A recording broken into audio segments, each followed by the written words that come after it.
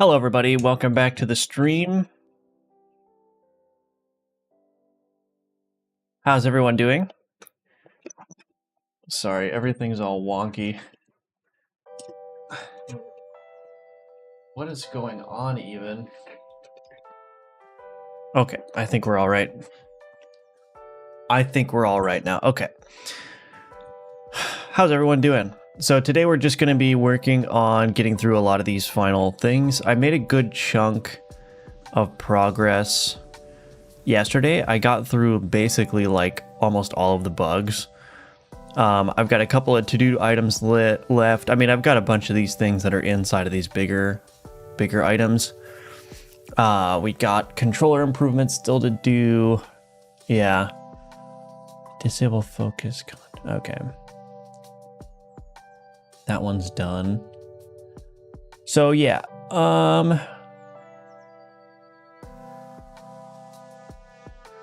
So there's just a bunch of stuff that I need to finish up.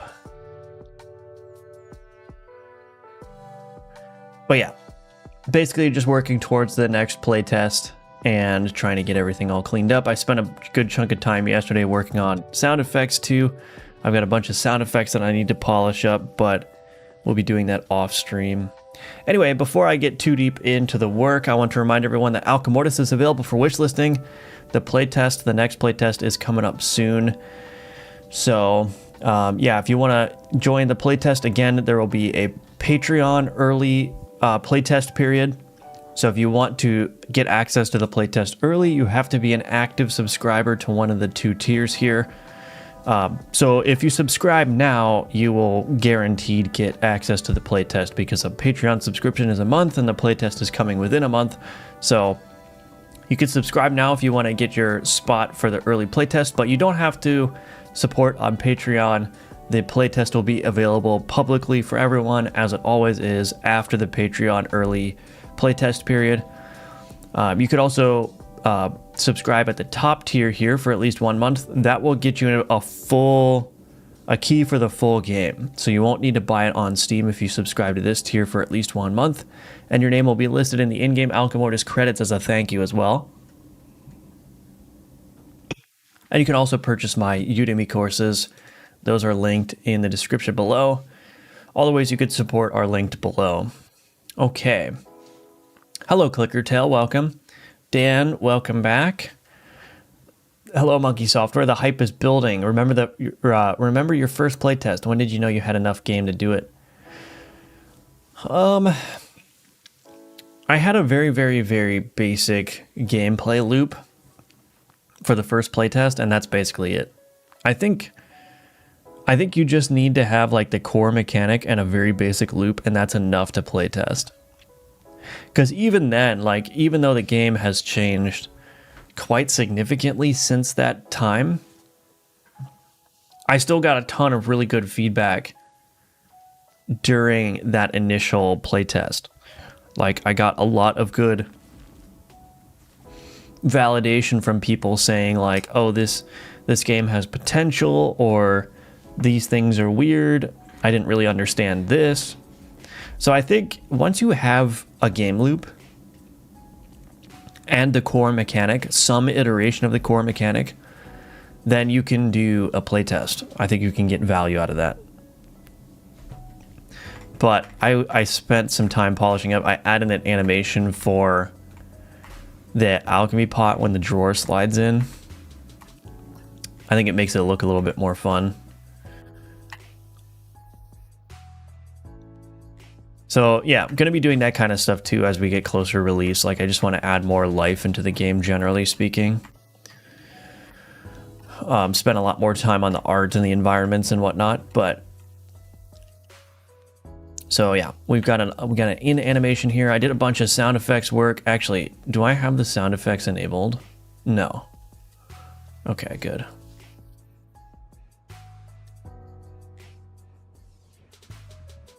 Yeah. Finally watched the video on saving the game to JSON, something I've been avoiding for a long time with my game. Yeah, it's not too difficult. It's not too difficult. How's it going, or how's dev going, man? Hello, Quest Lab Studios, welcome. It's going well.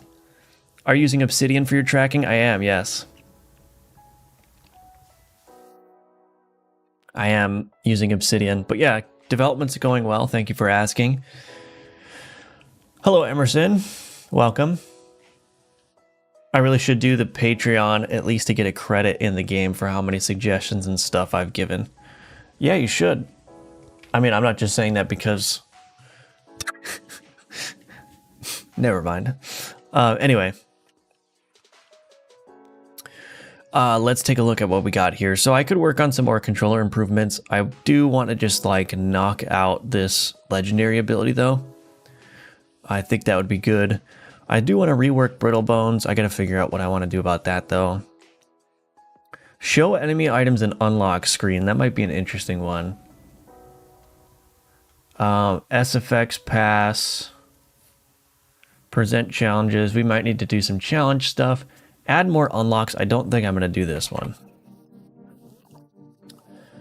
Thoroughly test unlocks. Okay, I got to test the... So testing the game is basically one of the last things here. I do want to show enemy items in the unlock screen. So maybe...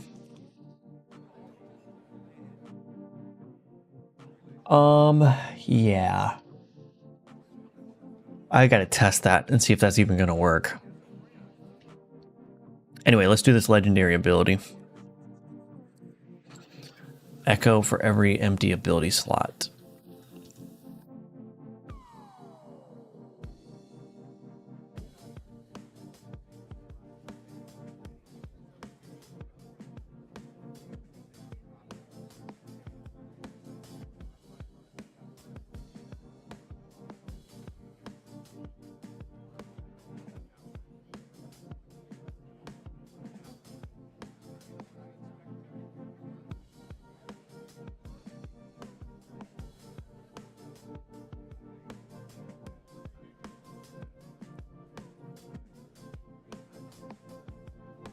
Okay.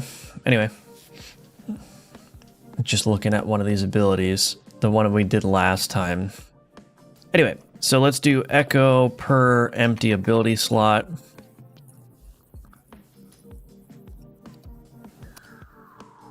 New composed ability.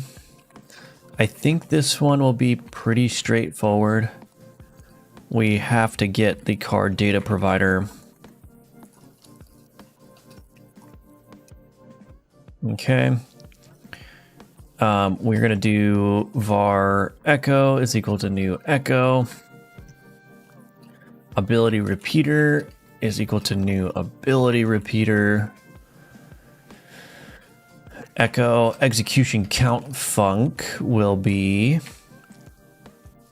card data provider dot base card dot empty ability slots. Okay. I think that's basically it. I think this is going to be just like a 3-line ability. So this would be repeat, or not repeat, echo.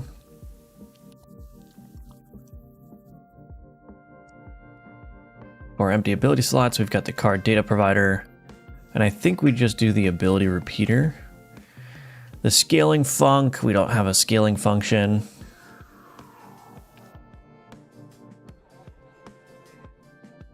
Let's do keywords.echo.capitalized for each empty ability slot.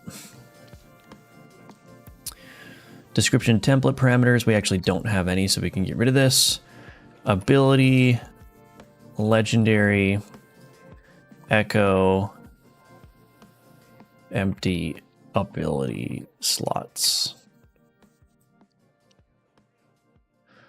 Okay, let's put that in there. Echo per empty ability slot. Build, and we'll test it out.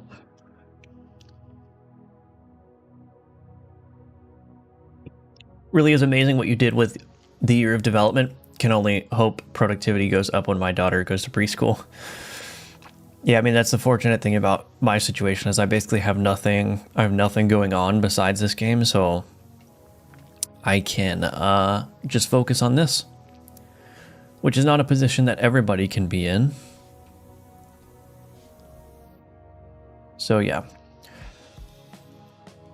I'm quite fortunate indeed to have had this opportunity, even if it doesn't work out. Okay. Let's see what happens. Echo for each empty ability slot. So we've got 6 empty ability slots. Can swarm abilities echo? I'm assuming so. All right, let's see what happens. This might actually end up being a very, very strong one, especially to get on a large item, because large items have lots of ability slots. So we'll see. Legendary Giant Harvestman. All right, let's see what happens. I should see a whole bunch of damage. Oh my gosh. Okay, that might be broken. That might be a little bit broken. Because what that ended up doing... I mean, it's echoing 6 times, so let's just assume that it chooses each one of the 2 abilities randomly. That means it could deal like 30 damage plus 30 healing. Well, that might be a little bit strong, but whatever. We'll put it in. It can be nerfed later, I suppose.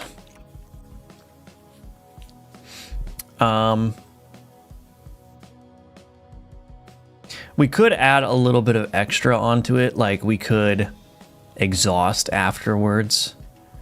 So it becomes a really, really good like burst, but then you have to deal with the exhaust somehow. Or we could change...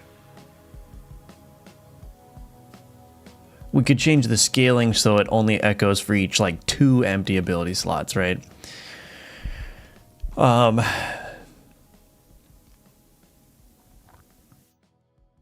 Maybe I'll just leave it the way it is right now, and then we'll address that later if it's too much. Because I'm thinking too, like,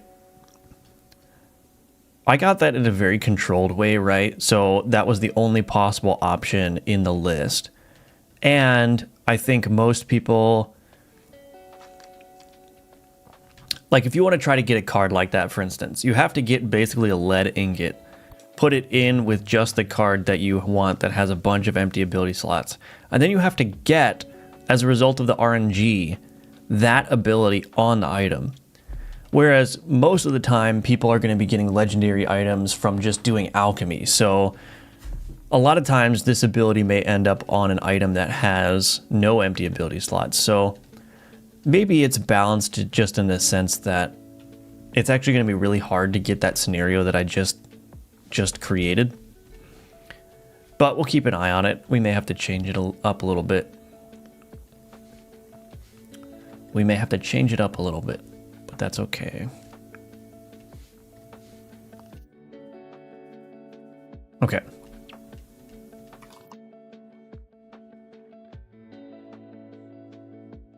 Hello, Opacheco Dev. You can play on web. I don't know what that means. Did your message get deleted? Did a previous message get deleted?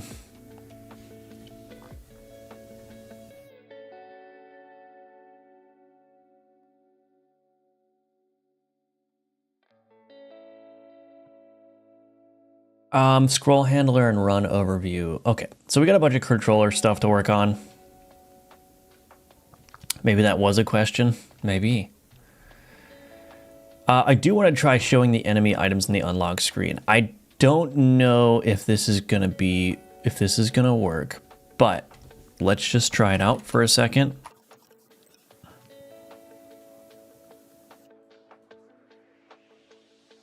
My game. Well, you can share your game in the Discord. If you share links on YouTube, which I'm assuming happened, YouTube will just block your message automatically. So, but you could share it in the Discord if you want to. Hello, V, welcome back. So let's see what happens. So we gotta add the enemy items to that all cards screen. Where is it? Show all cards. Player ID. All IDs. ID to resource. All non-boss combat IDs. Okay, so it looks like I'm excluding the God mode and the training dummy from...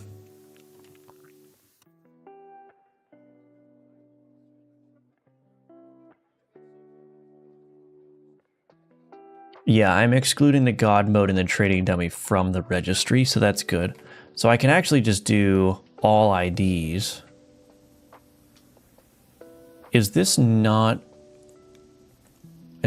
ordered by random or ordered by name?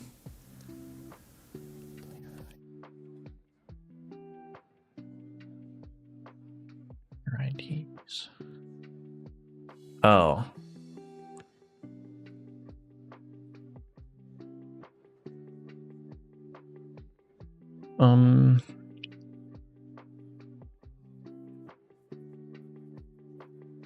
Well, this is going to break fantastically, but let's just do all IDs. This will have to be ordered IDs is equal to card registry dot all IDs. Shoot.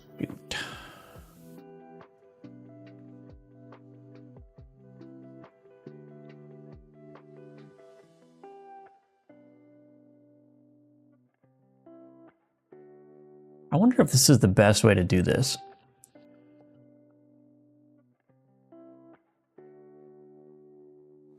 All IDs dot select x card factory dot create card from ID x true dot order by x dot localized name card definition resource dot localized name.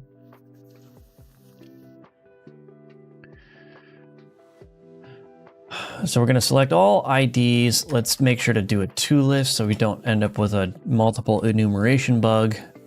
Okay, so for each of our cards, so what do I want to do here? All cards on board. Oh, I need to iterate over all these anyway.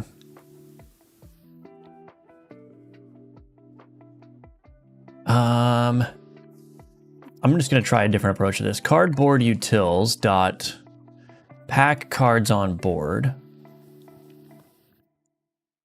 We want to do the all cards board and place the ordered cards there.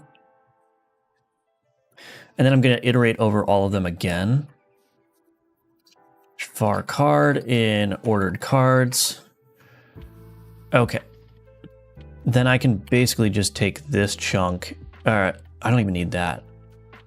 Yeah, I could just take this chunk here and put that there. Get rid of this. Is card unlocked?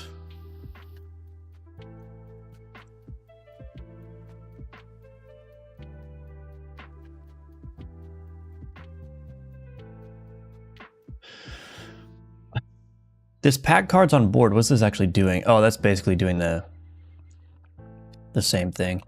So we're probably going to want to measure this as well. System.diagnostics.stopwatch. Stopwatch.start. Stopwatch.end or stop. Data initializer.log.debug. Finished all card placement in stopwatch.elapsed.total milliseconds. Okay. Let's see what that does.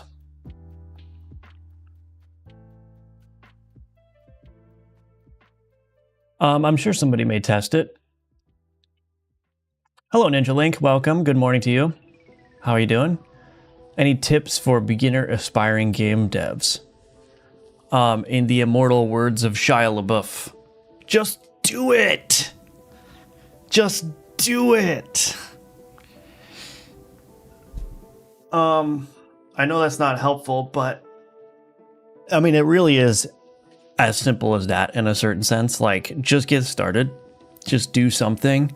Even something as basic as just get a little box moving around on screen by pressing WASD or the arrow keys or whatever. And I mean, that's going to go a long way. Like, building a game is not much more difficult than that. I mean, maybe that's a little bit hyperbolic, but you got to get the fundamentals down. But you just keep stacking on these little things, right? You know how to move a character around now. Okay, well, how do I make it look good? Then you learn how to do that, right?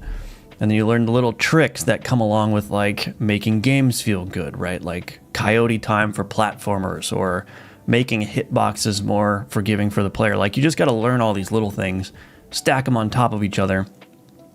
And before you know it, you're going to approach getting closer and closer to making a game that people will actually want to play. But yeah, you just got to get started. Like, there's not any silver bullet solution here. There's nothing that I can say that's going to make it like so much easier to get started with game development. You just have to do it.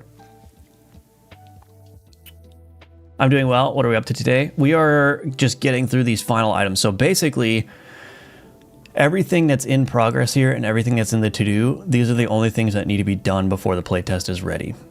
Now, it looks deceivingly simple, but this is probably another couple of days of work because I need to do some thorough testing.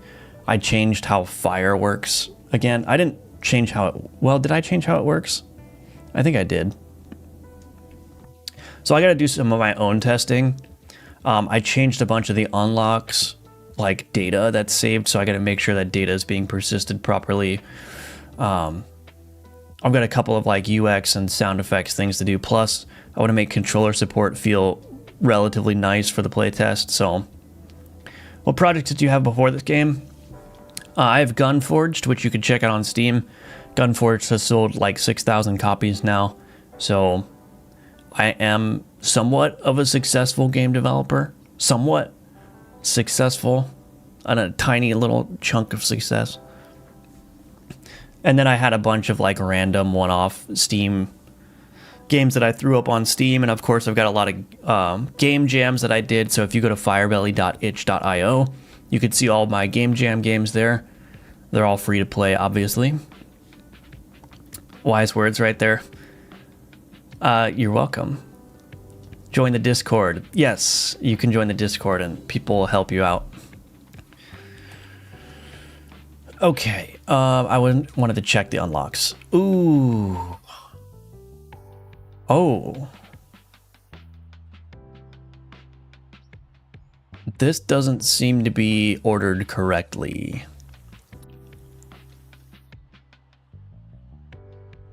That is not even close to being ordered correctly. What happened?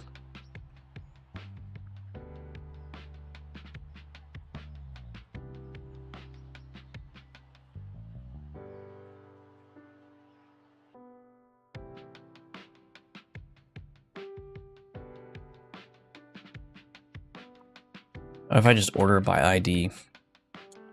Pack cards on board. Place card. Oh, I have Square enabled. Ah. That's the problem. I don't want this to be Square. So basically, if I have Square set to true in here, that changes how the board placement algorithm works so that it optimizes for the board being as square as possible. So that's really useful. So the problem is, if I randomly select a bunch of items from the loot table, I actually don't know what the board size needs to be to accommodate all of those items, right? Because I could pick a 3x3 item, I could pick 2 3x3 items, and then like 4 1x1 items, right? Or I could pick 6 1x1 items or 6 3x1 items, right? So I don't really know what the size of the board needs to be ahead of time. So the way that, like when you open up a booster pack, for example, the way that it works is it basically tells the board, you can grow to whatever size you need to be. And as I place cards on you, make sure to expand your size to accommodate that card if there's no existing space for it. But of course, what ends up happening is that if I don't put constraints on that, I could get a really long, skinny board that just puts all the items horizontally, right? So this square option here, this is a flag that basically says, okay, while you're expanding your board size as you're accepting cards, try to maintain as square of a position as possible, or as square of a shape as possible. So that means that it will roughly equally grow in the horizontal or vertical directions as it needs to expand the space for the items, right? The only problem though is that in the unlock screen, what I want to do in here is I want to order things. I already know what the maximum width of the board is. So the only thing that I'm concerned about is like, what is the final height of the board? So I don't need it to like preserve that square shape because I know the width ahead of time. But because it's got the square flag set, it's messing up the alphabetical ordering because of how it's changing, how it's placing things. So what I need to do in here is I need to basically just change this.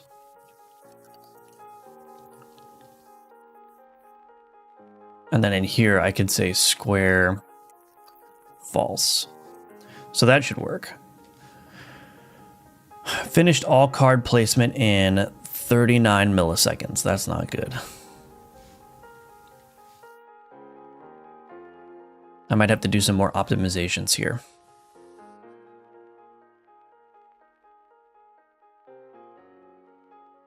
"35 milliseconds, 23 milliseconds. Why is that still wrong?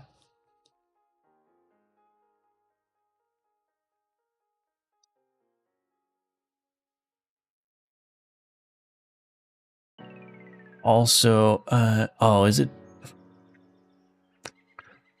Maybe I got too fancy with it. Oh, horizontal. I need to put horizontal true as well.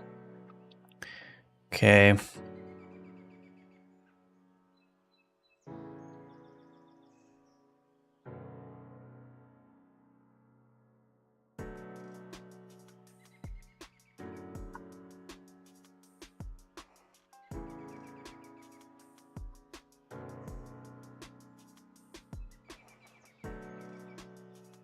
Good morning, Ariane. Welcome. These are the kind of things that make games take a long time to build. Like that little problem that I described about maintaining the board shape is like, you know, it's one of those things where it takes a significant amount of time to get right. Why do I have so many 1x1 items that are at the end of the list here? Also, why is the Eldritch Star going there?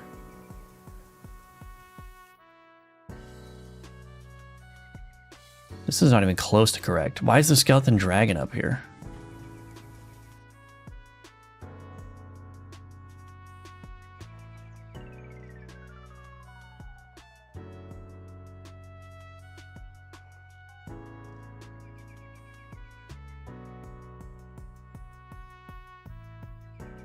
Oh, it's ordering. Oh, it's doing it. Okay.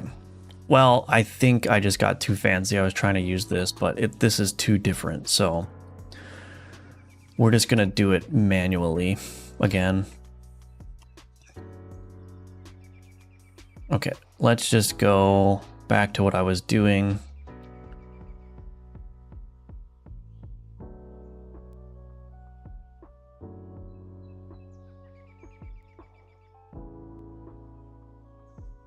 I do need to do the card creation ahead of time. So what I'm going to do is I'm also going to do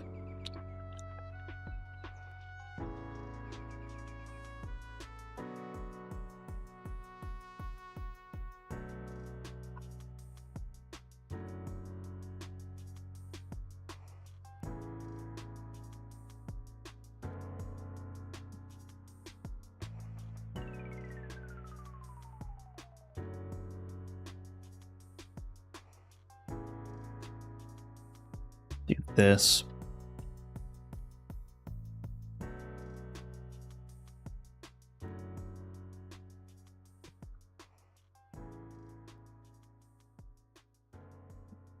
So creating the card objects themselves takes 10 milliseconds.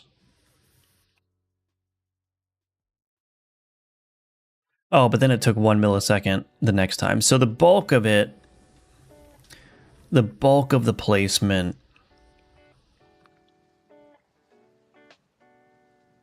can I do stopwatch.stop here and then restart? Or is there like a restart? Here we go.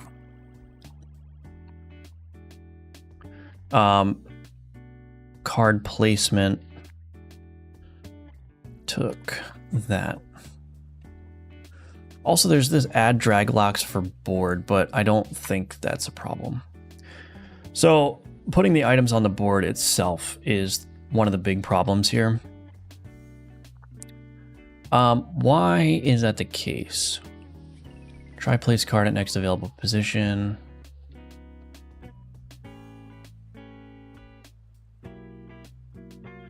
So we're emitting this board state updated signal. It might be the signal emissions that are being a problem. If I set all cards board.set virtual. What? Oh, board inventory component set as set virtual. What happens if I just set it as virtual? Does that make a meaningful difference in the time? It's not going to work properly, but I want to see. No, not abandoned run. So we're down to 11 milliseconds with virtual mode. So there's still something that's taking a long time. Oh, 4 milliseconds now. Okay.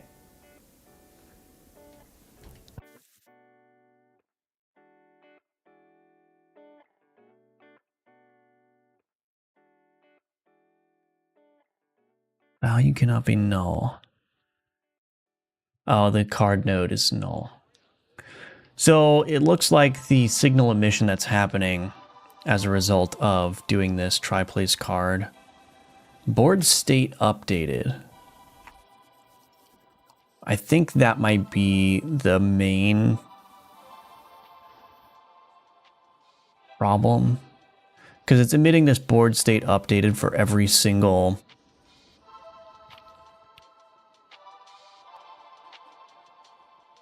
it's emitting the board state update for every single card placement, which is going to basically trigger any side effects that are reliant on that. So what I may want to do is I may want to suppress that signal. Let me see what happens. Let me see what happens. If I just go into try place card at position, we'll get rid of this. And then try place card. Yeah, so try place card at position. Just get rid of that. And then I'll get rid of the virtual. I wonder what that does. I have a feeling it's the signal emissions that are causing the overhead here. So I think the simple thing to do would be to just suppress signal emissions until the board is finalized. Card placement took 28 milliseconds.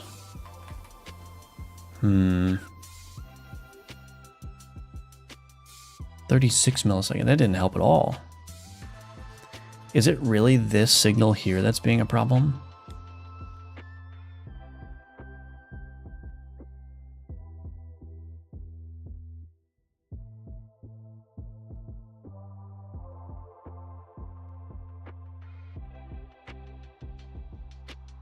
$19 milliseconds.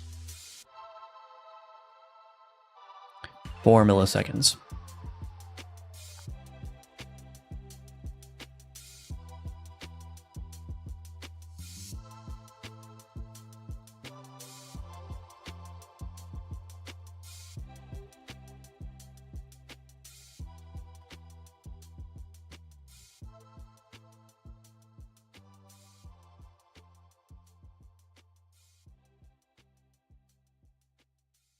It might not even be those signals, though.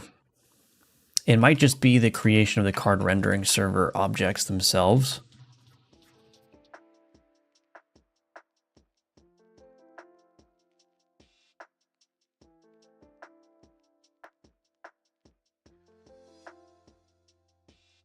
Anyway, I'll have to optimize that for sure.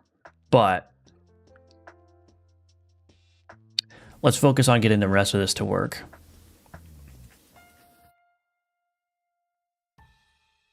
So anyway,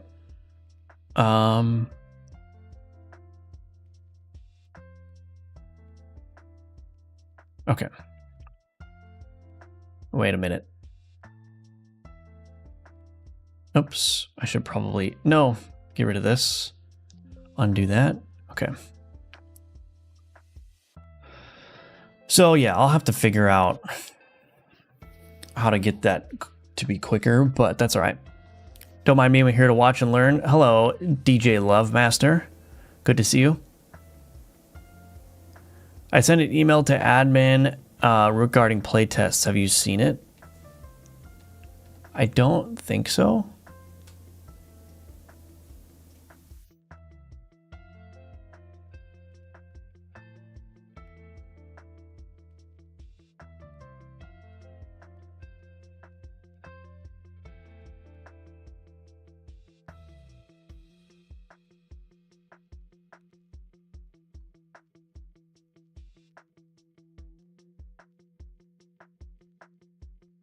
I mean, I do have an email called Some Tips on Playtesting from a fan. Is that what you're referring to?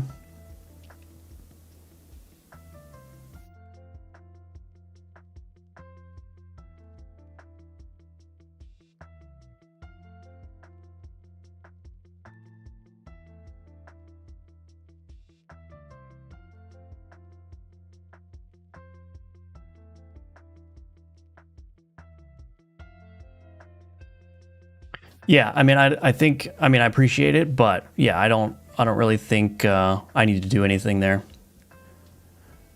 Like, yeah, I'm getting plenty of good feedback. I don't need to do anything extra. But thank you for the email. I loved your C# course and your Godot course. Got me out of burnout and back to working after my first game jam. Thanks to you. Recommended your course to my friends. Keep up the good work. Thank you. I appreciate that. Noel Pizza Pasta. Playtest, so a new one is coming. Yes, there is a new playtest coming up very soon. This does look more impressive with all the enemy cards in here.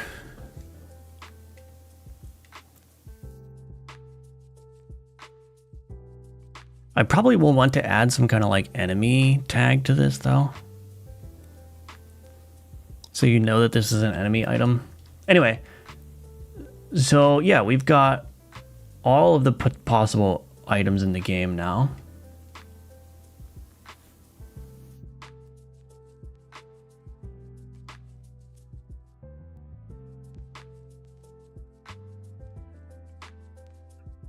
So now the thing is, now I need to figure out how to actually unlock these things. Okay, give me just 3 minutes. I'm going to be right back. And then when I come back, we will add this to the whole unlock system. So the goal here is to make it so that enemy cards will become unlocked in your unlock menu when you encounter them for the first time. Which I think should be possible, but we're going to have to just like test that and make sure that all the system is working. I think it'll be fine, but again, we'll see. And then I probably want to add something to the tooltip that says like, this is an enemy card, right? Or this is an enemy faction item. So I'll be right back in 3 minutes and we will get that done.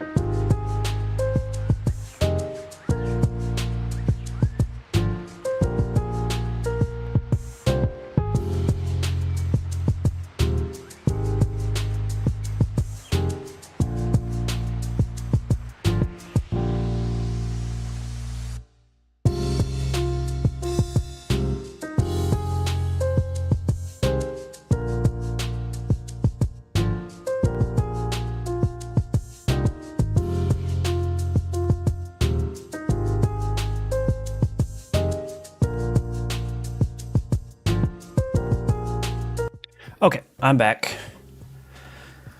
So we want to unlock these things. Firstly, let me just make sure the base case is working. So we're going to turn off ignore unlocks, and we're going to go into the unlocks menu, and all the enemy items should be unlocked or should be locked. Yes. Okay. So there we go. And now we want to mark those as unlocked when we encounter them.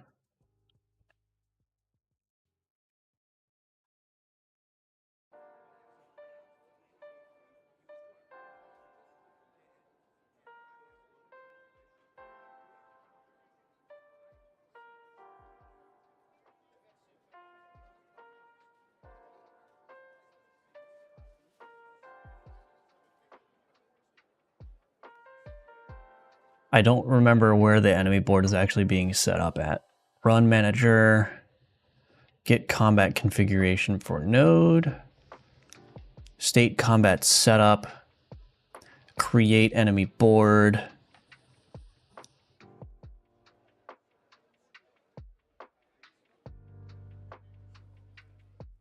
Where is this being used? Boss event state machine.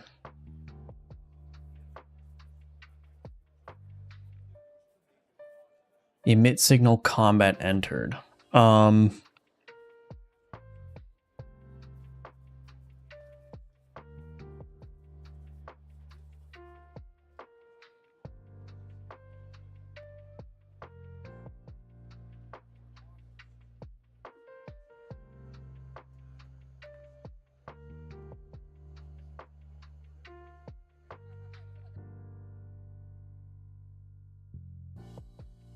Change state combat preparation.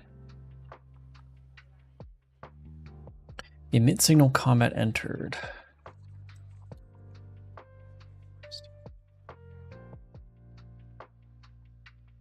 Am I not using that boss event state machine? Hold on a second. Where is this being used?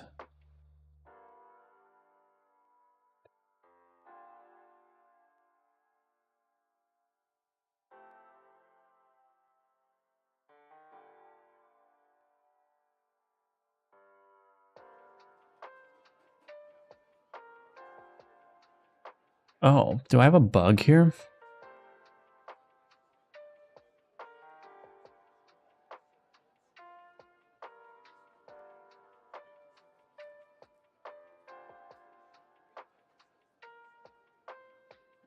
Combat entered.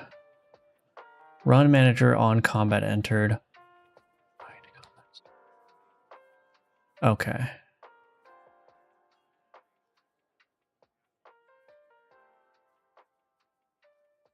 All right.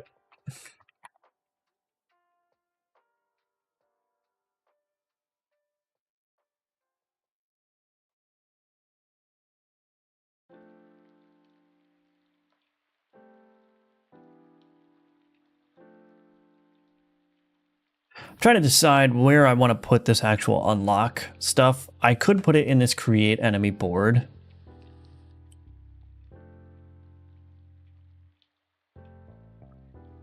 Where is the player unlocks being unlock manager set card unlocked? Where is this being done?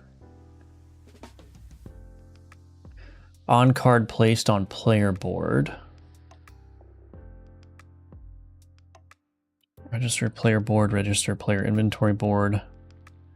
Register, maybe if I do like register opponent board.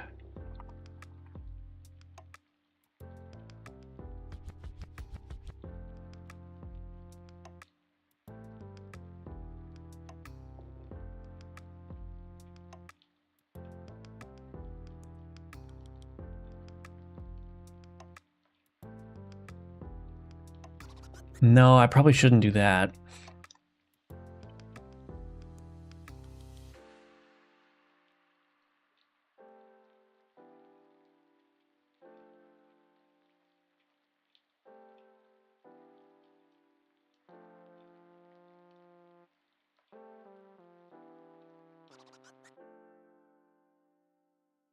So this is no longer necessary for sure.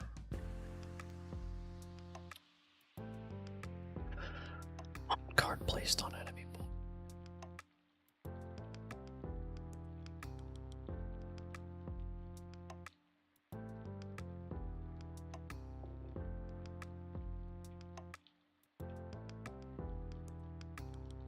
So if I do it in the register opponent board,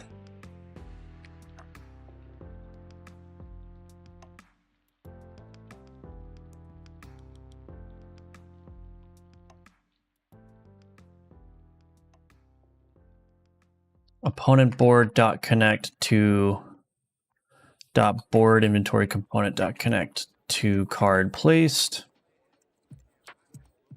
on player opponent card placed. So the problem here is that if I ever in some kind of UI register the player and opponent boards, that could potentially trigger unlocks without it being in a combat context. But let's just do this for now, I suppose.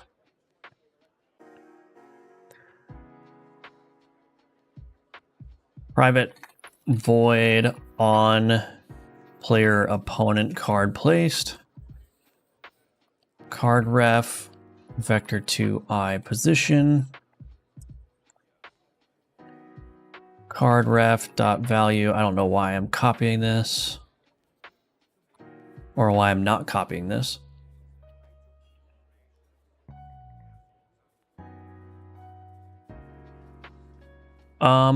Is there a reason why this didn't work? Oh, base card ref. There we go. Okay. Let's see what happens. Hopefully that just works. I hope that's all I need to do for this system to work.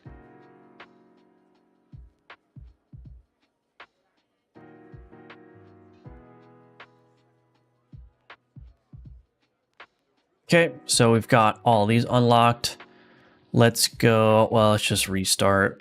I want to get an easy combat. Here we go. So we'll go into a combat and we'll see if that triggers any unlocks in the unlock tree. Okay. So now if I go to unlocks, hey, look at that. It worked. Okay. That was easy. Okay, so now the last thing that I want to do is I need to add a tooltip, a piece of tooltip information to the card tooltip on hover. Locked tooltip hook.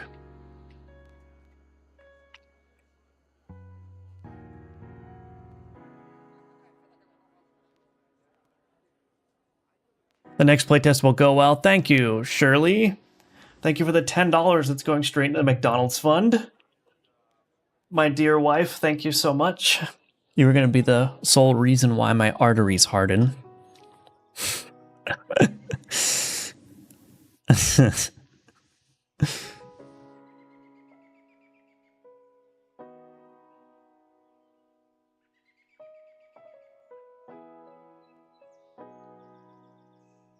Sorry, 1 second.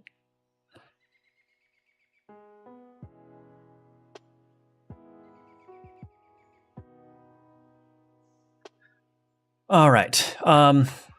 So I need to show some tooltip information. Let's go to the card tooltip.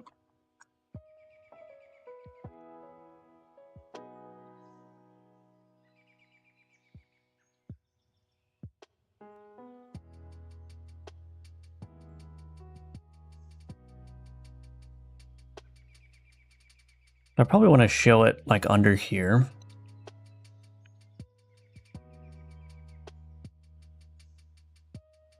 I don't really know. Yeah, I don't really know if this is a good idea. Duplicate that, put that here. Enemy faction label. UI enemy. UI, let's do UI card, tooltip, enemy faction.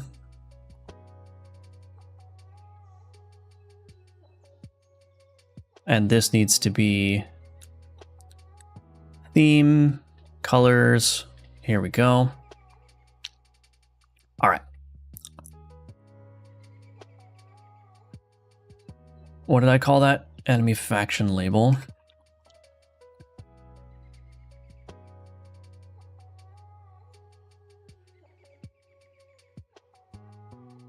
Translation string.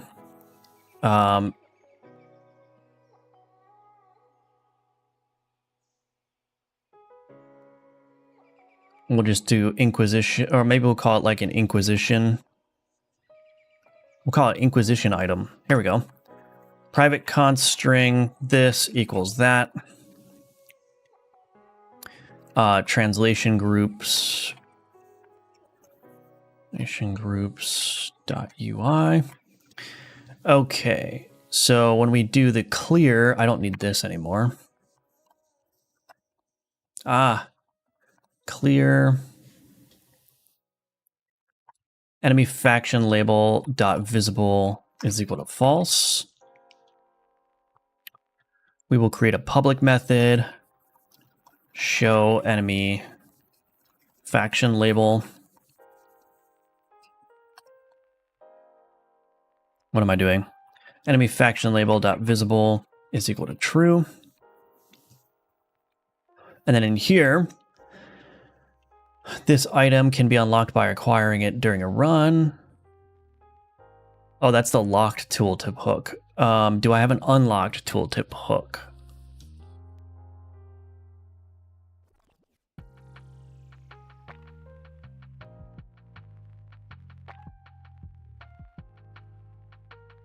Let's do is unlocked.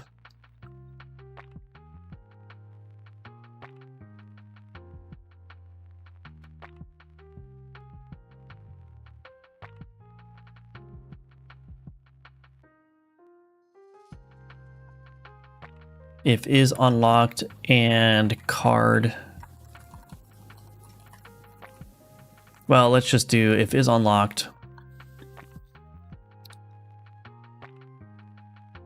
Card tooltip dot hooks register hook card tooltip hooks tooltip hook card unlocked tooltip hook.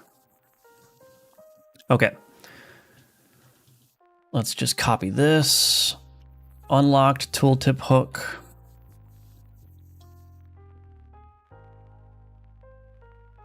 If card definition resource.is enemy only. Tooltip.show enemy faction label. Okay. I'm sure at some point your queries, or your, I read it as queries, your arteries have become accustomed to the double quarter pounder, now you need it to survive. I'm sure that's how the body works. Yeah, me too. Arteries are clogged, she could have a McDonald's all to herself.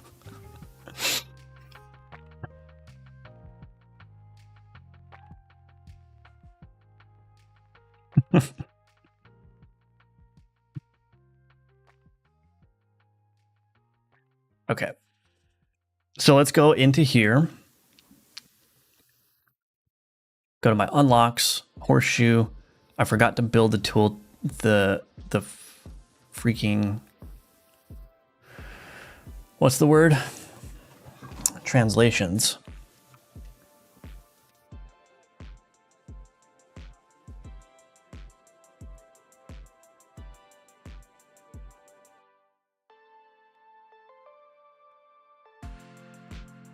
Okay, unlocks, Inquisition item, there we go.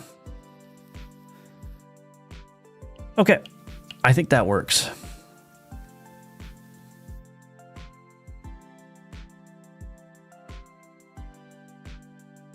Yeah. Alrighty then. So apart from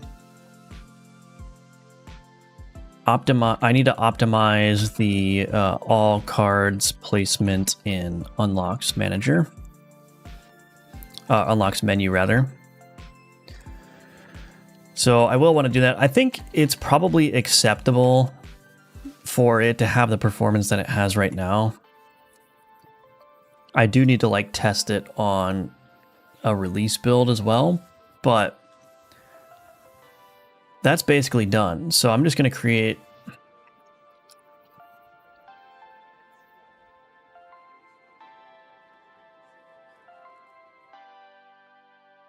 a card for this just so that I can keep track of that. Present challenges in a better way. We might as well do that one.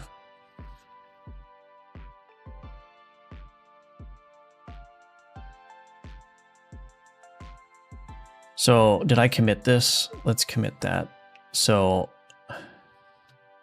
show enemy items in unlock menu.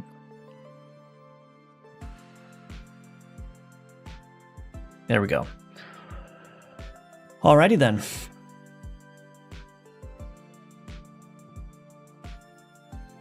Divide challenge list between in progress and completed. So let's do this one now. So what that is referring to is in my unlock tree challenge list here. So we've got the challenge list, but what I want to do is I want to probably sort this by percent complete, but also group them by whether they're complete or not.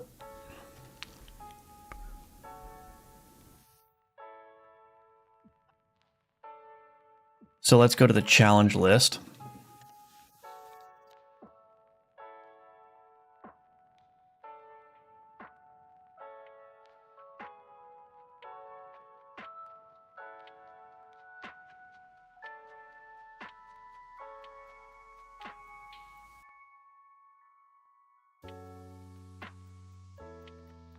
How do I actually want to divide this up?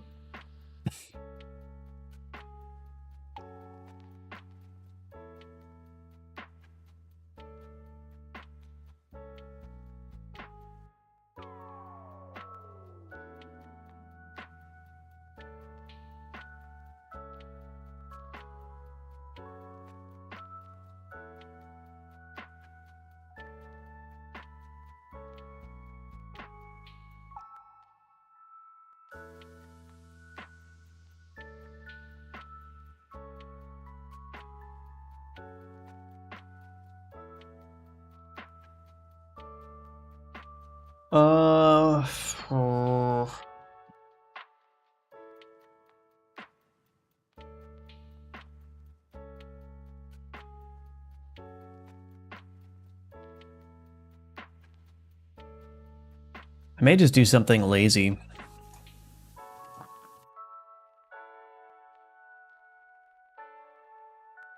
We'll put another challenge progress item. We'll call this one.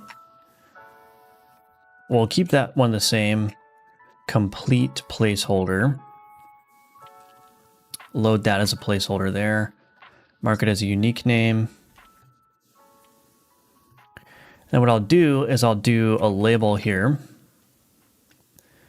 We will say this needs to be translated. So we'll just do UI challenge list incomplete.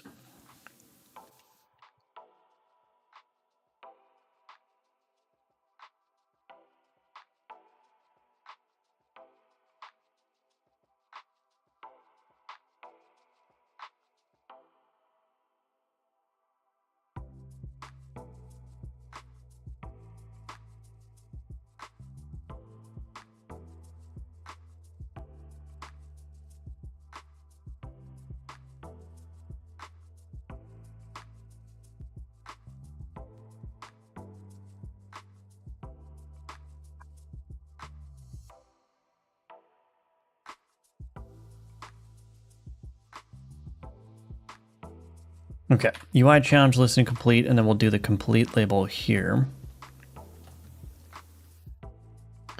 Let's call this divider.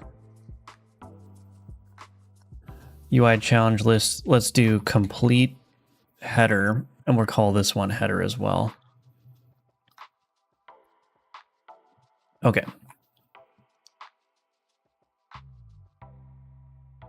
this is probably going to need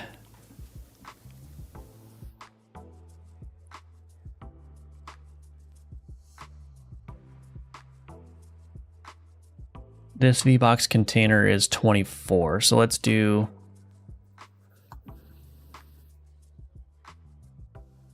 this one. We can move this one down to like 8 instead. Maybe 12. Yeah. And then we need another VBox container for this one. 24.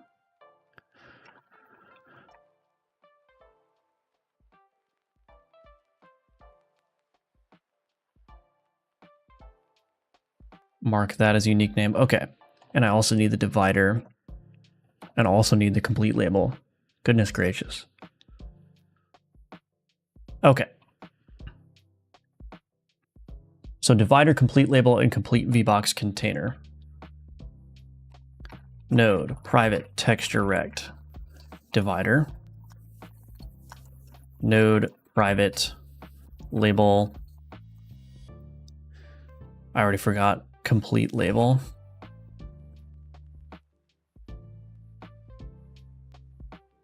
Complete VBox container. I think that's right.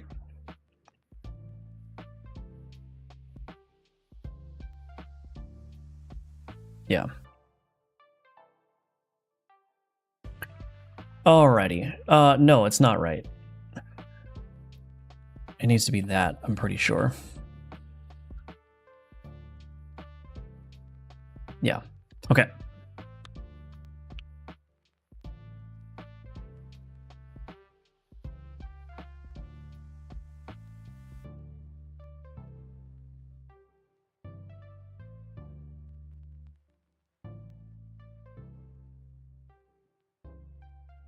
If is completed, we need to set divider.visible equals true.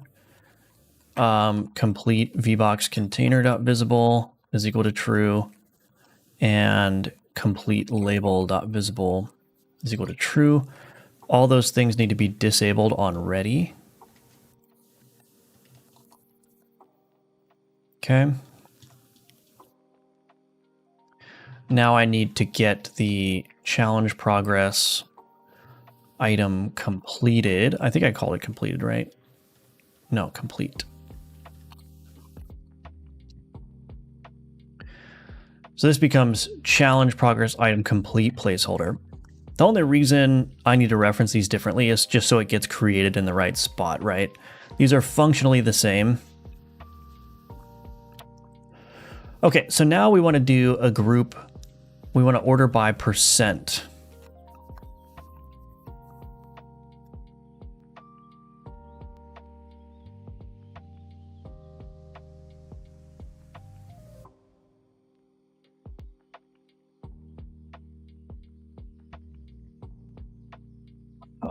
Fudge.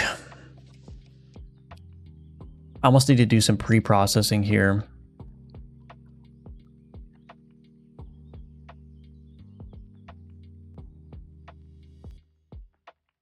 Let's do public float.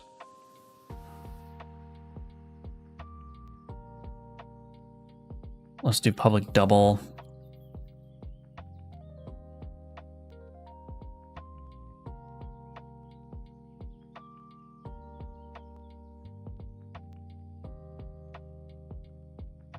Float current divided by mathf dot max of max and 1. So we want to make sure that's not 0. Oh, this should be double. Math dot max. Okay. So I think ahead of time, what I'm going to need to do is do something like item to progress or item progress tuples We're going to want to do group.select X. We want to put X as the item, and then we want to do item get challenge progress here. Okay, and then we want to do dot order by item 2 dot completion percent. We want to do order by descending, and then we will make that a list.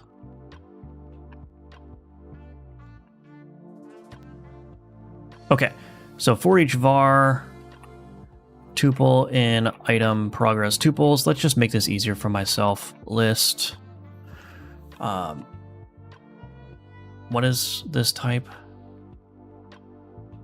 Base challenge.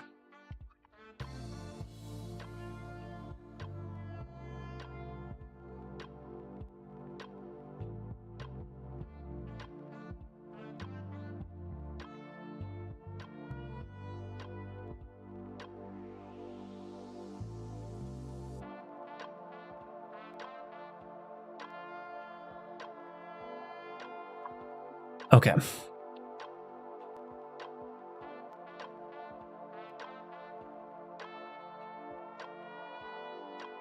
Tuple.challenge. Tuple.progress. Oh, I guess I can destructure those, huh?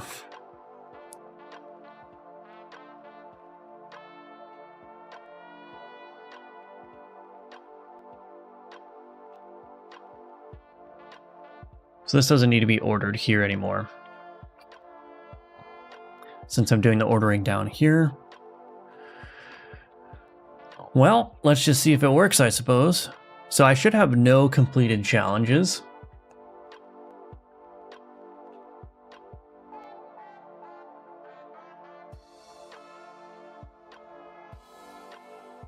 Something broke.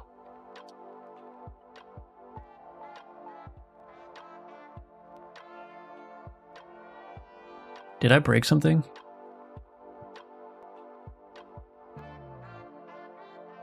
Maybe not.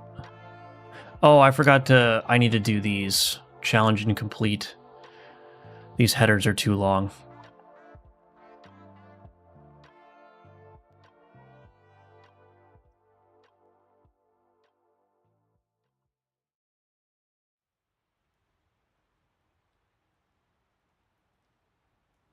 Okay.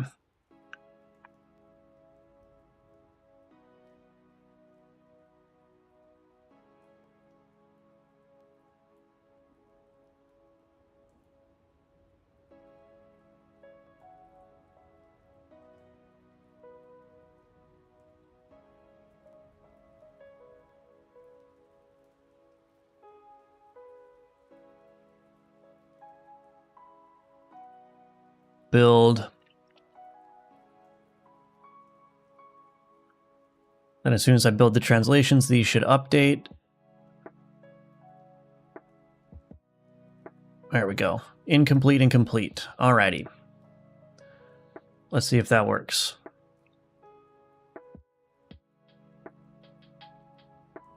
Cool. Awesome. It didn't work. Oh.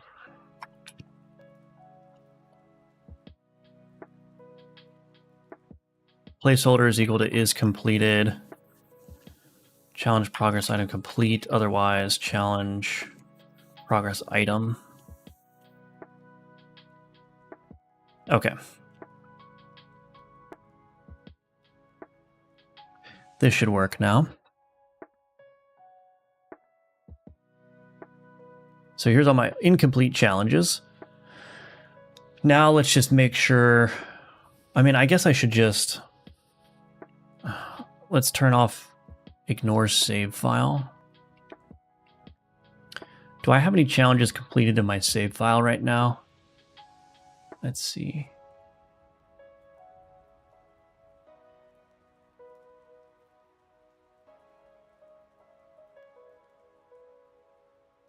Completed challenges. We'll just mark one as completed, and we'll load up the save. We'll make sure that that gets placed in its own. It did not get placed.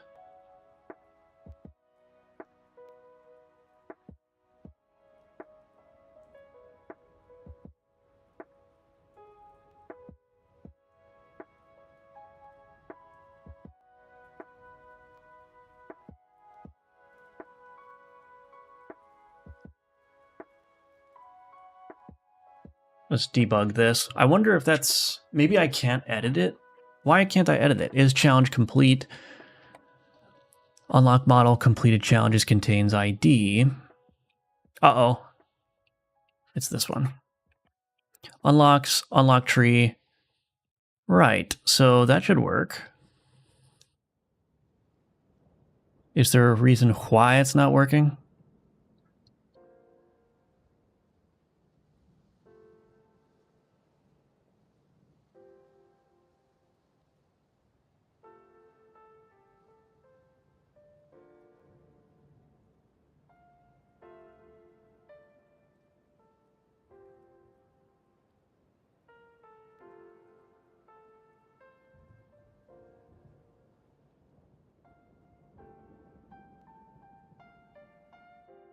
Is visible, complete Fox is completed.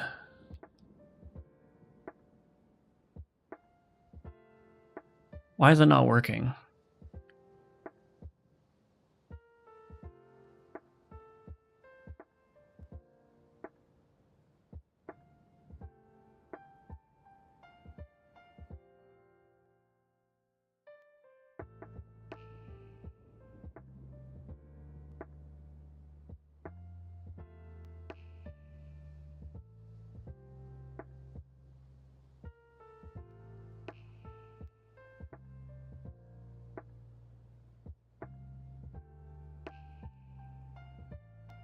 X.X?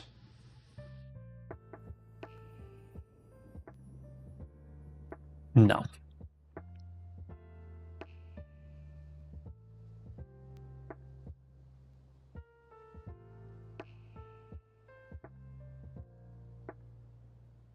Whatever. Why is this not being shown?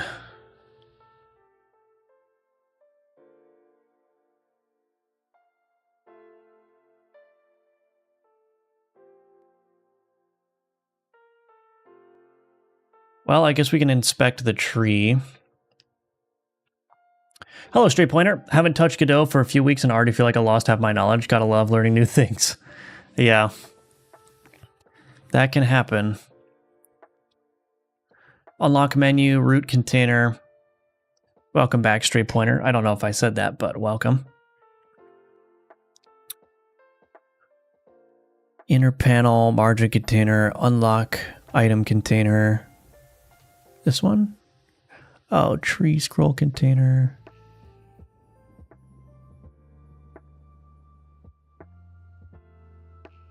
Challenge list, here we go.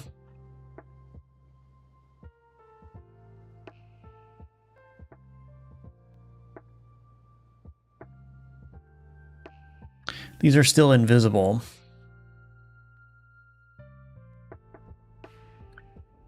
But if I turn these on,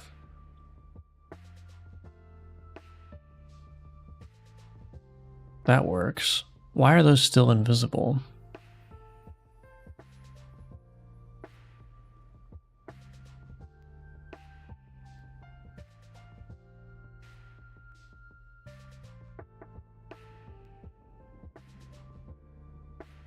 Oh, setup list is called before. Oh.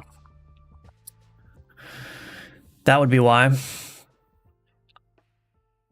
I was setting them to invisible after I had already set up the list. There we go. So there's our complete. So now I want to see if these are ordered by progress. So what I want to do is, let's turn off enable quick unlocks. I'm just going to go into the game. I will apply some poison. Or maybe I can just acquire like undead items, whatever. I got poison here, so let's just do that. Okay, we'll go here.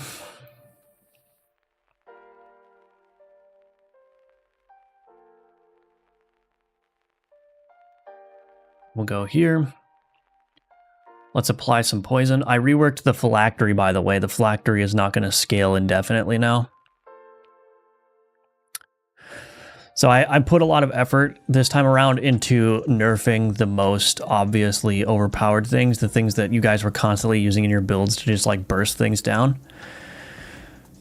While that can be fun, and while I want you to have certain runs where that happens, there shouldn't be any items that just obviously give you a huge power spike. Or at least if such items exist, they should be rare, right? There we go. So this is ordered now by the completion percent.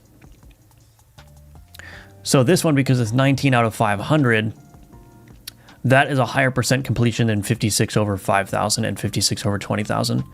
So if you remember when I checked this just a couple minutes ago, this was the first item, acquire 75 undead items. But now these are the first items because these have the most completion percent.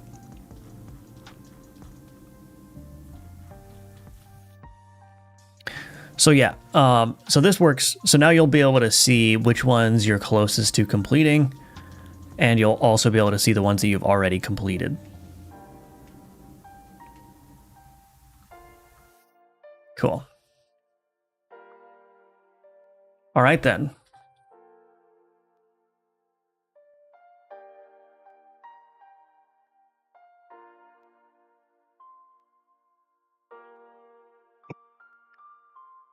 Do I want to do an extra?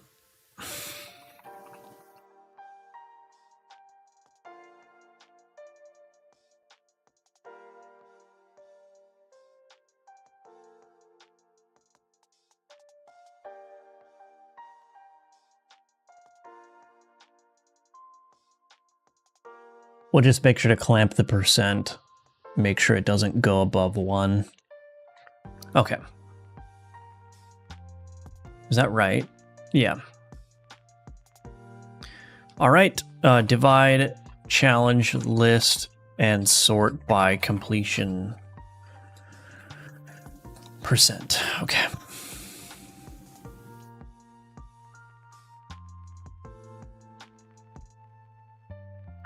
So basically, I just need to finish the sound effects. I need to do testing in addition to all these things, plus all these controller improvements here. Okay, there is one controller improvement that I want to make. I need to add a scroll handler in the run overview as well as controller rumble in the run overview.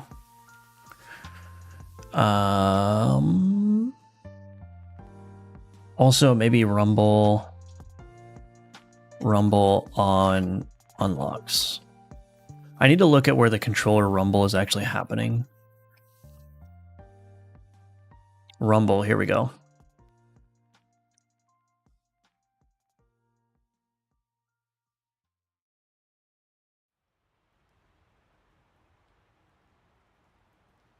I wonder if I should put this in the shaky canvas layer instead.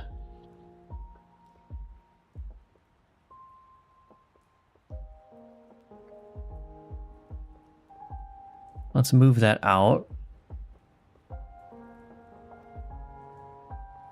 Shake and add shake.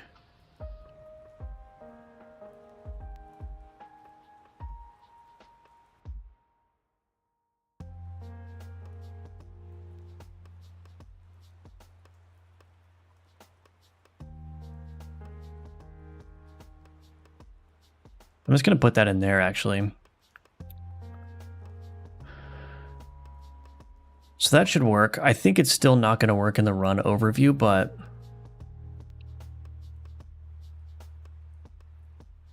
should work on unlocks now, but we'll test that. So I'm going to plug in my controller and we'll get some more of these controller items finished up. Maybe we'll work on that because there's still a bunch of items to do in here.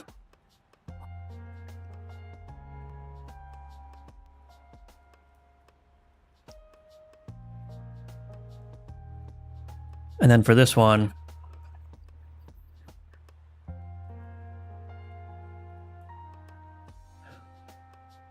Yeah, we want to do some brittle bones work as well. Very close to being done with this stuff. Okay, I'm going to take a quick 3-minute break again, and when I come back, we will do that controller stuff that I was talking about. You know, we're just generally going to work towards getting all these items done, so I'll be right back, and we'll continue on.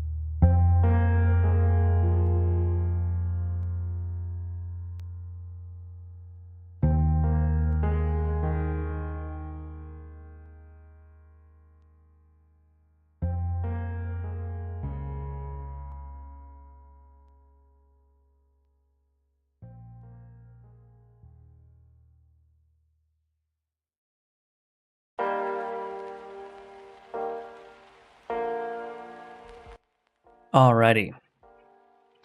I am back. So I want to check Rumble on unlock. So let's just go ahead and turn on ignore unlocks again.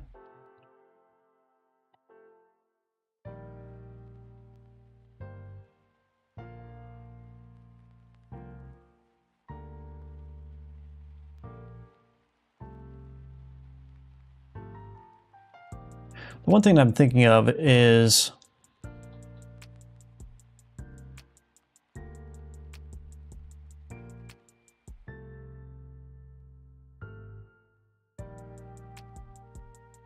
wait a minute.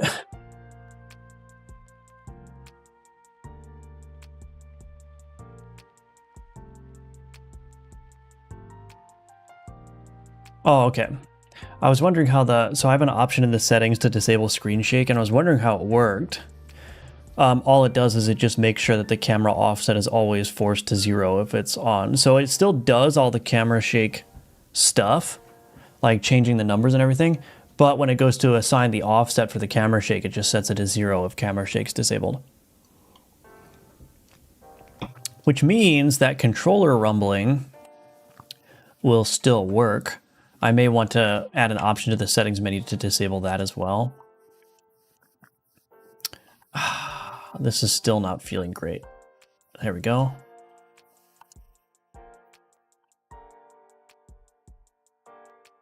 So still a little bit of work to do on the controller stuff. It's not feeling quite that good yet, but it's playable. Like the controller stuff is definitely playable. You know, I had to like implement all this stuff like, oh, what happens if you scroll and your cursor goes off, right? Your focused element goes off. Now I gotta handle that situation, right? But it seems to be working. You can scroll with the right stick. You can hold left trigger to hide the tooltips. if you hold right trigger, that's the modifier keybind, I guess. So you can actually scroll faster with the modifier pressed, but also you can quick sell with the modifier. So pressing A by default picks up the item. The bumpers move between the boards. And then if I hold the modifier key and press X, that will sell it. If I press X without the modifier key held, it opens up the inspector. And then, you know, the back button. Inventory is Y. Pause is start, obviously.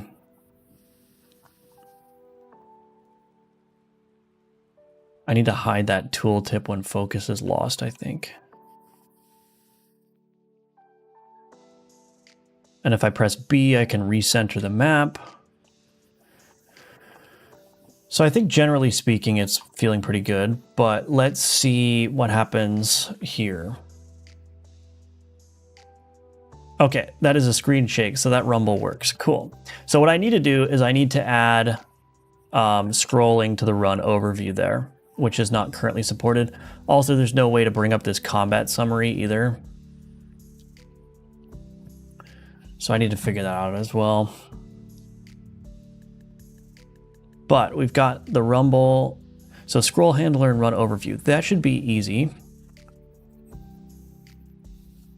If we look at this scroll container, so here, I just need to add a scroll handler component.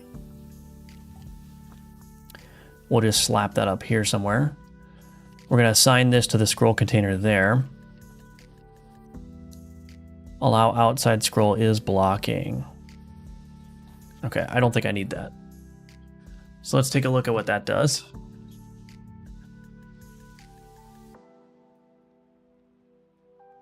So now I can scroll here. I can't copy to clipboard, so that's unfortunate, but... So the controller support is not going to be absolutely perfect for the next playtest, but it's going to be a lot better than what the initial implementation was. We can see the challenge progress going there. I can quit to menu. Doesn't do anything because I'm running that scene as a standalone. But improve controller rumble and add scroll handling to run overview. When starting a project, do you finish the fundamentals like coding first, UI last, or do you split it up like finishing a stage of a game along with the UI before moving on to stage 2? It's kind of like a mix the way I approach it. It's a very iterative process. Like what I'll end up doing usually is the way my pattern goes is I will put down all of the code that is necessary to support a new feature. And then I will do all of the art, UI, whatever, if relevant to support that feature. And then I continue refining it after that point, right? So I get the basics down from a functionality standpoint. I add whatever art or particles or effects need to complement that feature. And then as I play test it and as I do it, I fix bugs, edge cases, improve the functionality, improve the visuals. So it's all very like iterative. I don't think, for me, it doesn't really work to say, okay, I'm going to build all the code first, exactly the way it needs to be, and then I will do all the UI and assets and stuff. It's like I kind of do it all at the same time. I like to see the game like looking like it's a full game, even in the early development, because that just helps. It helps me see the game as a player would see it. It helps me get a feel for like, how does the game actually feel to play and how does it look and is this engaging or not? And it's really hard to do that kind of judgment if all you have is like code and like placeholder assets with no visual effects, right? So I just kind of like to build everything as I go. And I do a lot of jumping around too. Like sometimes I'll know that I want some like art or something, but it needs like a bunch of code to support it. But sometimes I'll just do the art first because I'm like interested in the moment at doing the art, and I want to, maybe I'm inspired to do some art or whatever. So it's like a mix. It's a hodgepodge. I kind of jump around, but generally speaking, I like to keep the game quality in terms of the visual effects and the code and everything as good as it can be at every stage of development.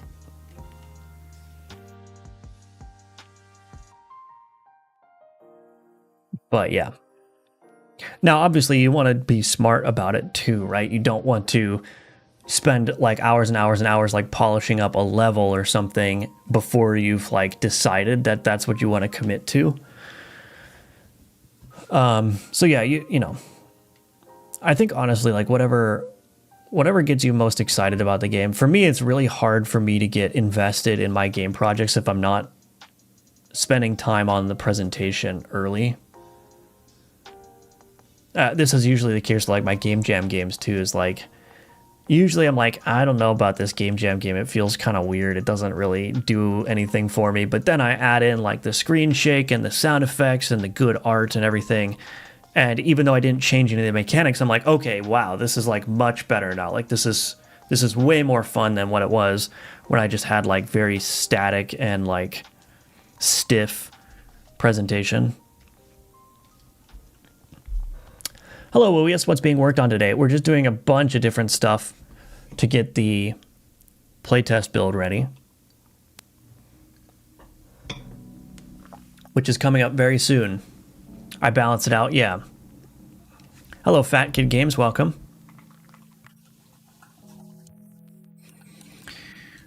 Unlocks, yeah, this.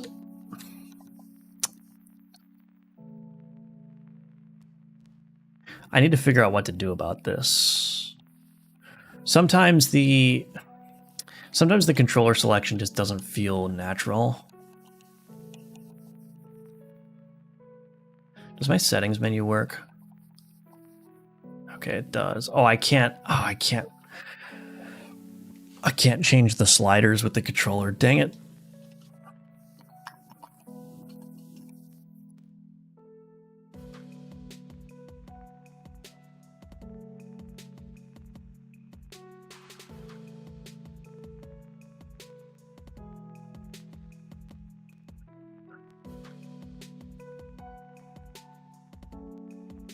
Okay, scroll handler and run overview. I need to do button prompts as well.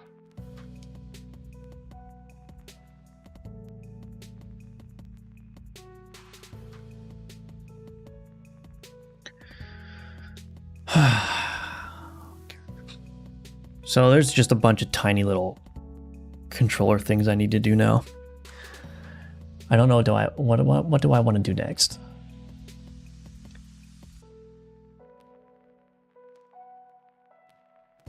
Okay, before I do anything else with the controller, I'm going to fix this eyeball thing because it's bothering me.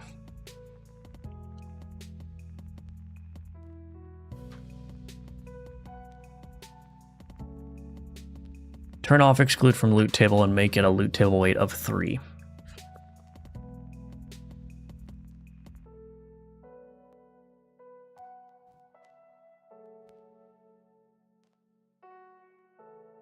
Okay. All right, so that's done. Thank you so much. That's very helpful. Of course. You're welcome, Trist. I do need to do button prompts. That is something that I want to spend some time on. How do I want to do that, though? Maybe we can look into doing that, because I'm curious how that's actually going to end up looking. I'm going to need to design a whole system for handling that.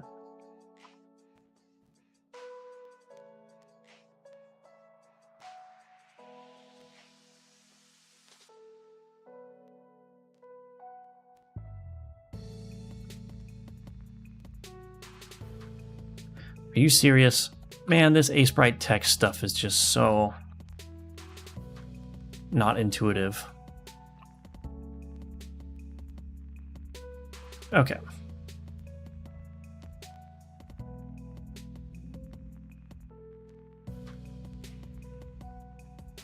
So I want to make this as easy as possible. I'm just going to create a new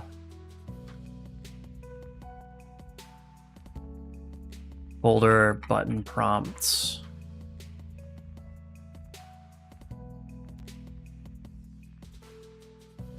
I'm wondering, like, do I need to go through the whole rigmarole of, like, you know, oh, here's the A button, right? A. Like, do I need to go through that whole rigmarole, or can I just do something very basic? So this is 11, or no.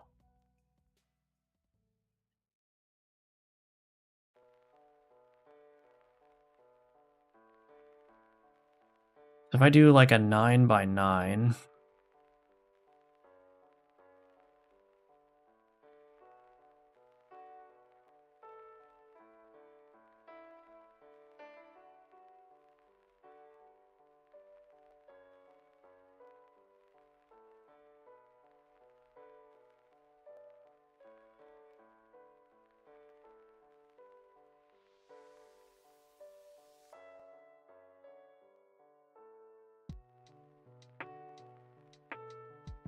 oops.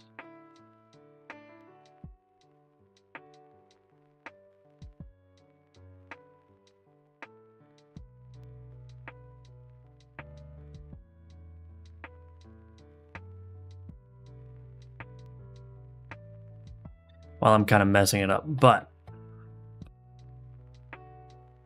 it looks like a little face, actually.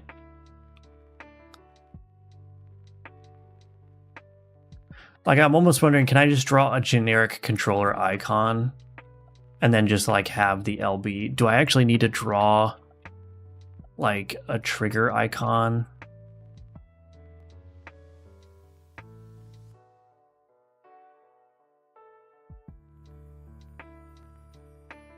Which I don't even know how I would do.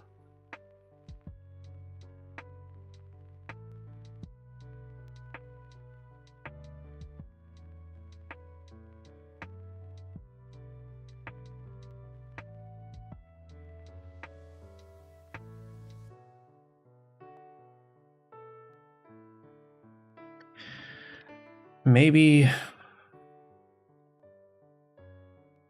Can I just do something very basic?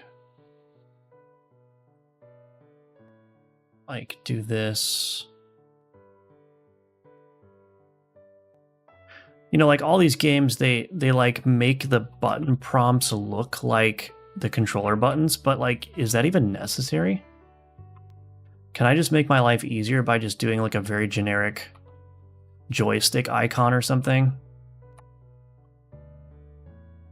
And like save myself all that effort? Like, if you're playing with a controller and you see this icon, are you just gonna know that that means controller? Like, I really don't want to have to draw like all the buttons, you know? I mean, I guess I wouldn't have to do that many. I would just need like a face button icon. But no, I would need to do a lot because I'd need the face button, and then I'd need like, you know, like a D-pad button icon.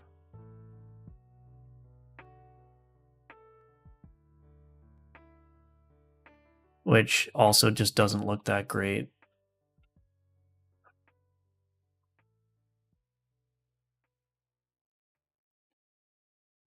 Started using a limited 8-color palette legitimately. It's a great idea. Yeah, glad to hear that. Draw the shape but not the symbols or text. For me, the shape definitely helps.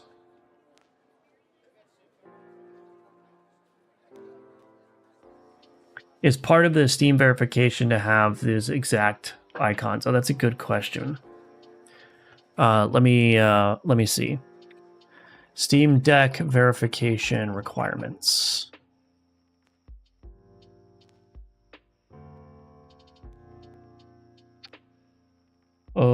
Let me do this. I'll bring it up in a window so we can all look at it.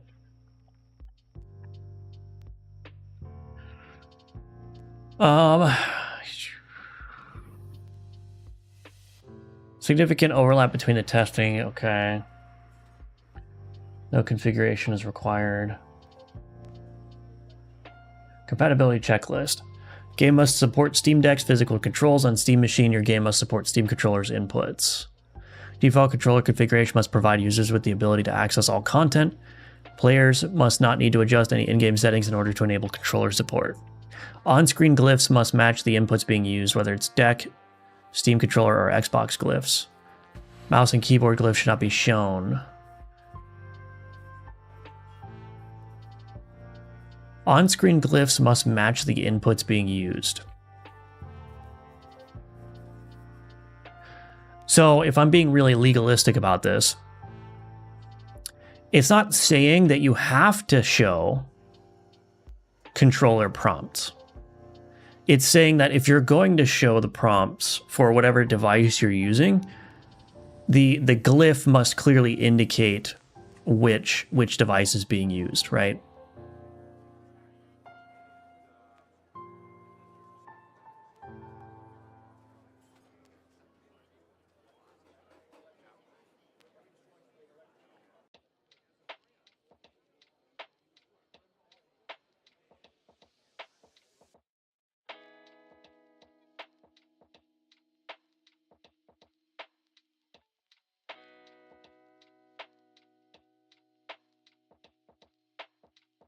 On-screen glyphs must match the inputs being used, whether it's deck, Steam controller, or Xbox glyphs.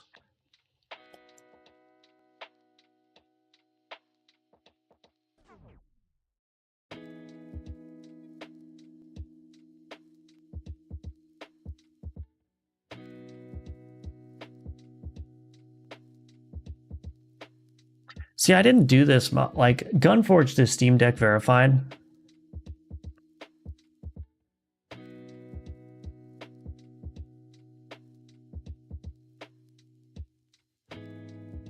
And I didn't do any of this stuff, really.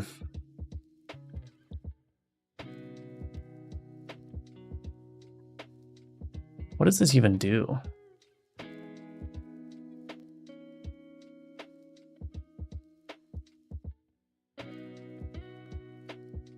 Get glyph for action origin.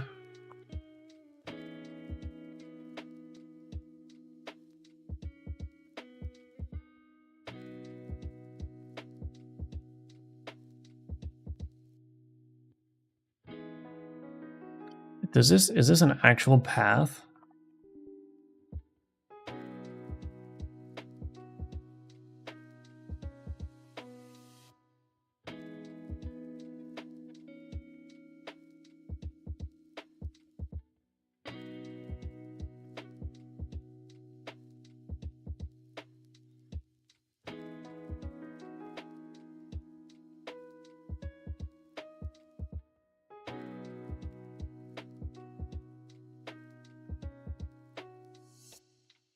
What the heck?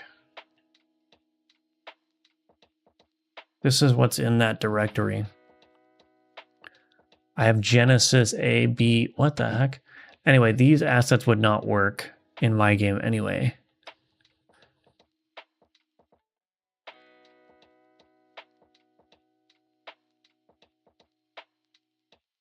Last sentence, yeah. Yeah, I already read that one. Mel's, hello, welcome. I believe that means you can have your own visual identity, but the labels of the buttons should match.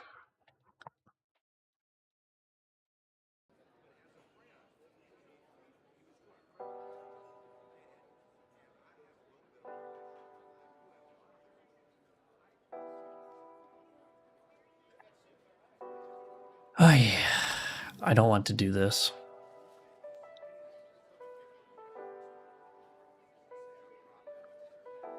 All right, well, I guess what I can do is...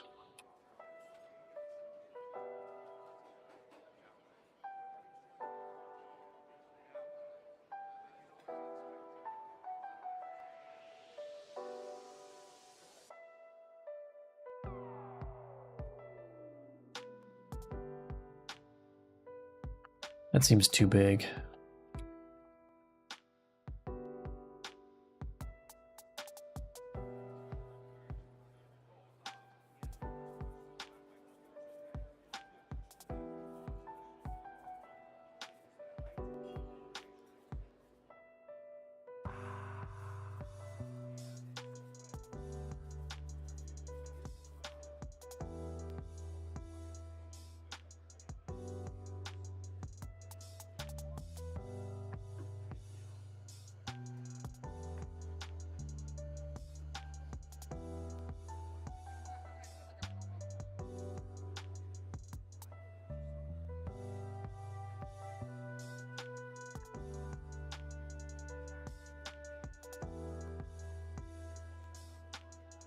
This is a pain in the rear.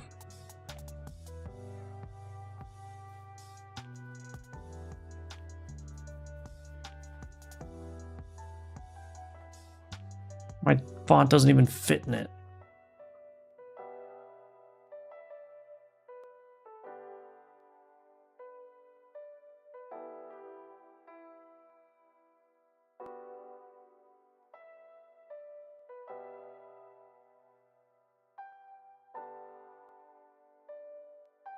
Oops.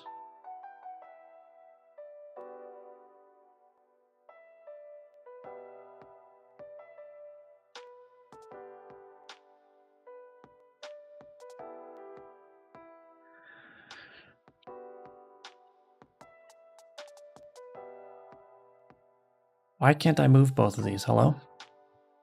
Thank you.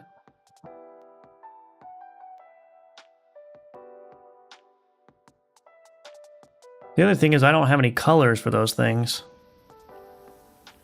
I guess I do kind of have that. But for like for the bumper stuff,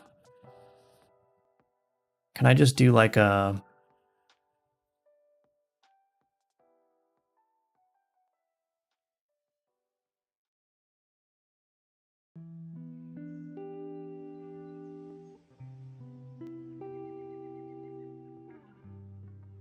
Just do that. Oh, I did this on the wrong layer again.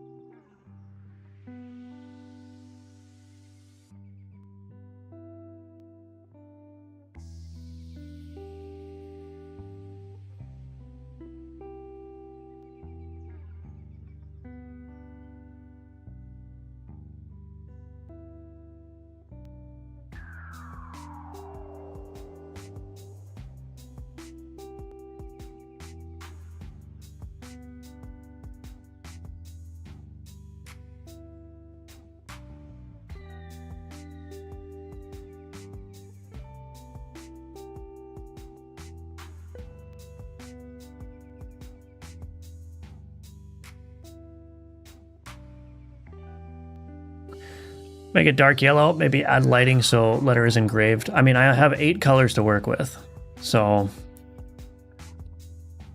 I'm limited in terms of what I can do.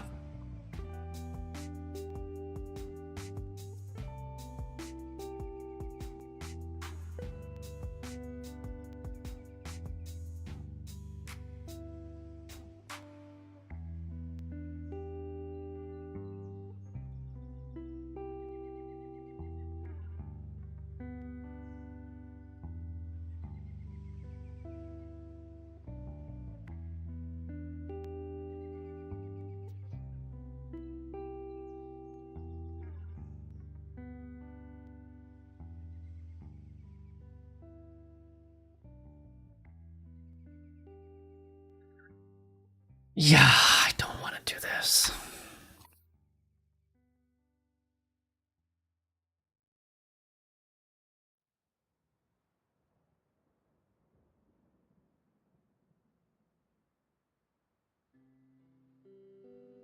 Okay, we'll just make this... Just make this a square.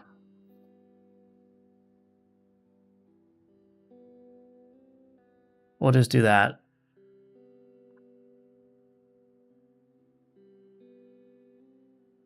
This has to work with like key rebindings as well, which I still need to do.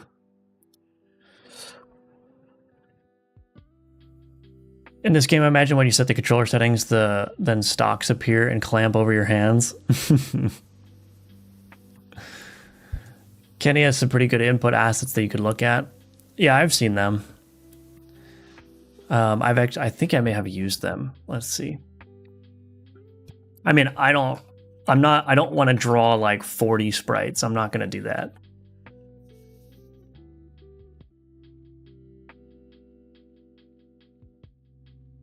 Yeah, so these ones are, I think there's pixel ones, right?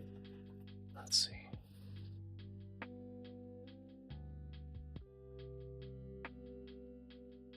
These are 16 by 16. So the problem is mine have to be smaller than that. Mine have to be 9 by 9. Or 9 pixels tall anyway. So there's not a whole lot of room for detail. I think at best I can just like change this color and add some shading.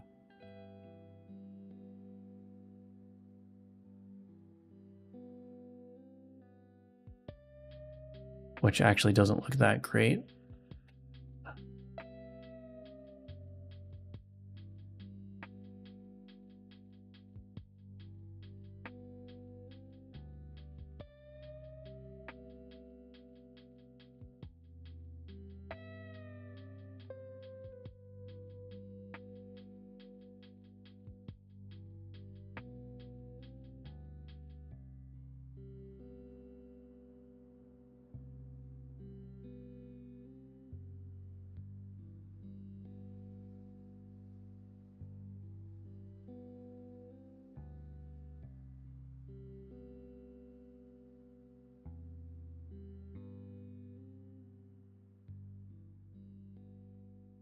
That probably looks fine, actually.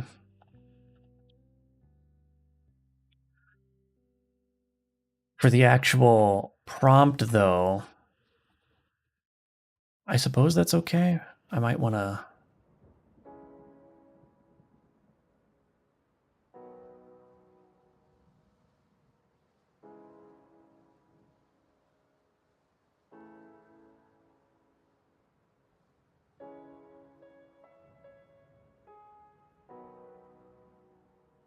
That's not going to do it.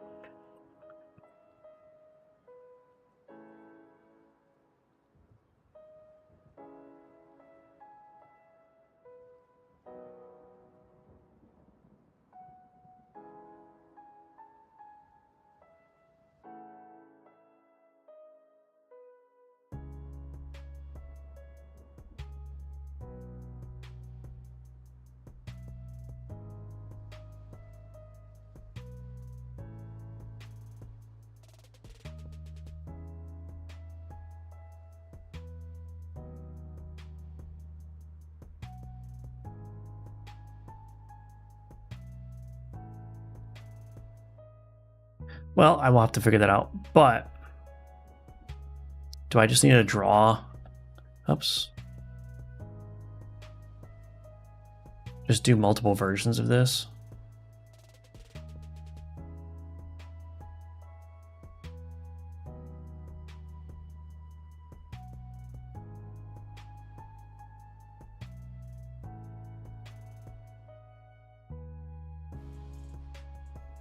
See, the question is that B or is that Y? I guess Y could be different. I could make it just white.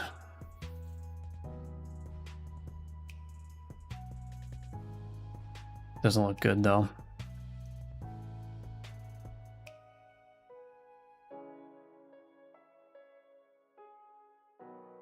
Maybe I'll just do that.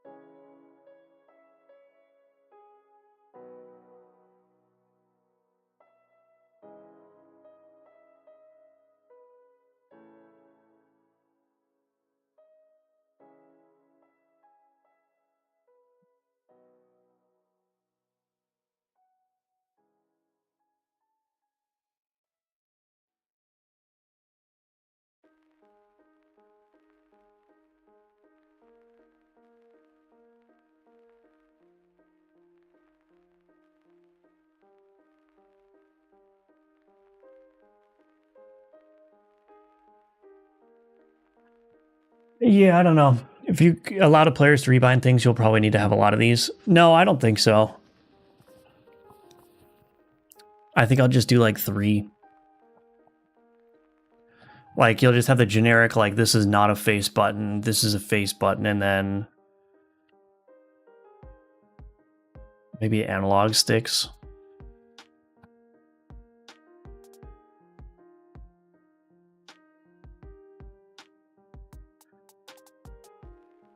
It would be Y is yellow. Yes, the point is, where do you see yellow here? That's the problem. I know, I have a controller right here. I can see that Y is yellow. The problem is I only have 8 colors. That's the main problem. So I'm thinking instead, just do a generic, just white. All good.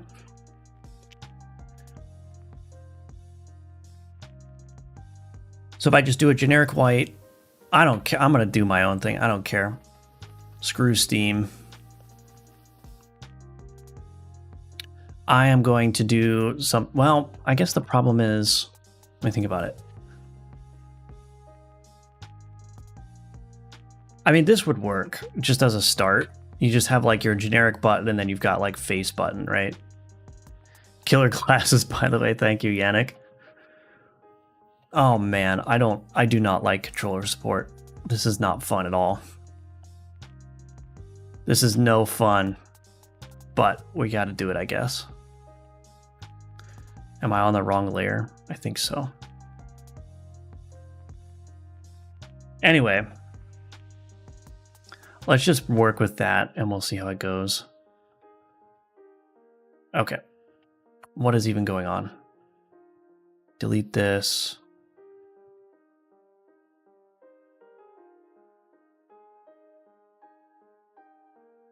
Get rid of that. Put it there. Get rid of this one. And we want to, oh shoot. I made these 9x9 without having outlines on them, but we might be able to make it work. Anyway.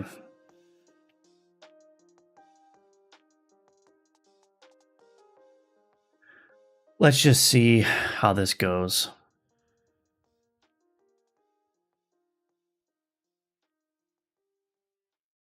I've seen some games do directional arrows to indicate the direction of the face button, so you don't have to worry about which controller you're using. Yeah, that's a good point. I moved away from glasses that do not have a nose bridge. Always have to readjust them on my face. Drove me nuts. Oh, gotcha.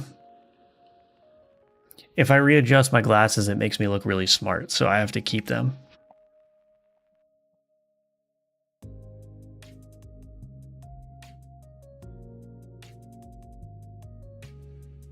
That's just how it works.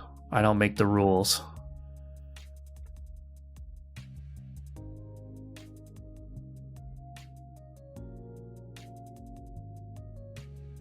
I really don't want to do that either. We'll just keep it the way it was, I suppose. Well, let's just see if this works. And if it doesn't work, then I'll figure something else out. But why did I even want to do that? So with the card tooltips,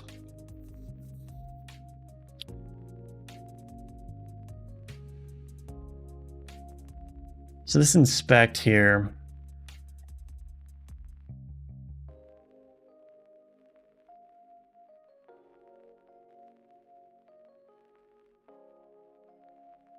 so I'm definitely going to want to create like a generic like button prompt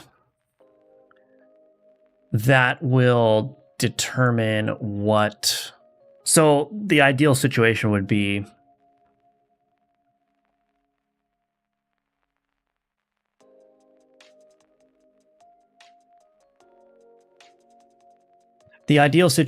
this. I would create this as a button prompt, and then I would specify the action that it's prompting, and then it would read the input map and determine, based on that input action, what graphic needs to be shown as well as what text needs to be shown.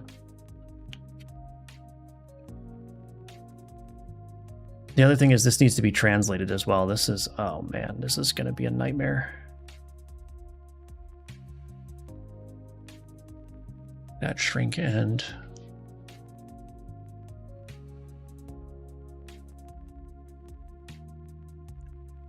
For me, I'll probably be SOL as I am in most games. I play with a Switch controller, which makes things really annoying sometimes. Oh, I see. Funny how I have zero nostalgia for the Win 95 aesthetic. That A-Sprite skin is really jarring to me.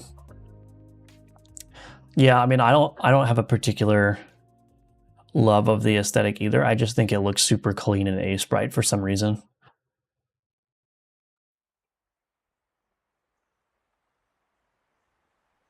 Anyway,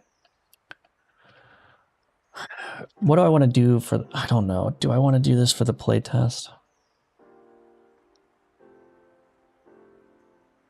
I guess key rebinding is not going to be in the playtest. So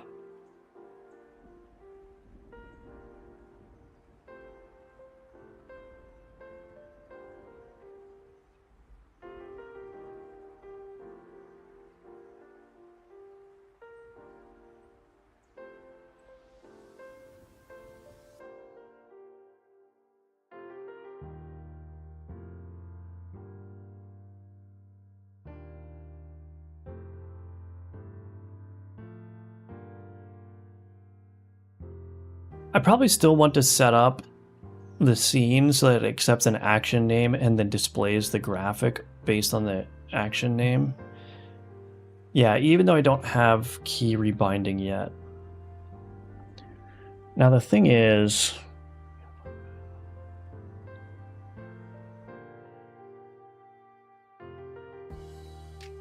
Xbox LB.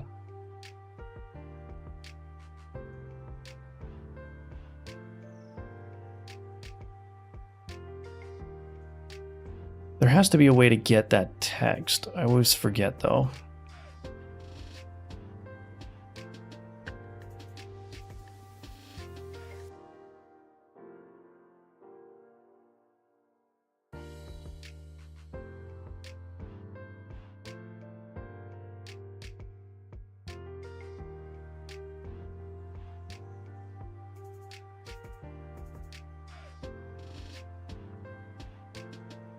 Get action description. Returns their human readable description.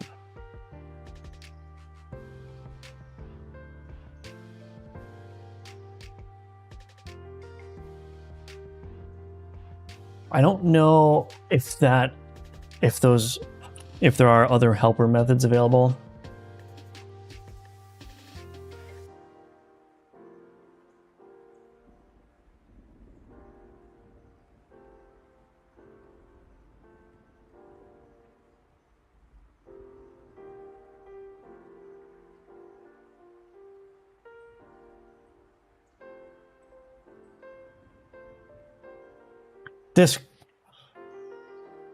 So I went to the Godot source code. This is the get action description. What is the point? IEK. I was reading this. I was like, IEK as text. Because I was like, okay, so here's where it's building up the string, right? It goes IEK as text. Then I go, what the heck is IEK? Now I've got to scan all the way back up and find where IEK is defined. Oh, it's an input event key. Why don't you just call it input event key? Why are you being clever? Why are you shortening things? Just put input event key. It's one of my pet peeves. Like, it costs a little bit of extra effort, but then I come into the source code and I know immediately what that represents. But I don't know what it represents when it's IEK. Anyway, pet peeve. Rant over. So you could do as text on the input event key.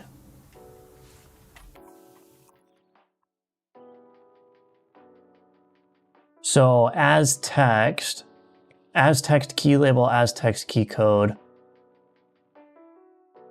Oh, as text key. So input event with modifiers. Input event from window, input event. Okay, input event as text. Returns a string representation of event.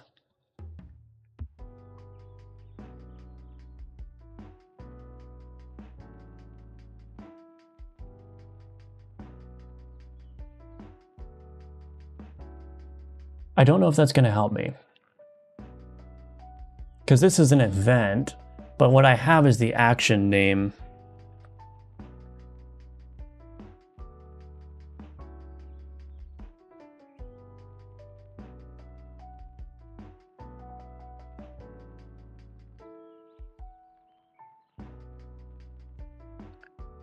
So I need to go from action name.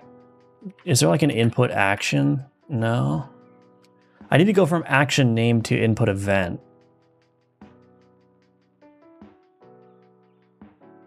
The as text doesn't help me.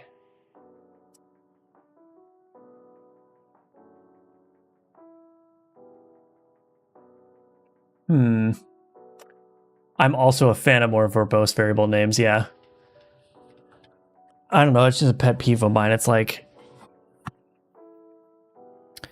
abbreviating things just saves you keystrokes in the moment, but it doesn't make it makes your code less clear, which is, in my opinion, the more important thing.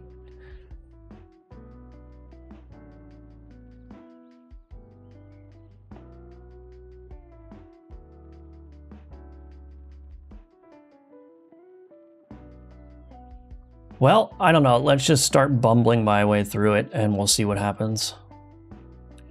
So inspect container. I don't know if I want to save this as a scene. Let's just create a new scene. Okay, so we're going to call this one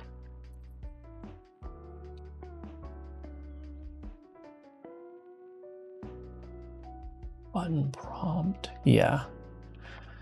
Scenes UI.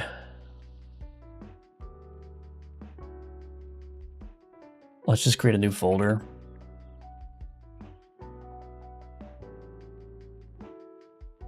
Do I want to call it button prompt? We'll just call it prompt. Okay, so we got a button prompt, we got a label text direct.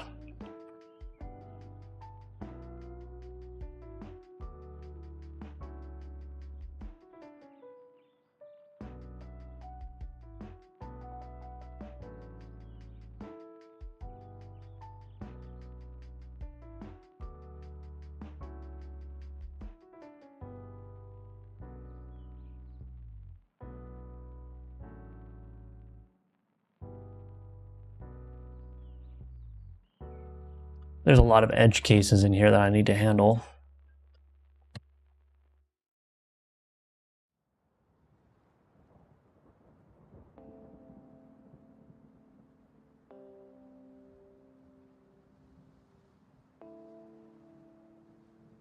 Okay, let's just do this. Export private string name action name.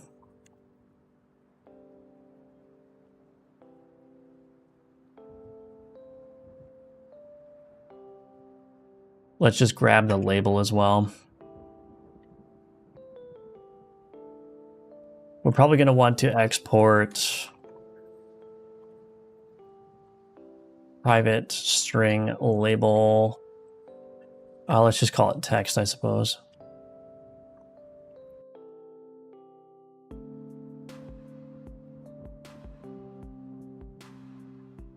Okay, and then what we're going to want is we're going to want probably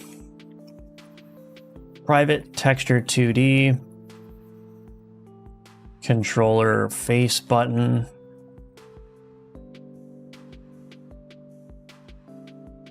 controller generic button, private texture 2D, mouse right,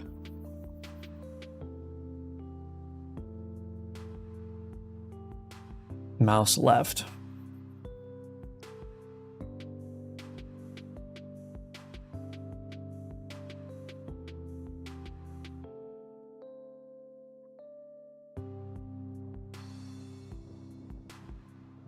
Update configuration.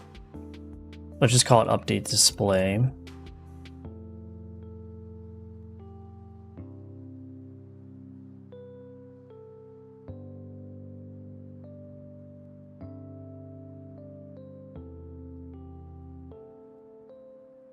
Action get events. That's probably what I want. Action name. So var action events.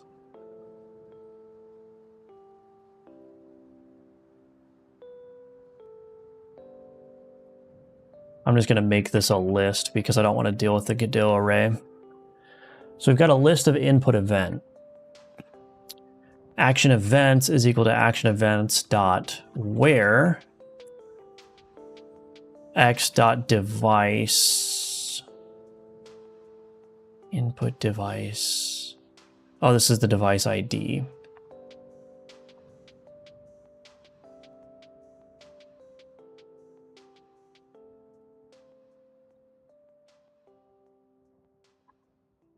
Private bool filter controller events. Filter controller event. Input event.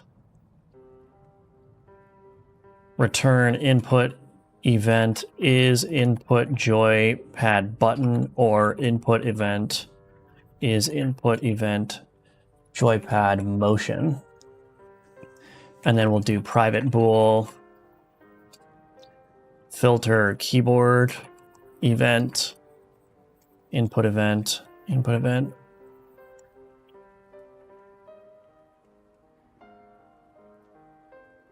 Input event, input event key.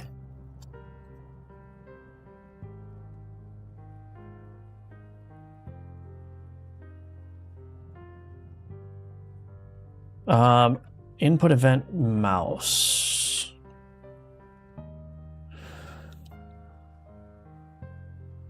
Inherited by, okay, so this is just the parent type. So this would be keyboard mouse event. All right. Is controller is equal to input device manager dot is controller active. Okay, so where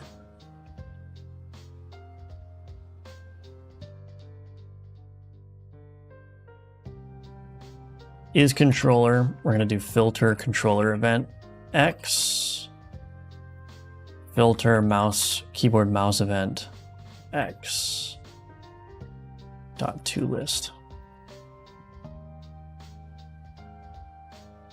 Okay, so we're getting all the input events for the given action name, then we're filtering it down to only the controller, only the keyboard and mouse events. So now we have the list of all the valid events for that action, which is tricky because now we're probably going to want to do something like first or default. So we'll do selected event, first or default. If selected event is equal to null, we'll just set visible equal to false and we'll return. Let's set visible to true up here just in case.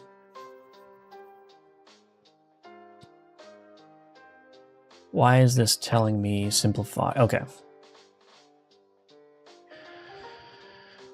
All right, so then we want to do selected event dot as text. Let's just print this. Okay, and then in ready, what we're going to do is we're just going to call update display, and then we're also going to do input device manager connect to input device changed. On input device changed. Bool is controller. Call update display in here. Okay. So this as text is probably not going to be what I want, but let me do a new branch. So then inside of my card tooltip, this becomes instantiate child scene button prompt. This would be inspect prompt.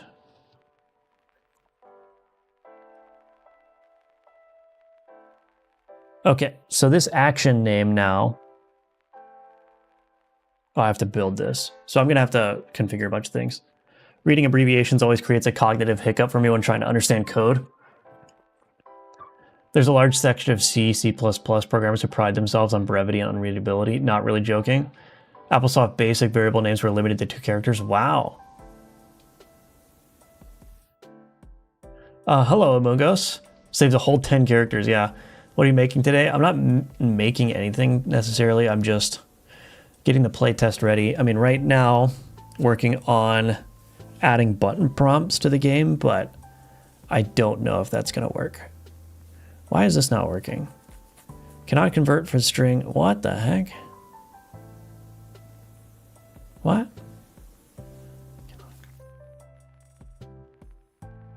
What is that error even? Cannot convert from string lambda expression string to string. What?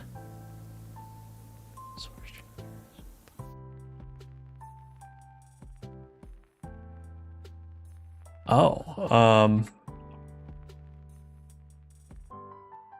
does it not like the action name? Can I not export string names?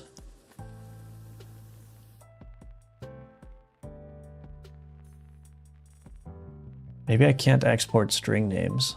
Let's see.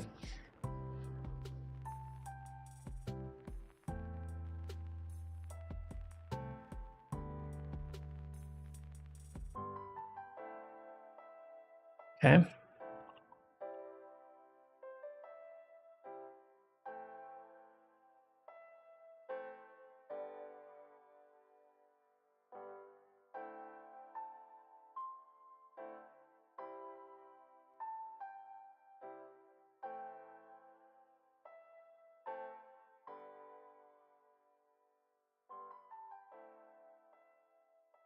That's a little bit unfortunate. Let's see if this works. International, what is going on?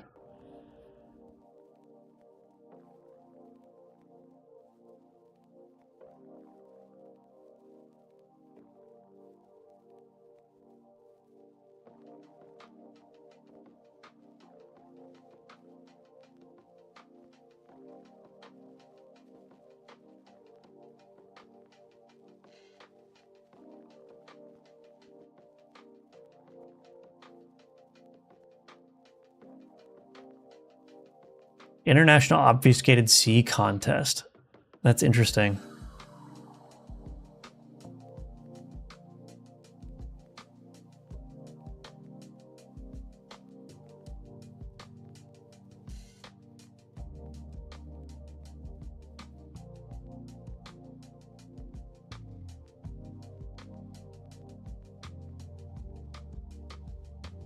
Why is this happening?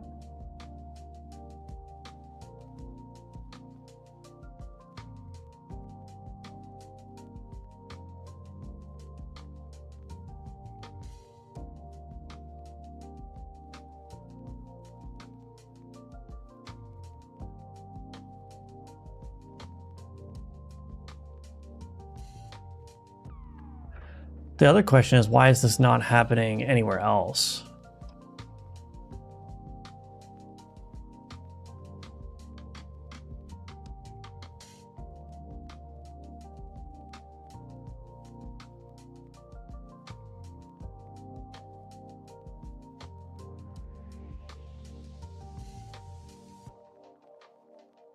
Oh, I made these nodes. Oh, I'm kind of dumb.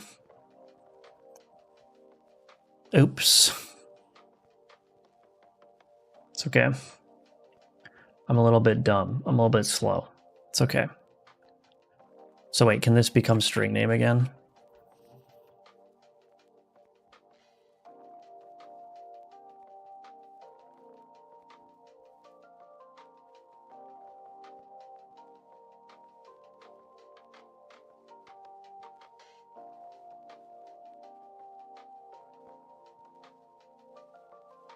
Okay. Action name. All right, so project settings, input map.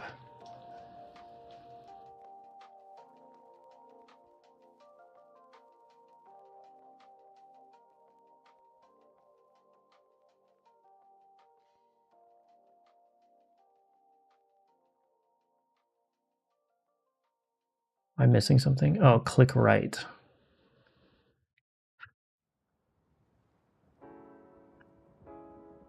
Okay.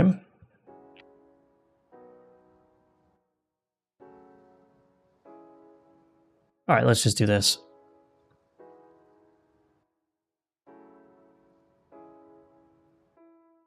All right. We might as well just assign the label.text in here as well.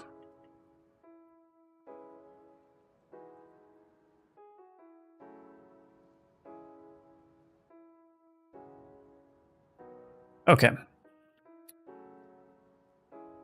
Let's just see if that much works. And I want to see what actually gets printed to the console now.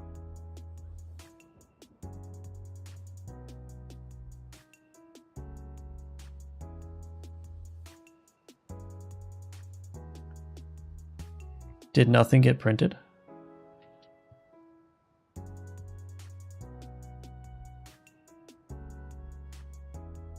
Oh, right mouse button. Oh, okay.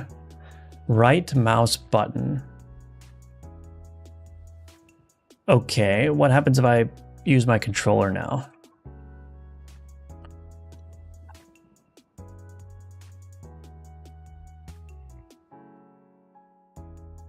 Joypad button 2, Xbox X. All right.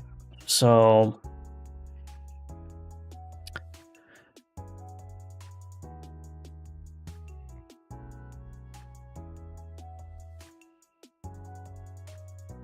I can get the action as a string. That's fine. I guess if there's no way to just get like Xbox X as text.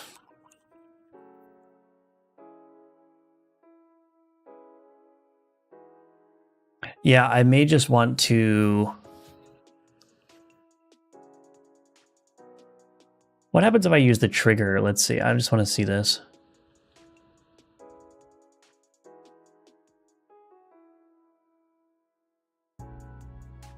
Controller modifier alter. Oh, so it would just be LT. Okay.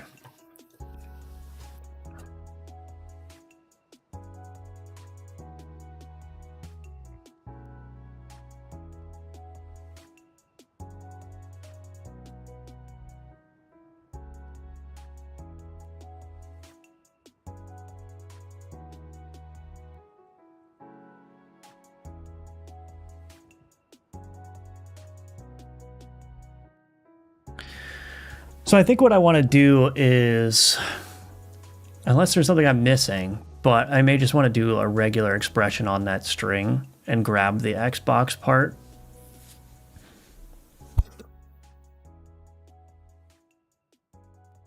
Or I could just take the first part, right? I don't need to, I could just take the first part and abbreviate it, right? Just take the first character of each string, RT, LT. That won't work for the face buttons though, so it may be better just to create like a regular expression that will just parse those out. Like just look for Xbox specifically. So because the next part of this button prompt thing is I need to actually, first of all, create or load the texture for the proper button in the texture rect. And then display like a label over top of it for whatever the face button or the trigger button is or whatever.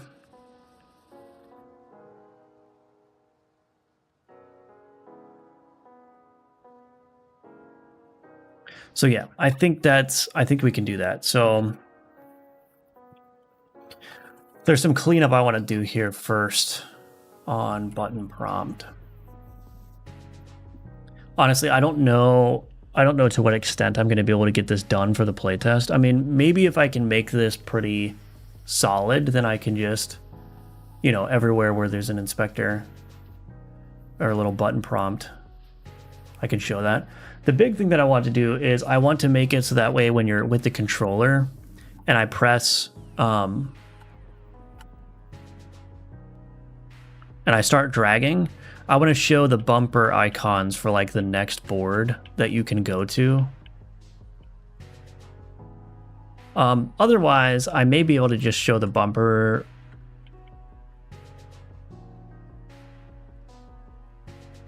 I may be able to just show that above the cursor. I don't really know where the best place to put that prompt would be. But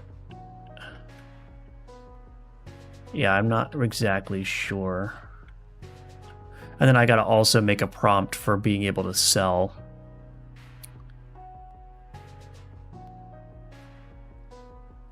Okay. Well,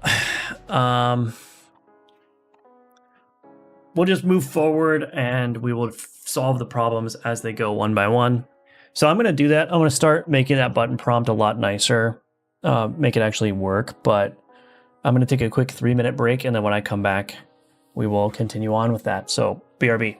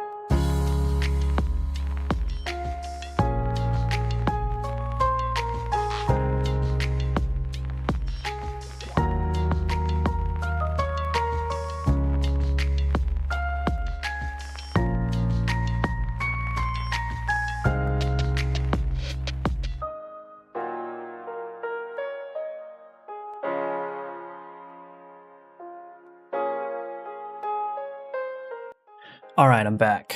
Okay, first thing to do, let's move this texture controls. Let's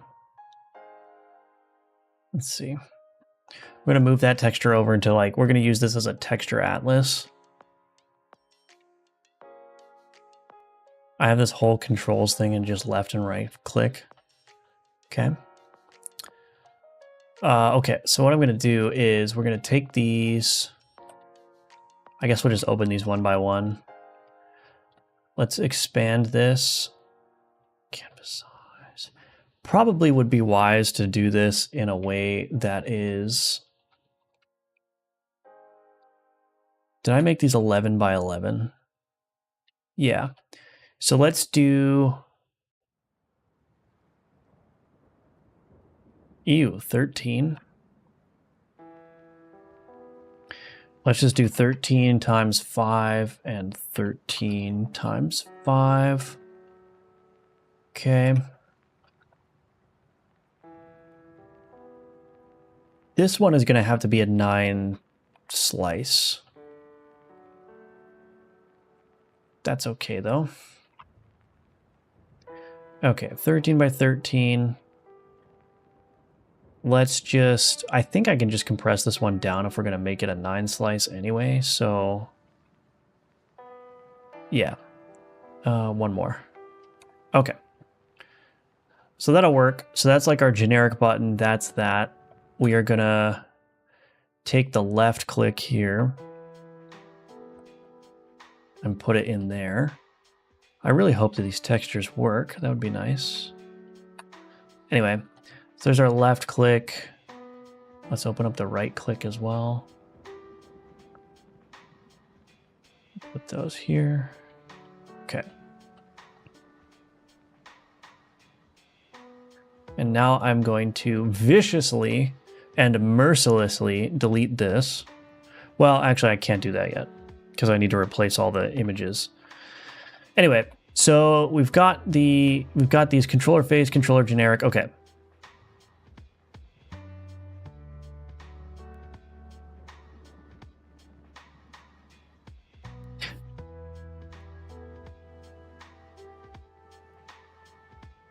How am I actually going to make this a 9 slice? I guess if it's a generic... this is annoying. Okay.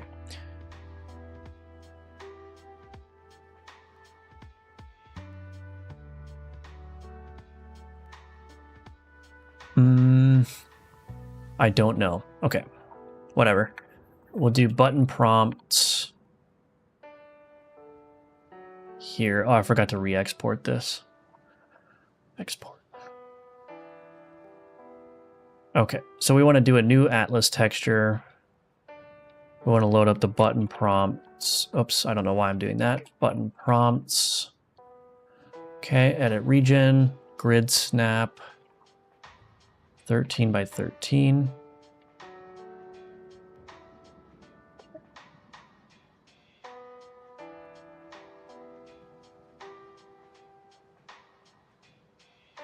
Okay, so that's controller face button. Paste that there, make unique. Edit this one. I hope I did that one right. Mouse right, I did not. Okay. Go. Mouse left. Copy, paste as unique. Okay, edit this one. All right. Action name. So this controller generic button.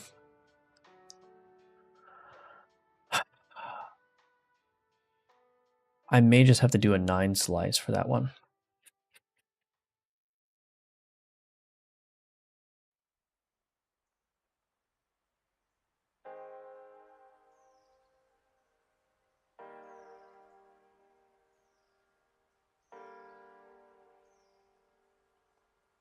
Let's do a 9 patch rect, new Atlas texture.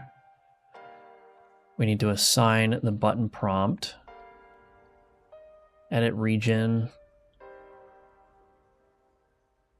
Okay. Region rect. We're actually going to shrink this down, pixel snap. Shrink this down like that. Actually, that may not be a good idea. We'll just keep it normal.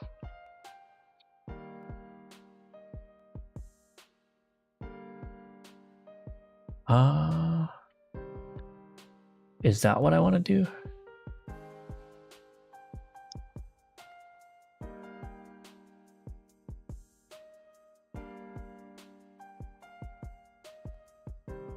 I think that's what I want to do. Okay, add child node label.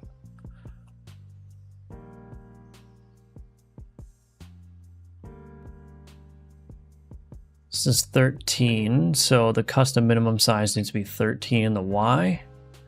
It also needs to grow with the label, so I may need a margin container. 9 patch rect, then label here. Oh, goodness gracious.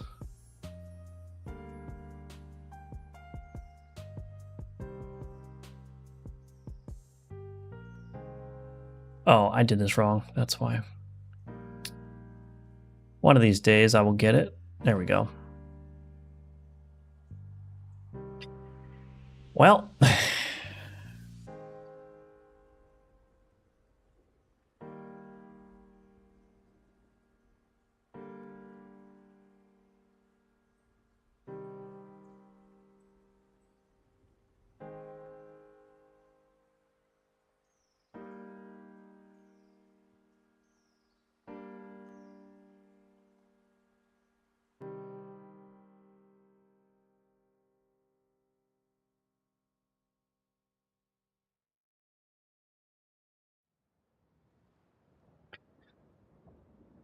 oh, this is a pain.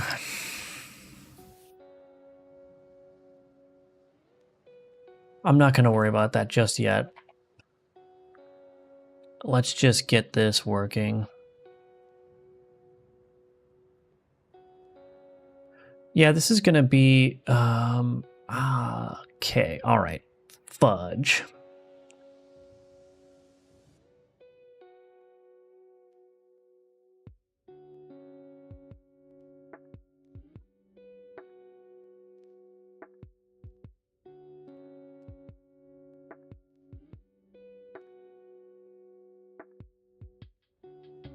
We got a whole mess going on here. How do you switch in C++? I do not know. You know, doing something sucks when the patron saint of productivity complains. Yeah. I mean, yeah, doing the prompt stuff is just, I don't know. There's a couple of problems. One, it's really UI finicky. Two, it's if your input maps are not clean and orderly, it's going to be a nightmare. There's all kinds of edge cases to handle. And then I have to go through all the scenes in the game and find wherever I put button prompts and replace those with this scene. Then I have to go and make sure those all work. I got to make sure that when you're switching devices, it shows correctly. So it's just one of those things where it's like, you have to do it. It's like a UX thing that has to be there, but it's like not fun at all to work on. What is the best way to scale a sprite without making it worse? I made an enemy, but it didn't work because of sprite scales. Well, it depends on what kind of art style you're using. If you're using pixel art, if you want to scale it in a way that looks the best, you're going to want to scale it in even multiples. So you scale it either by 2 or 3 or 4. Because if you scale it as 1.5, well, the question becomes like, what is half of a pixel, right? Like, how do you scale something by 1.5 pixels? That doesn't make any sense, right? So if it's pixel art, you want to scale it by whole integers. If it's illustrated art, the problem that you may be running into is the texture filters, which can be changed if you go to the texture section here. I'm assuming you're using Godot, and you could change the texture filtering here and see if that changes how your sprite looks. You can also set that as the default texture filter in your project settings. But if you're using pixel art and it's not looking great, you could set it to nearest filter. That will preserve the hard edges. If you're using illustrated art or higher resolution art, you're going to use one of these things. Usually like linear is the one you'd want to use. So I hope that helps. I hope that helps. So let's make this like real LT. Okay, so this would be the button label. All right. So the margin container is always going to be visible. So we just want to mark all of these as unique name.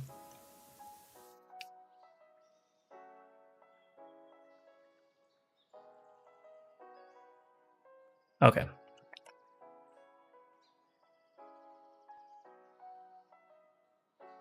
Private 9 patch rect, generic rect.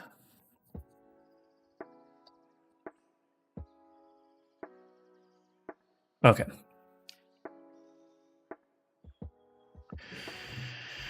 Alrighty, so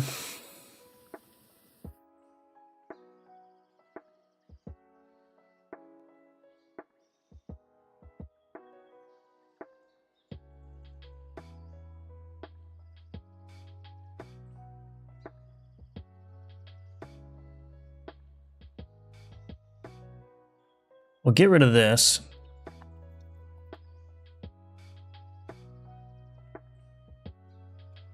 If is controller icon rect dot texture is equal to controller face button label dot visible is equal to false. Well, let's just do this.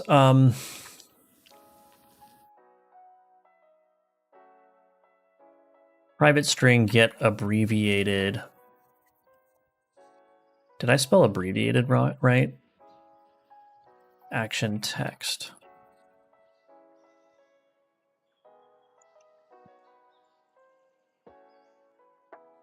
I forgot how to define a regular expression.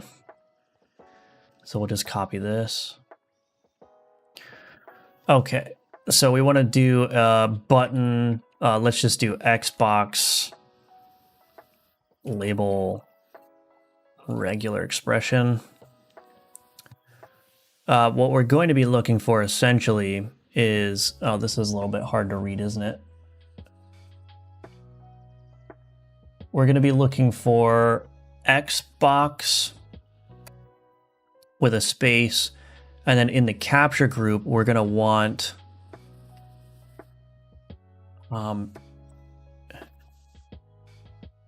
capital A to Z plus.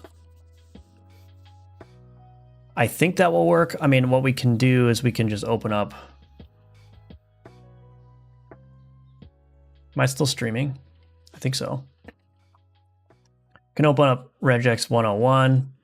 We could do like, let me blow this up.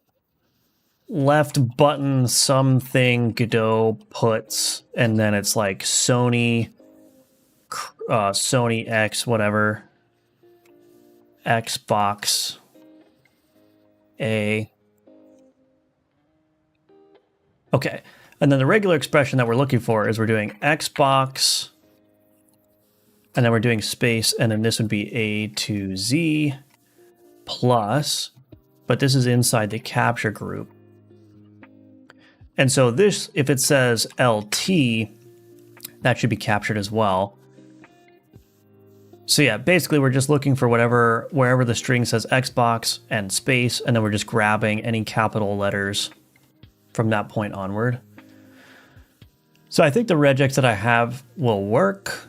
If I wanted to be extra particular, I would have it terminate when it finds, well, I guess that's what it would do. It terminates as soon as it finds a non-capital letter. So if it's a space or whatever. So yeah, that'll work.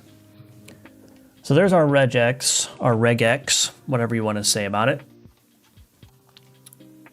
And now I got to figure out if I can remember how to do the capture group. Get abbreviated action text. We'll just make this a giant method, I suppose. But let's pass in the input event. So we're going to want the text is equal to evt.asText. If input device manager.isController active, we're going to do one thing.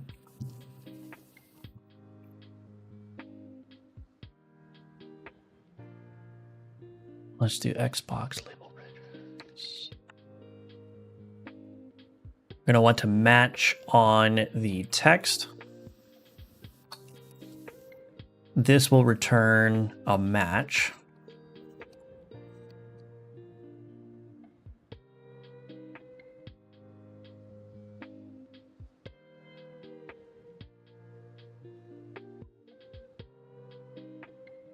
We're just going to return null if there are no matches. Otherwise, we're going to do match.groups0.value. Is that what I want? Gets the captured substring, yeah. Otherwise, we'll just return null for now. So we're not going to worry about the keyboard for now.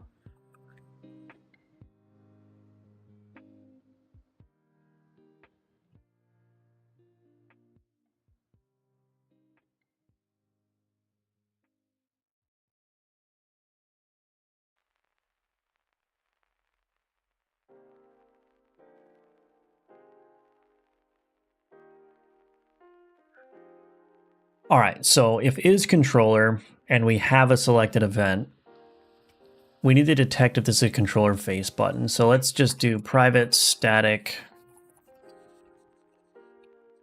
list string.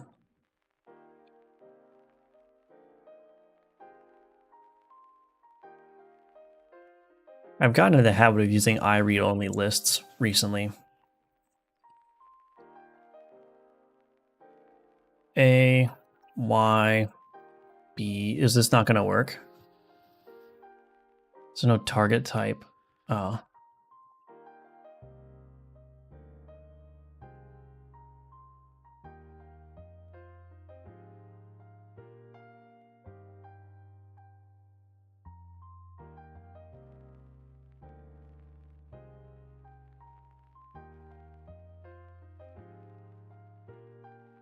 I really don't know if this is the right way to do it. Wait, why didn't that work before? I was literally doing that. Okay. That's fine.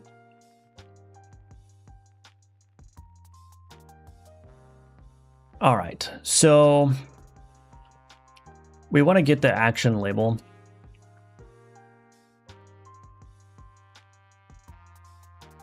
Abbreviated action label is equal to get abbreviated action text from our selected event. So actually this should be called get abbreviated event text. Really?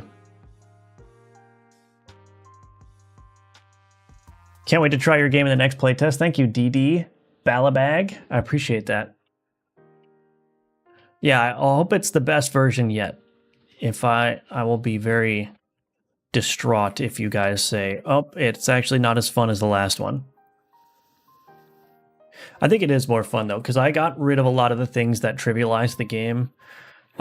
Cleaned up the critical multipliers, which were really hard to balance. It was really easy for critical multipliers to run away.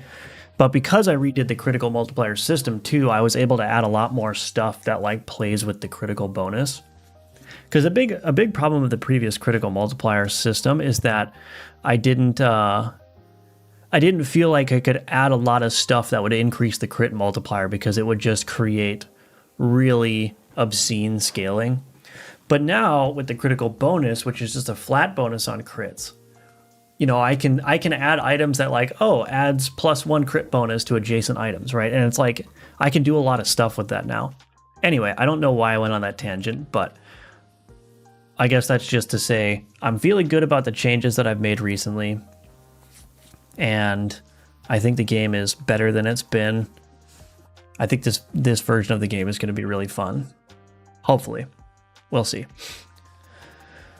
Okay, so our abbreviated action label. So iconrect.texture is equal to face button labels.contains abbreviated action label. We're going to change it to a controller face button. Otherwise, this is going to just be, I guess we'll just set it to null. Iconrect.visible is equal to iconrect.texture not equal to null. I might just change this.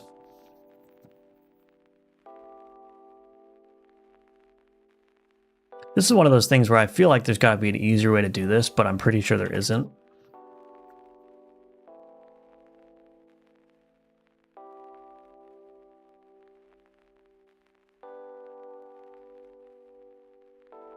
Generic rect.visible.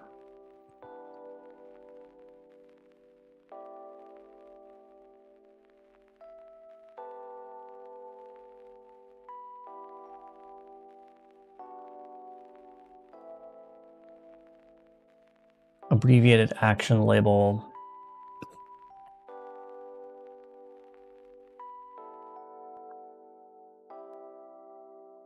Okay.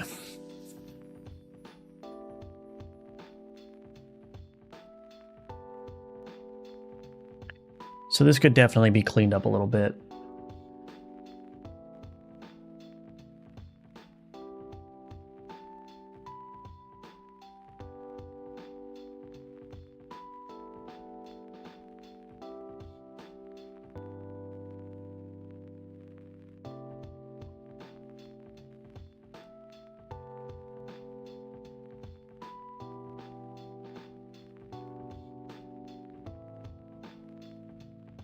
So now the question is, how do I show the right and the left mouse buttons? Right mouse button, all devices.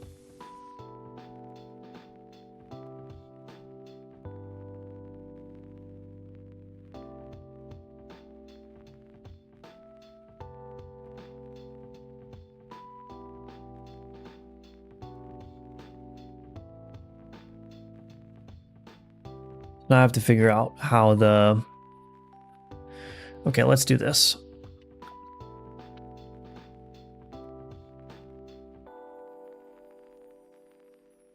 Configure for controller. Just put these out. Oh, input event.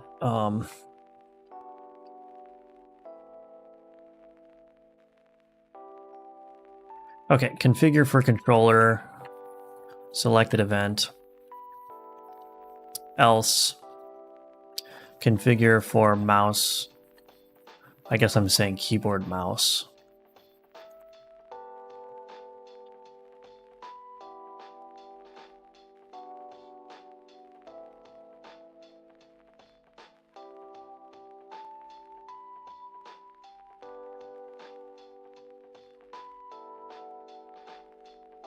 Okay. If EBT is input event mouse button, mouse button event. So button index. Do I have, oh, mouse button, here we go. Mouse button dot left.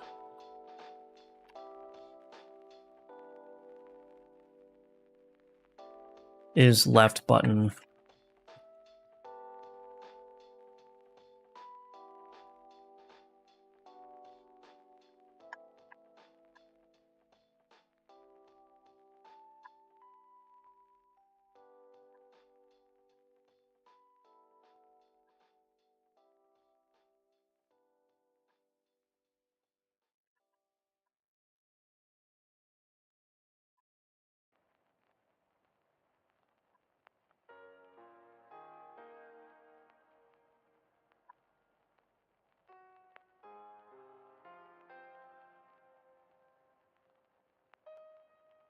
Okay. I think that's basically it.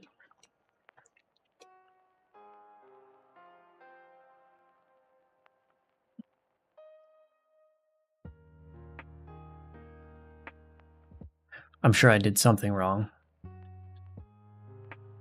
But let's just take a gander.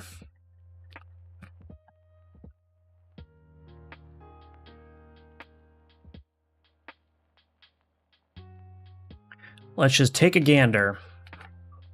Oh, I need to respond to a text.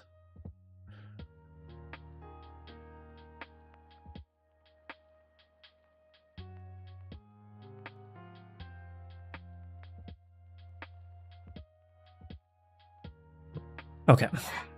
So if I do this, the inspect is working, although it's a little bit stretched. Why is that the case?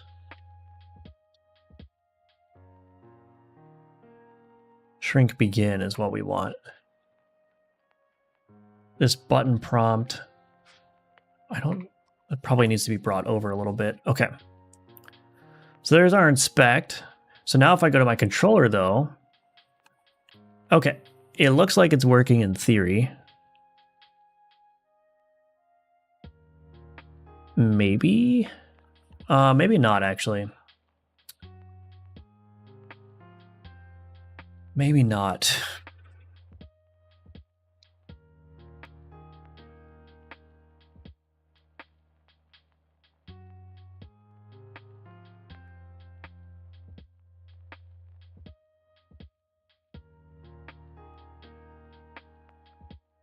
Okay, let's take a look. Abbreviated action label. Oh, that didn't work. Okay.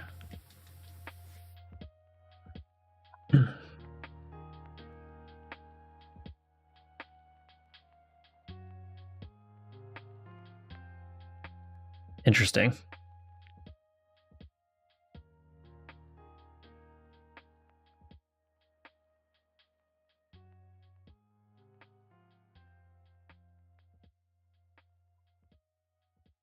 Xbox X. So it's just not working?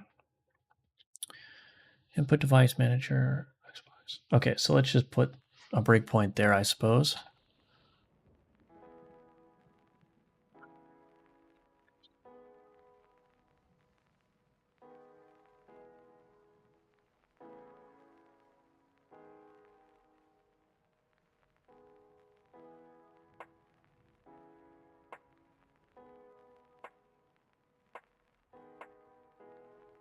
Okay, can I copy this text value?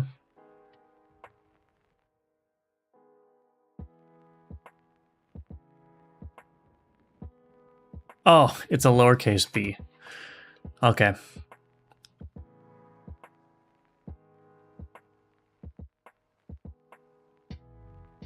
I guess I could make the regular expression case insensitive, but maybe not. Maybe that's not necessary. Anyway, let's take another look. Regular expressions is one thing I do like dumping on AI. Yeah, I usually do that too. Oh, interesting. I'm not. It's capturing the whole thing. I'm not instead of just the group. Oh, is it technically two groups? It might be two groups actually. Maybe the first group is the overall text and then the inner group.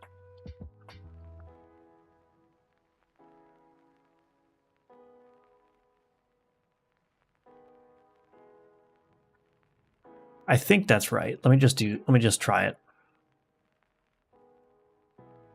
Yeah, I know how to write basic regular expressions, so it would have just been more hassle to use AI for that, but definitely with the more complex ones, I just have the AI do it. There we go. So we've got a little X appearing.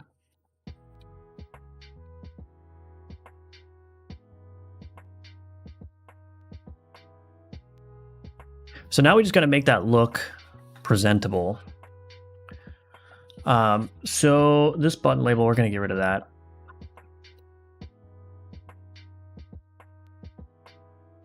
I guess I'll just copy this. Copy.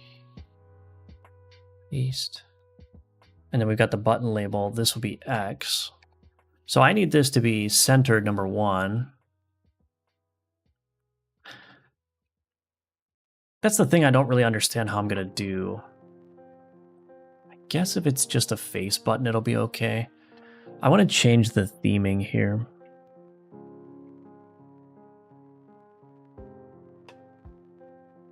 Style.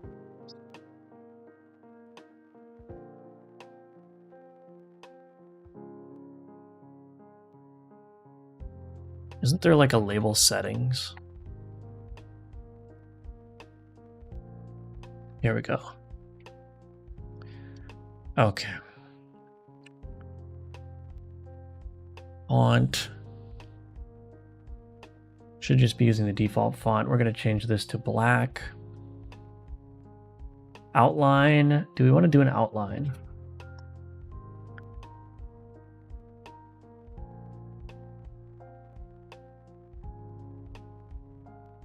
So try it. We don't want to do a shadow. So we get rid of that. The other thing that's a little bit unfortunate is that this is not centered. Oh, is that just because...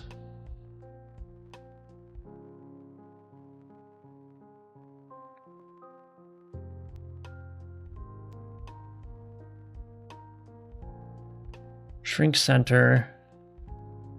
I'm just going to use an offset transform.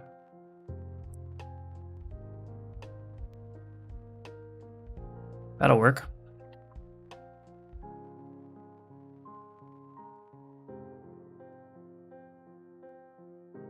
Well, let's see what that does. I love writing efficient regular expressions. I could buy a regular expression like puzzle game. There's an idea for you. That's actually pretty cool. Pretty cool idea. I think that that could do pretty well for a certain niche audience.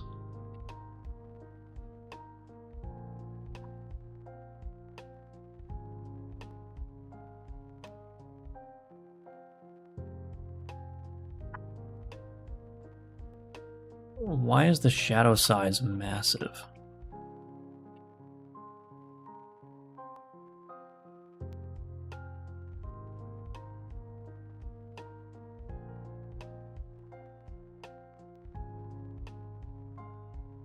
Well,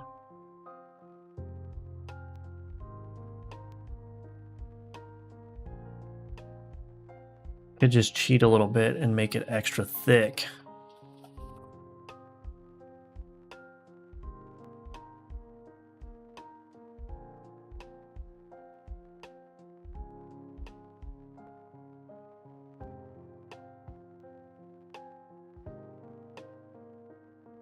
Oh, that doesn't look good at all. Oh, I think...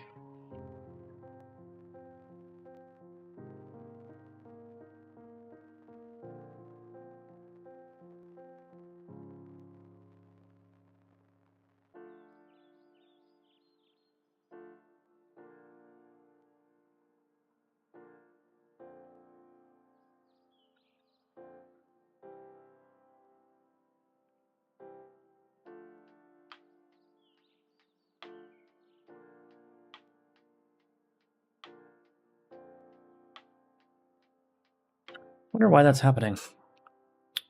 That does not look good at all. Okay, we're just going to get rid of the label settings. That's not working great. We are going to get rid of the shadow offsets. Outline size, we'll try that. We'll set the font color to black. Let's see if that one works. I just reckon you have the icon separated for animation. I don't know what you mean.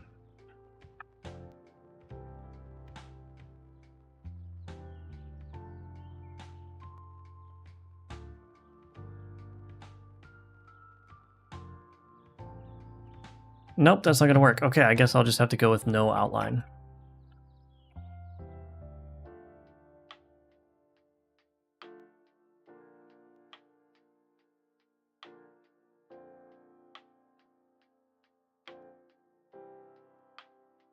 Welcome back, Hyundai Dior, though. Good to see you.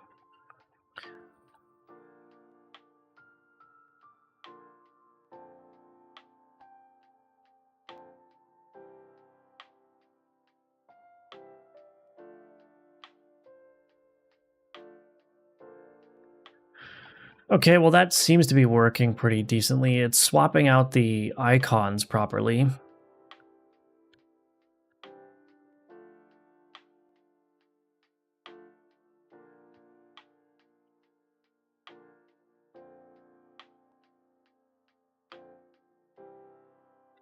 I think I'm going to get rid of the extra spacing though. We'll just make it 11. Yeah, let's change that. View grid. Grid settings 11, 11. I'm going to delete these other layers here.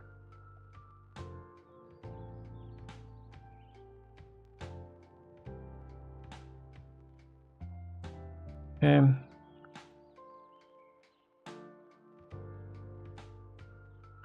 Edit this region, grid snap. I just got to redo all these things. Or that's 11 by 11. Okay.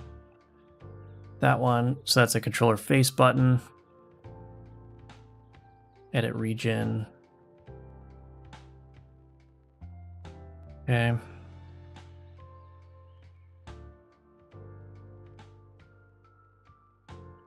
then for this generic,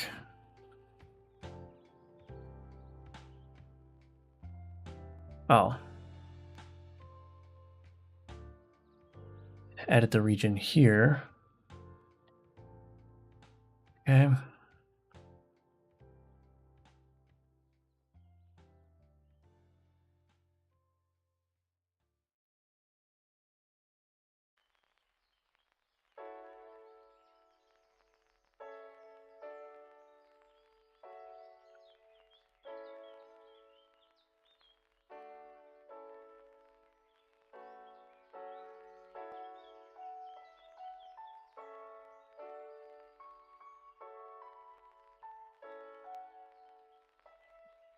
Oh, now it's not going to be... Why is that not aligned correctly?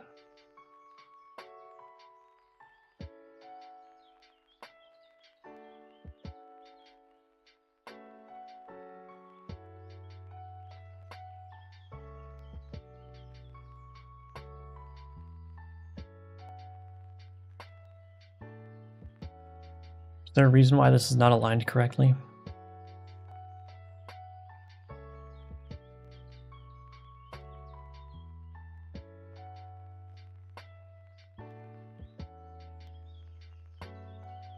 Is icon rect incorrect?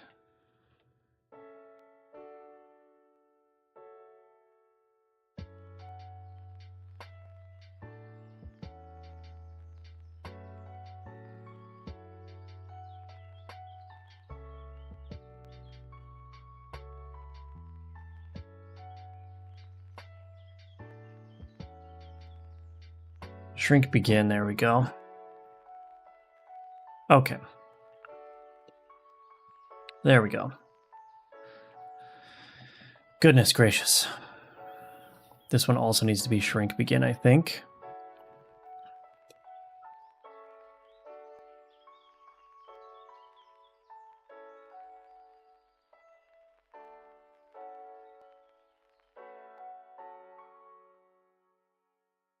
So this one is going to need to change in size. Why is it bigger? Oh, I have the custom minimum size set still, I think. Yeah, there we go. So that one's going to need to grow with the label size, which I really don't know how I'm going to do yet, but I will handle that later. So let's see what that does. So you can move the icon pieces to animate them individually instead of just one image. Maybe that's worse, not what you intended.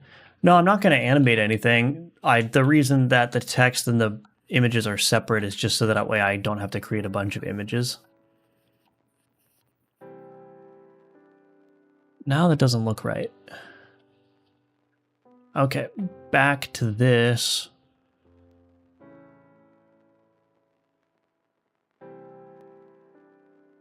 Shrink end is what I want. And we get rid of the vertical offset transform. I'll figure it out. A reg like, yeah. That would actually be kind of fun. Okay.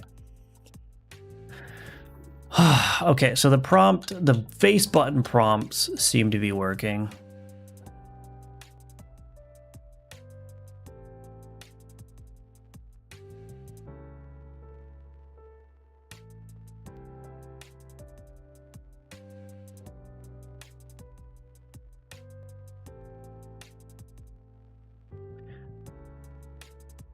So one thing that I'm going to need to handle is the modifier key. So if I hold right trigger and press X, that sells it.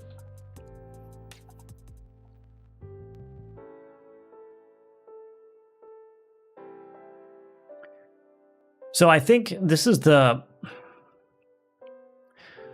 one of those situations where what I usually do when I'm not sure what I need to do is I do what I've done here, which is like I handle the base case, right?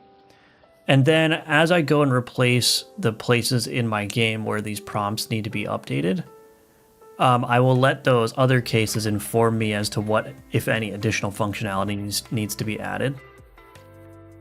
And then I'll add it to support each case as I come across it. I find that that's easier to do than trying to like figure it out all ahead of time. So we just kind of stumble our way through the implementation until it's done. But is there anything else? So right, I want to figure out, so the next thing, oh, okay. We might go pretty long today. Because the next big thing that I want to figure out is like how to display the bumper prompts for moving. Like that's the most important thing. That's the whole reason why I was doing this button prompt, is I eventually want to get to the point where I could show players like what the keybind is for moving things around to different boards.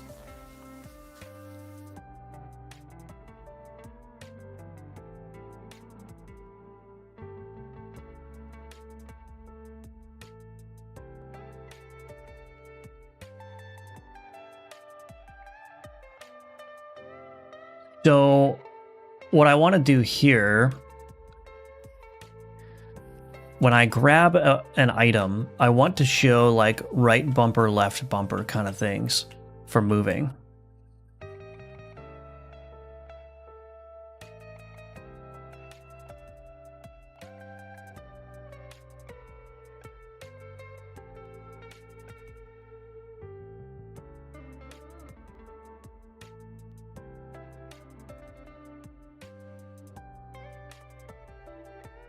Okay.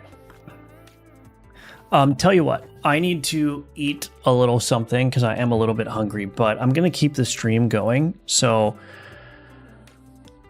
just give me like 5 minutes. I'm going to go shove a banana down my neck or something. And then when I come back, we will figure out what to do about those board moving button prompts. So yeah, we'll do a longer stream today, but yeah, I'll be on break a little bit longer this time around, but I'll be back and we'll continue on. Okay, BRB.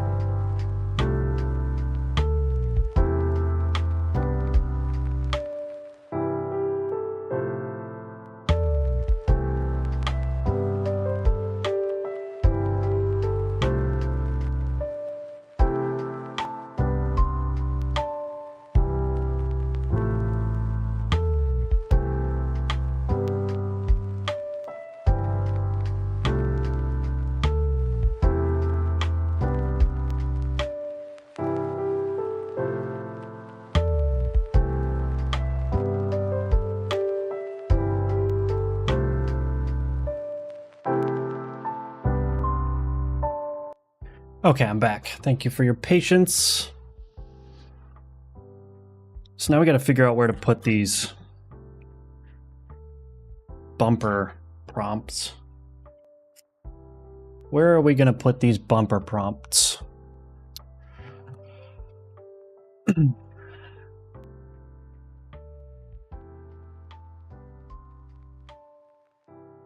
We could potentially put them...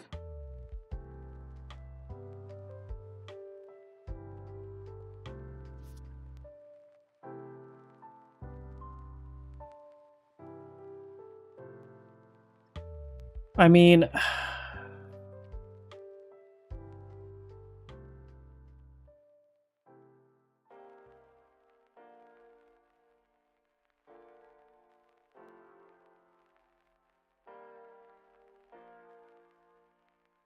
Should I just put them above the cursor?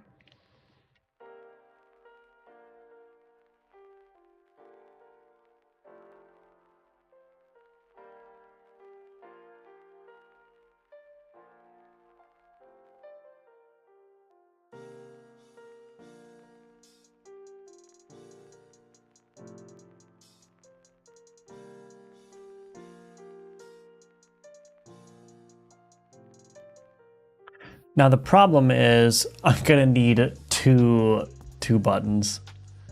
Oh boy. Let's load this as a placeholder.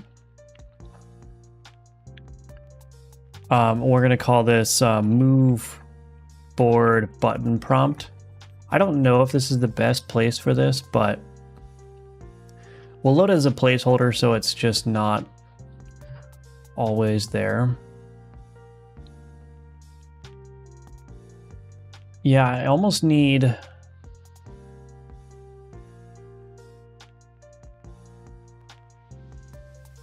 I mean, you know what I could do? Let me think about this. Oh, the problem is it needs to follow the cursor route as well.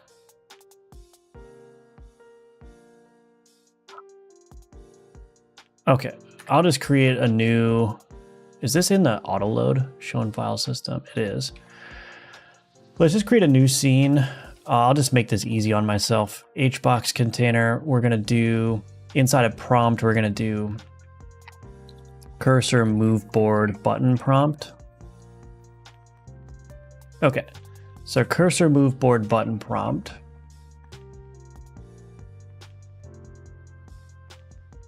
And in here what I'll do is I will instantiate one button prompt. Oh, that doesn't work.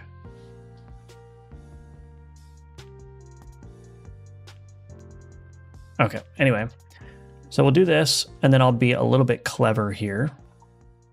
Left bumper prompt and right bumper prompt.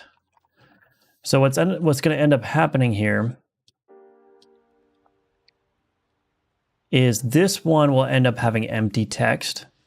This text here, we will make it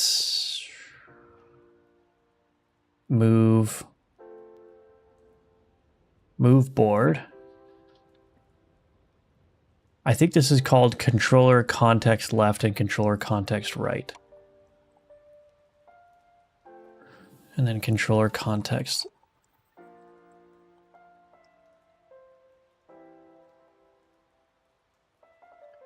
I think that's basically it.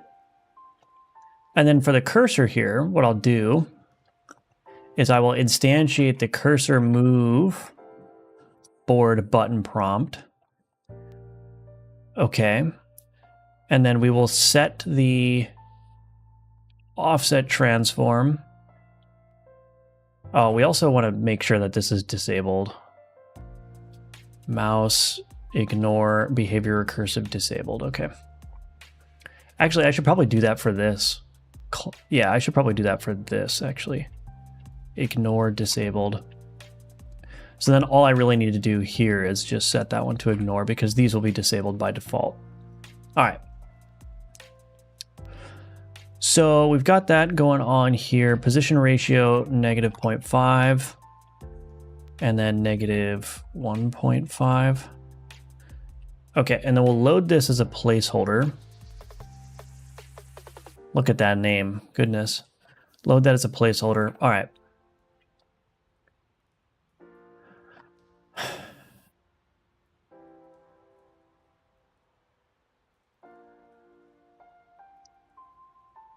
Node private control cursor move board prompt placeholder. I think that's what I called it, right? Move board button prompt. My bad, I'm sorry. Move board button prompt. Okay.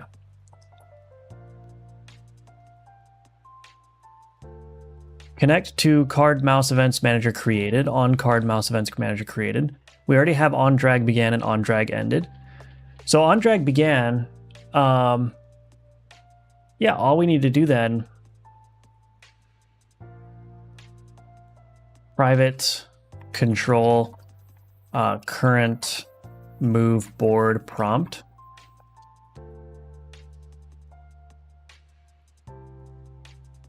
If is instance valid, current move board prompt. We're going to do current move board prompt.queue_free. Current board move prompt is equal to cursor move board prompt placeholder.create instance. Oh, I forgot to load this as an instance placeholder. Create instance as control. Okay, on drag ended, we're just going to do the same thing. Equals null.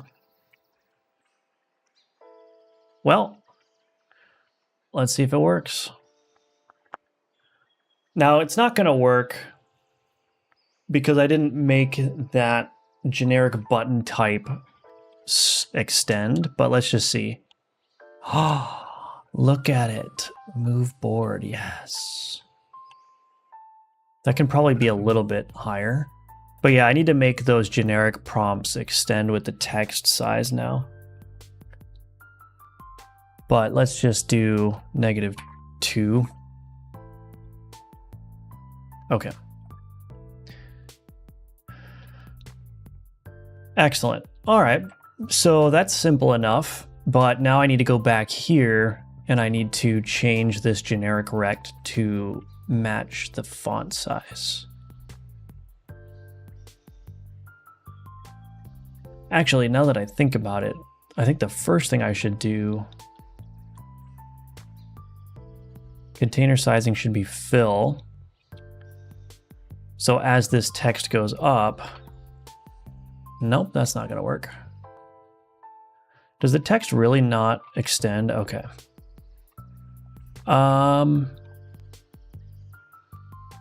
I really don't want to add like another margin container in here, but I may have to do that.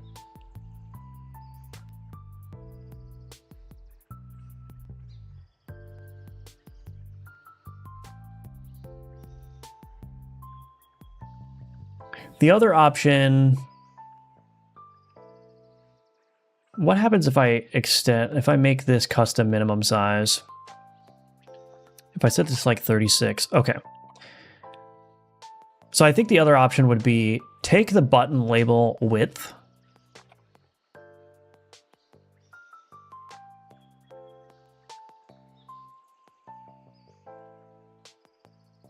Generic rect.custom minimum size is equal to new vector 2. Do I need that to have a, yeah, it needs to have an 11. What happens if I don't make it 11? Can I get rid of that? Did I try that already?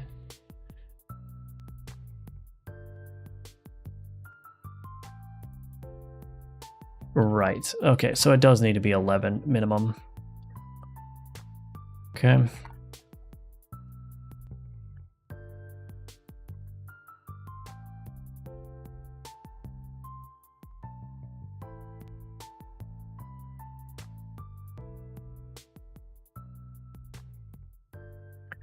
So custom minimum size is equal to new vector 2 button label dot size. This may not work either, but let's just do plus 16 or size dot x.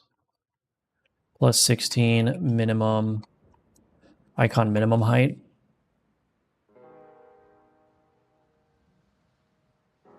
You know what I may do actually? Let's do this. Button label dot resized plus equals on button label resized. This will guarantee that this custom minimum size is updated with whatever the button size happens to be. Because I don't want to deal with like order of operations issues where, oh, I'm trying to set the minimum size of the generic rect before the button has had a chance to update, so on and so forth. I don't want to do that, so. Oh, we got a crash. Because it is infinitely calling that resize.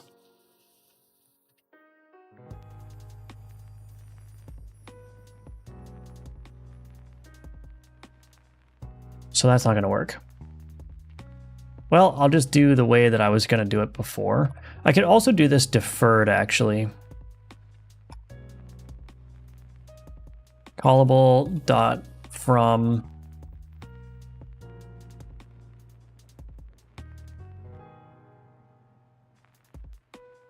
let's just do that. Hopefully that gives time. Well, you know what? I keep going back and forth. Let's just do that first. We'll see if that works. If it doesn't, then I'll try the deferred. I'm pretty sure this won't work, though. I'm pretty sure it won't work, but I have been known to be wrong. Oh, wow.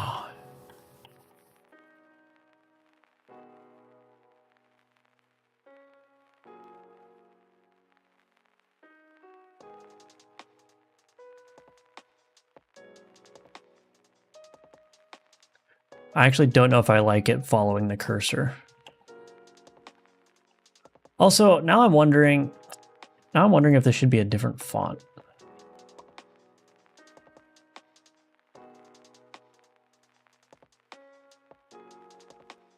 What other fonts do I have? I think I only have 3 fonts in this game. I should get down to 2 though, honestly.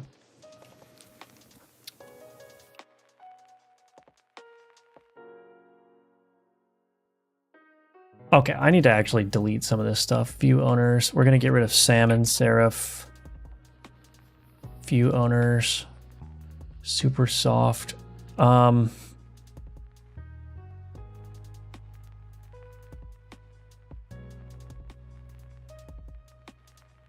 me check something actually. This is my new asset management app. I've mentioned it before, it's called Asset Hoard.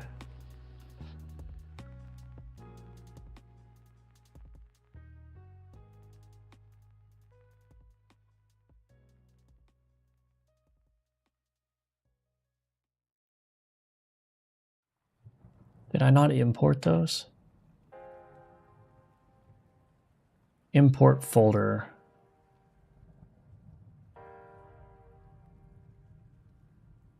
We don't want to create a bundle, we just want to flatten them.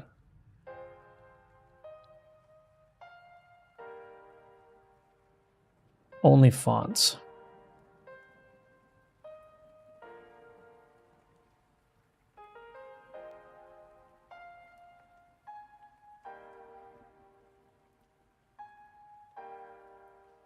Okay, I do have that, okay.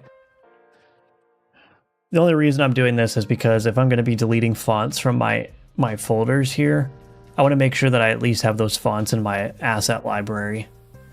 So I'm not like just deleting the only copy of the font that I have. But I was pretty sure that was not the case, but yeah, that is definitely true. So I do have that. So I can delete some of these things. I'm not using super soft. Actually, I don't know why I closed that.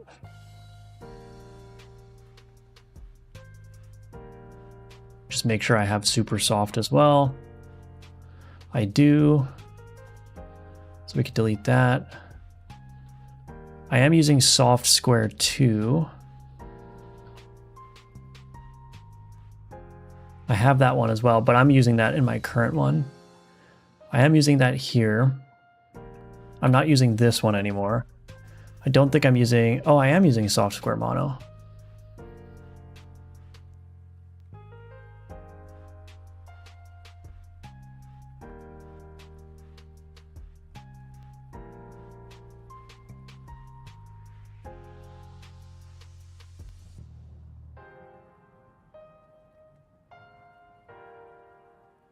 I gotta figure out where this is used, sorry.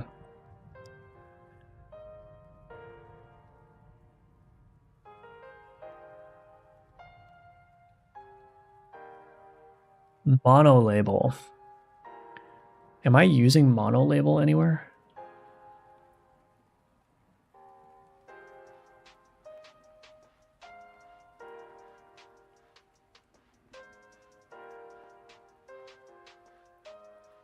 Oh, the statuses are using that. Okay. All right. Good to know. But anyway, I wanted to see if I can change this font here. Do I want to use voice? That's a little bit... No, if I'm going to use a font, it's going to have to be that. Now I don't know.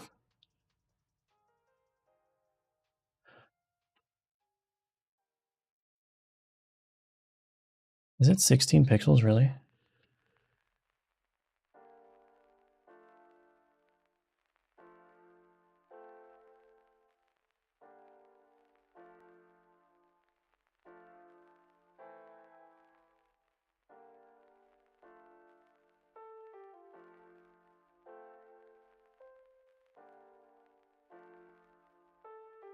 It is 16 pixels. Interesting. Well, does this even look good? I don't think so. Oops. Changing the wrong thing.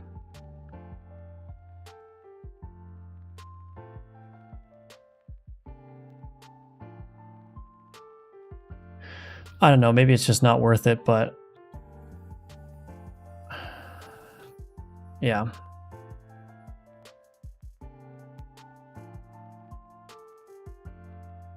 We'll just change this back. So I don't want to use a different font for this. Where the heck?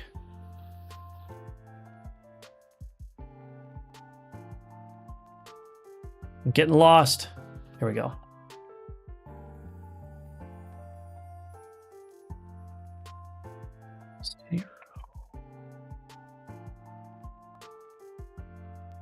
Okay, I think we're back to normal.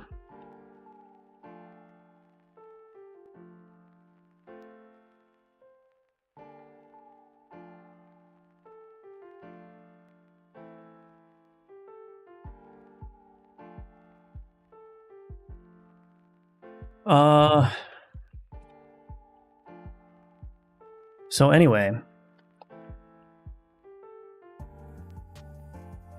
do I want to keep those button prompts where they are? Move board.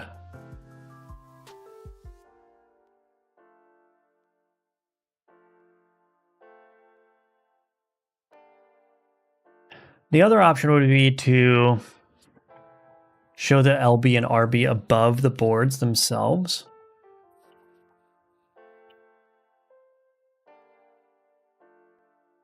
Let me see.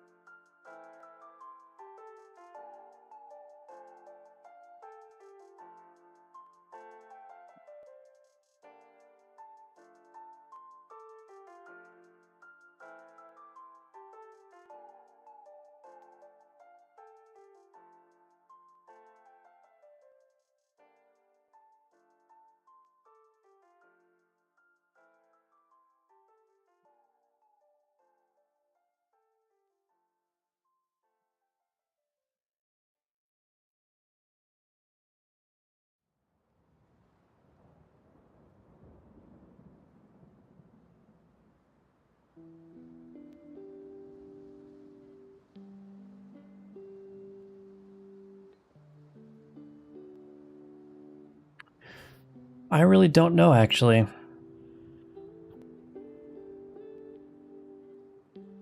If I just put it in the middle bottom of the board.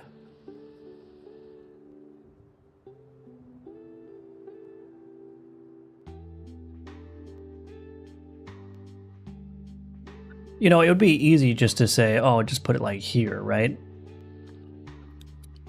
But the problem is that doesn't work for like the inventory board because it kind of overlaps that. They look out of place. You mean when they're by the boards?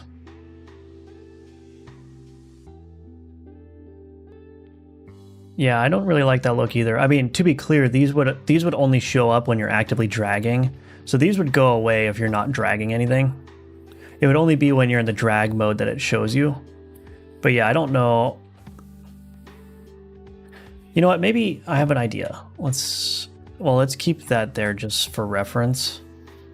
But maybe instead of saying like move board, maybe this just is move. I wonder if that would help.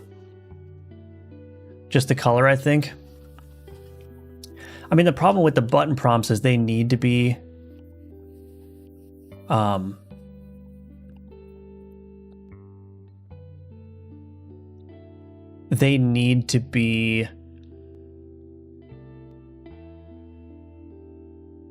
visible, like very clearly visible. Maybe not.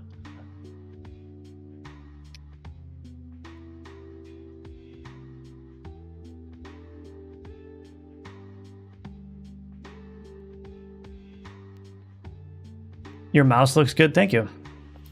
Thank you, Undead Fish. You can also drop the RB, LB if there is no board to move to in that direction. Yeah, that could work.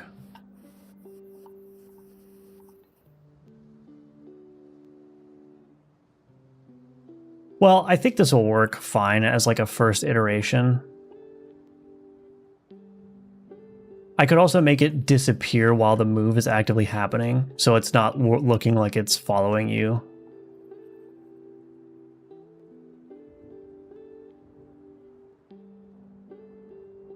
The other thing I could do as well is I could potentially only show that the first time, and then once you actually do a move action, it just disappears, right? Like, does this need to be on screen the whole time, or should it only appear like the first time you grab something? You know what I mean?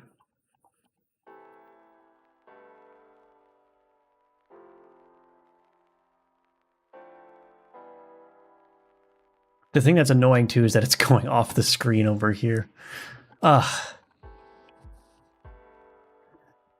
They look good. They need to stand out for new players, possibly allow players to turn them off later. Yeah, I can definitely like have a setting to turn off like button prompts. Could be a hint at the bottom. The problem is if your eyes are over on the left side of the screen and you grab this and the button prompt appears like somewhere like on the other side of the screen, that may not be noticeable.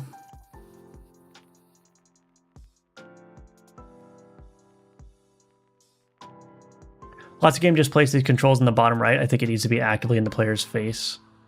I don't think it needs to be actively in the player's face.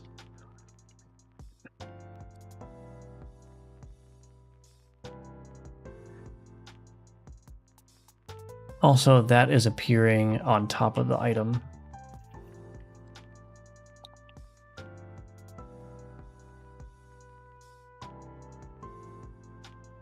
I mean, I do think, like, I think it would just be weird if the prompt to move was, like, on the bottom right of the screen.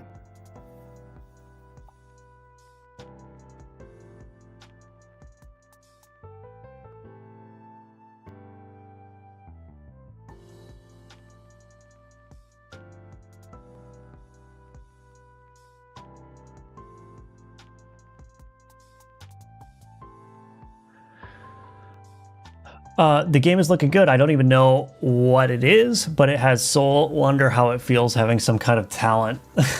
Well, thank you. I appreciate the Mercian. It's interesting that you say it has soul since this whole... Well, I'm not going to make that joke. Never mind.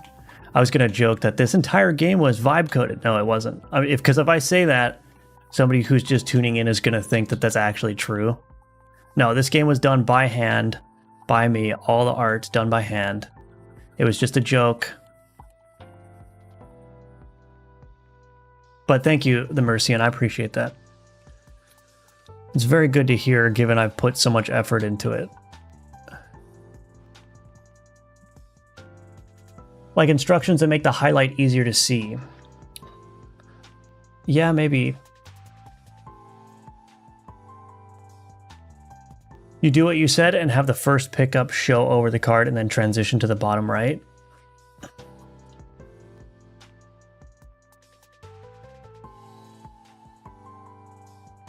I need more items to check this out on.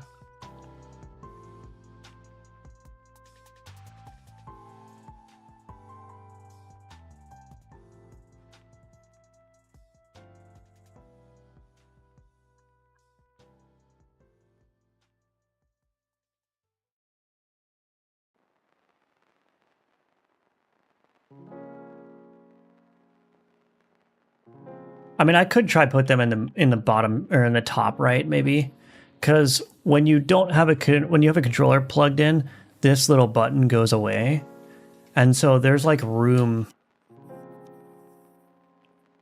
to put like a little legend up there. You know what I mean? So maybe I'll try that. Maybe I'll try that.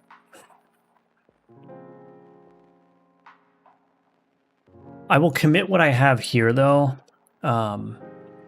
Initial work on board move prompts.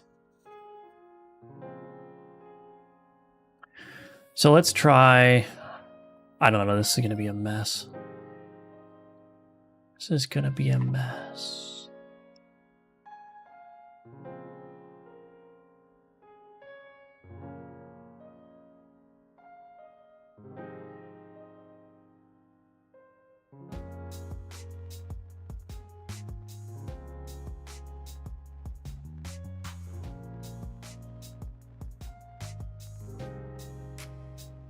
All right, I'm just going to create a little...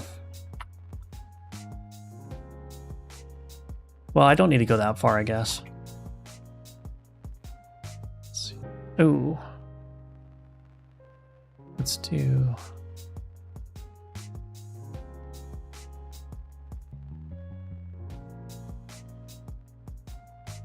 Okay.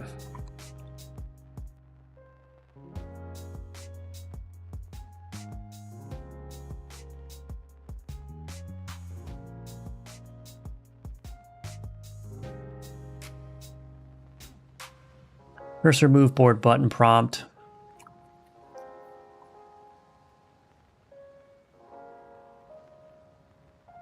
We want to do false here.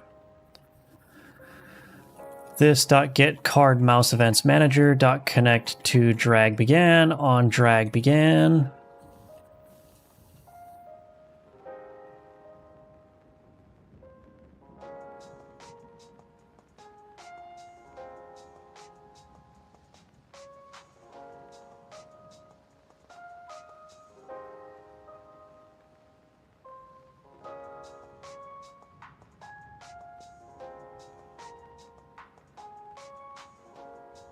Cursor move board button prompt is equal to input device manager dot is controller active dot visible private void on drag ended.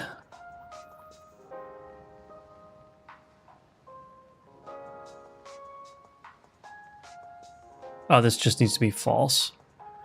And then on input device changed dot visible is equal to, can I do or equals here?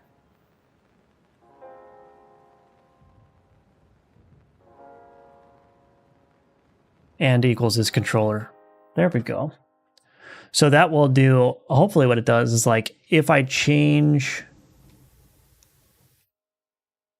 oh no, I need to actually store it is dragging here. No, I don't. So wait, on input device changed. Actually, no, this is not necessary because the drag is always going to be force ended when the input device changes. So yeah, that should just be handled automatically. All right, let's see what happens. Let me go to the cursor. We're just going to get rid of this for now.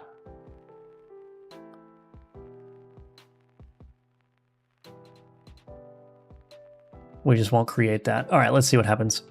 How do you manage your database? Do you access items using strings? Yeah, so the way that the way that I have registries is what I call them. And so I have all of my cards defined, and a lot of other things too, but the cards are the big things, right? These are all defined as custom resources. So if I just click into one, here's the display name, the flavor text, and the art, as well as the dimensions and excluded cells, right? So this is all the card configuration. This is all the data about the card that is basically not going to change. It's the initial set of data for the card, right? And so what I do at runtime is I basically just load up all of these resources. So I go through the directory and I load up all these resources.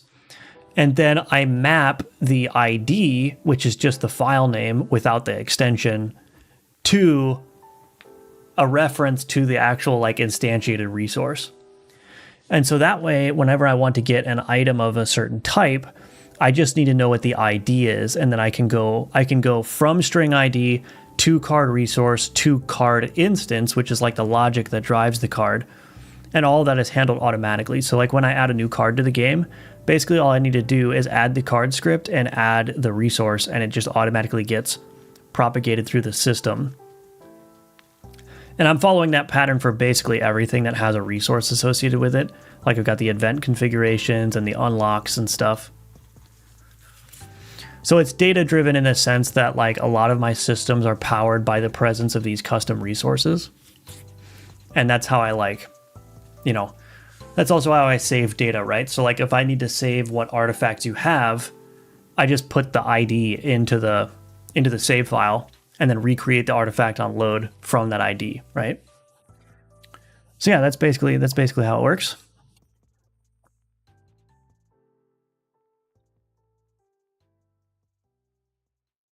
Very good way of doing things. Oh, it's not working. Oh.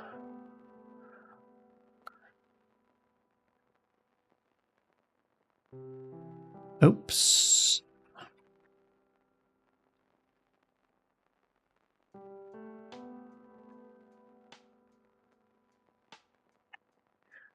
Alrighty, lots of work to do, but it's not working. It's not working. Why isn't it working?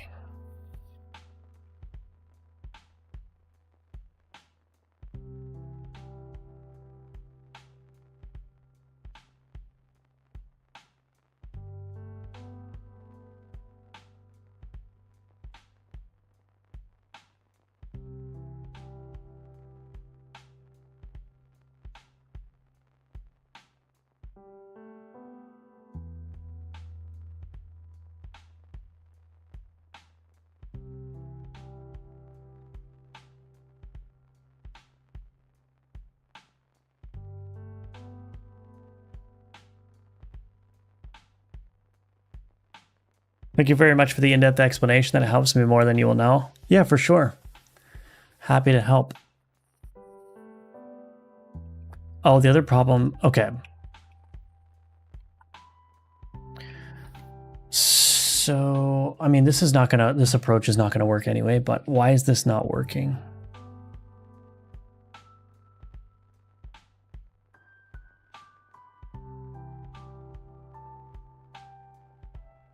Let's debug. See if that signal is actually being handled. It is.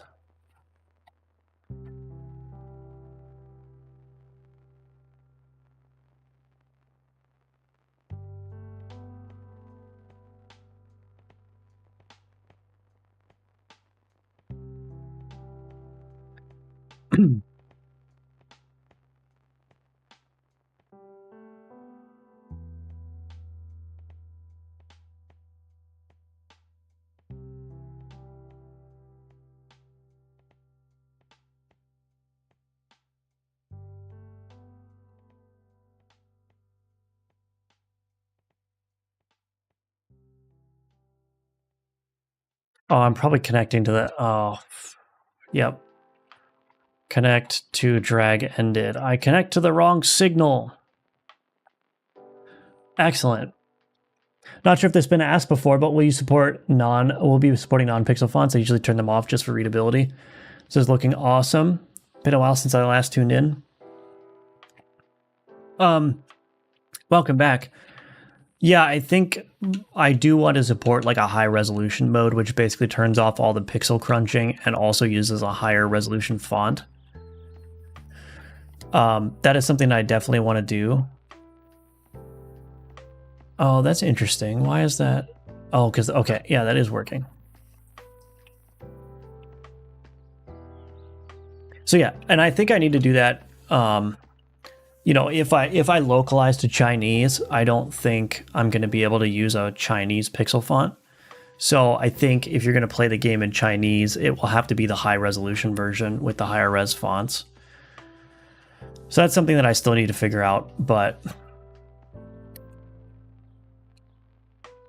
this is looking pretty good. I don't know why those left bumper and right bumper buttons are so big.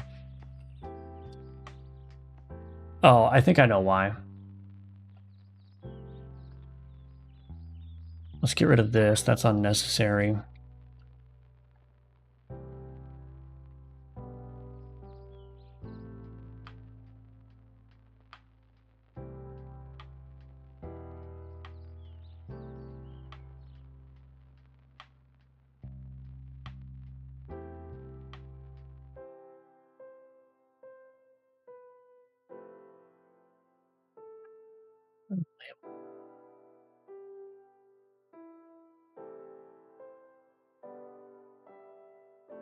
Okay.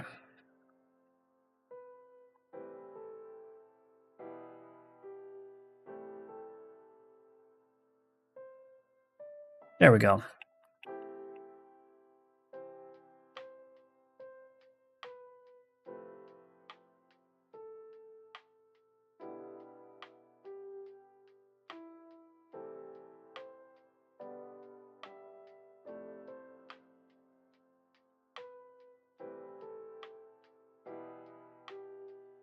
How does that look? Does that look all right?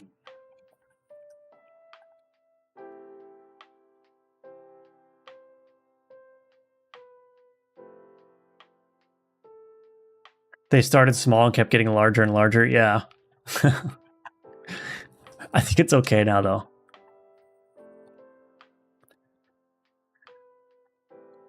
Okay. Does that look all right, though?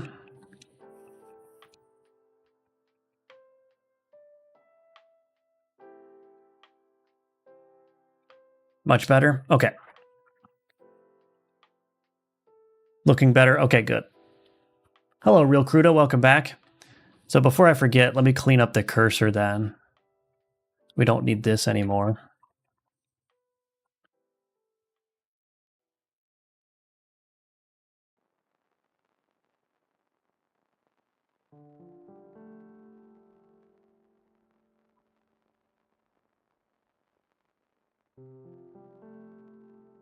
Okay.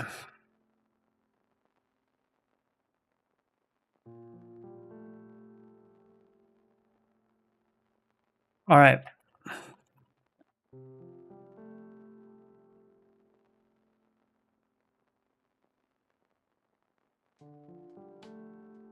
Purchase component. This is going to need to change.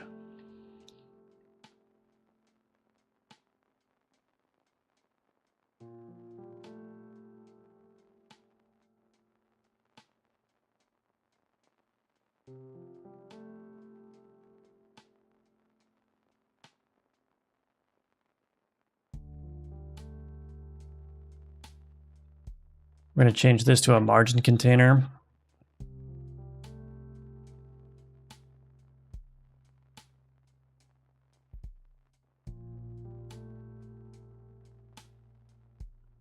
The button prompt here is going to be, I think it's just click left.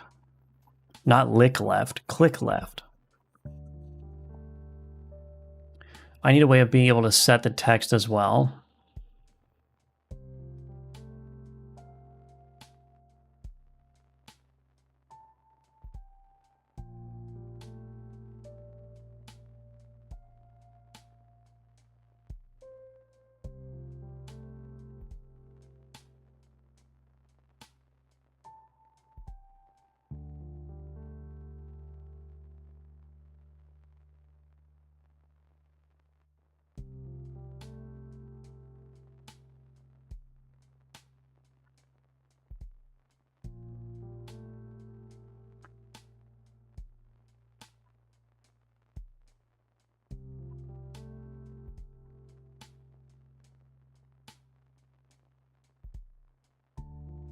I think my shop is event type 2.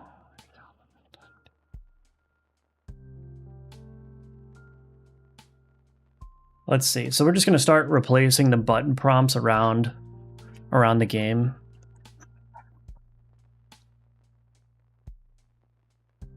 So this should say A. It does not work. Now, wait a minute.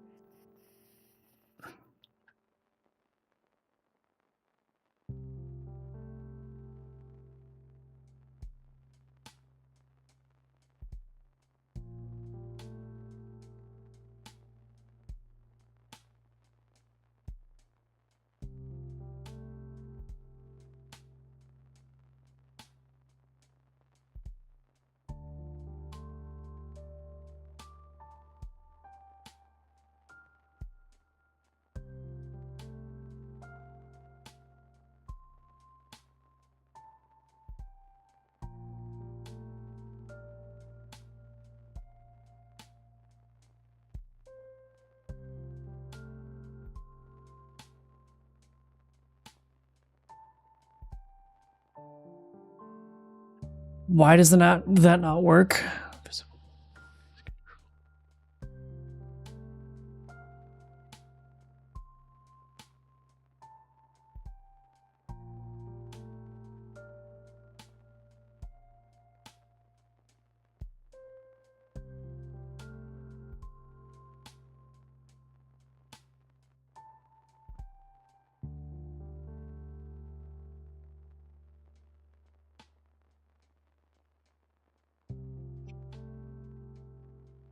Oh, this is different.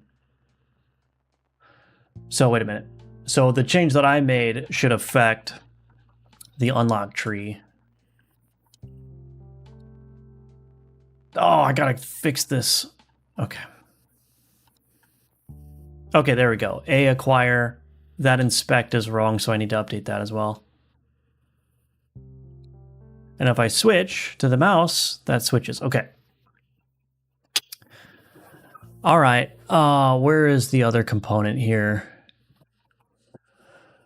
Show in file system, inspect component. We're going to do the same thing. Change type to margin container. Put the button prompt in here. This is action, click right. And then the text is inspect, which also needs to be translated, but that's all right. Won't worry about it just yet. Okay, so there's our button prompt. I don't really think it needs to be a margin container, but that's all right. But the card tooltip, we have this inspect prompt, the sell container, the purchase container. So this is the one that needs to change. So button prompt, this is going to be the purchase prompt. Let's mark that as unique name. This is going to be action name, click left, text, purchase. Yeah, and we can get rid of this. Turn off the purchase prompt.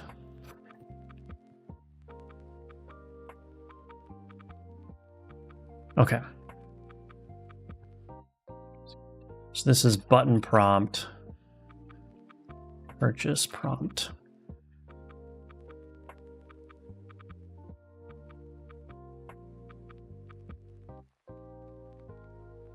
Okay. Let's see if that works.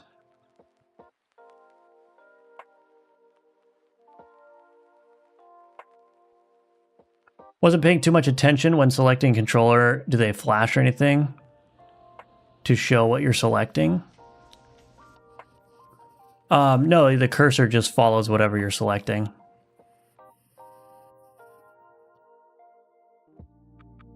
Purchase, inspect.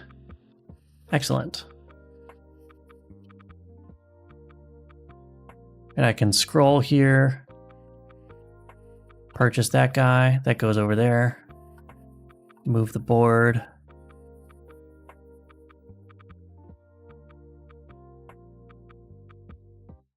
Awesome. Oops. Why does that one not work?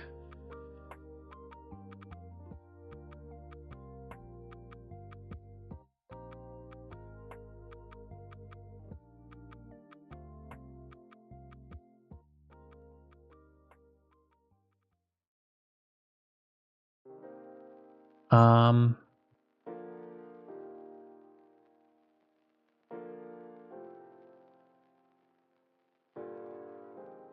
I didn't put any text there.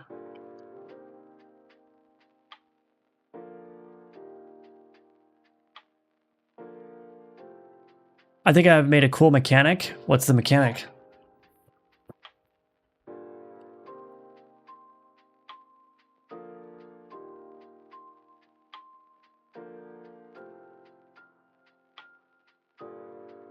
So the next major tricky thing to do is going to be,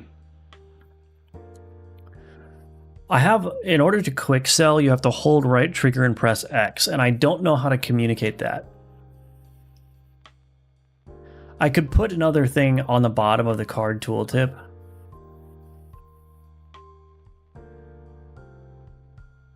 But I feel like I'd have to do that for the mouse as well. That might be one of those things where I don't need to prompt that. That might be one of those things where like you'll just be able to see it in the control menu. Because you could sell without doing the quick sell. The quick sell is just a quality of life thing that you can do if you want to just quickly get rid of something.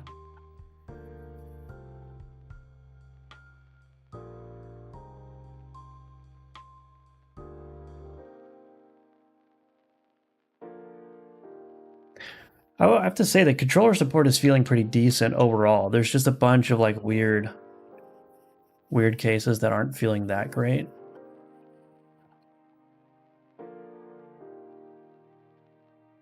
There's no way to open the combat summary.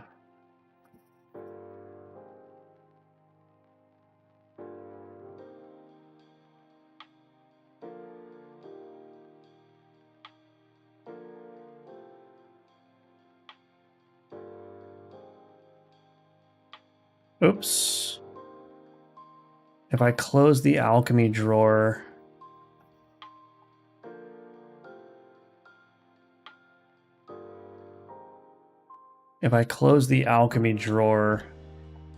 I can't focus on anything.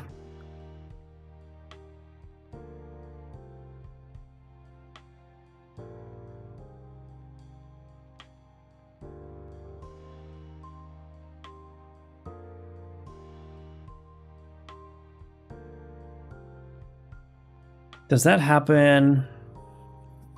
Does that happen on the map? Let's see. No, it doesn't happen on the map. Okay, so it's only when I'm in an event. Ah, okay.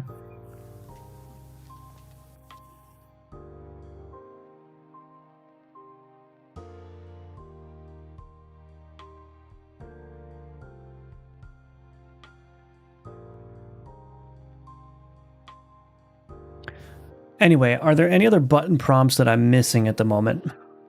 Does Godot have built-in support for controller navigation, or is it a custom system? Godot does have built-in support for focus, where you can define like focus neighbors and stuff, and you can get that to work with a controller, but I built my own focus system for this game. Because the problem is, you know, like if I've got a grid full of items, like in the unlock menu, right?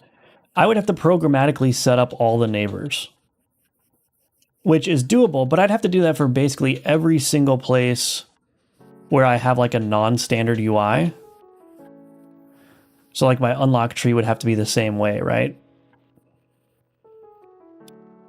And that's just not going to work. So I built my own focus system to handle all that stuff.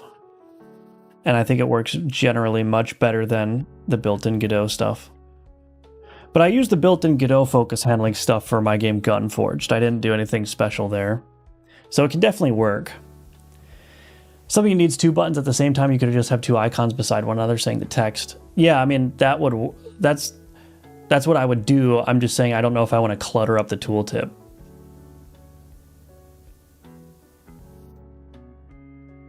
A cancel button to stop the movement. Yes.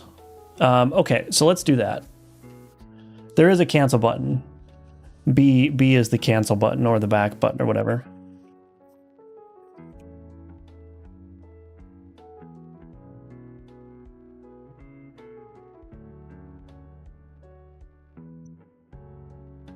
I just got a video from you on my main page, saw that you were live right now, so I thought I'd ask a question quickly here.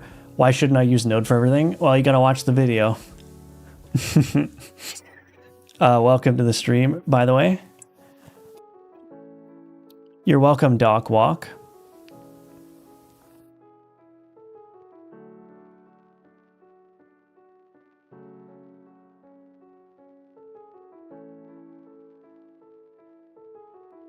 Okay.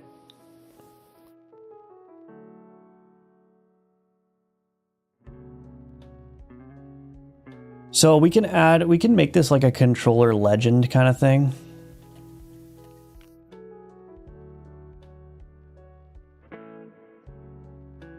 I don't really know why I still have that. Let's delete that screenshot. Screenshot here. Delete that. Okay.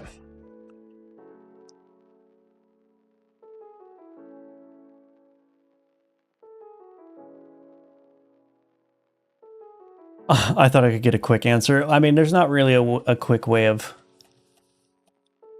explaining it. It's basically just a rundown of like how to use the rendering server, which can be a good performance improvement compared to using a lot of nodes.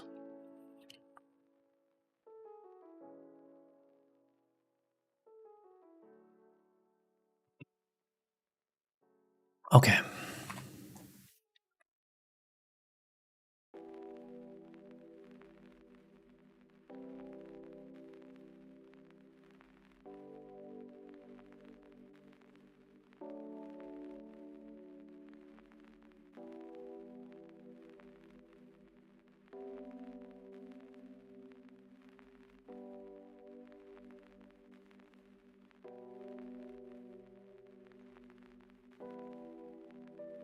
Controller cancel.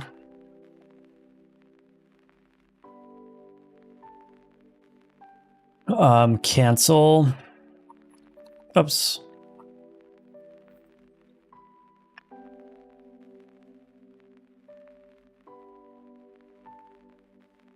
What is even going on here?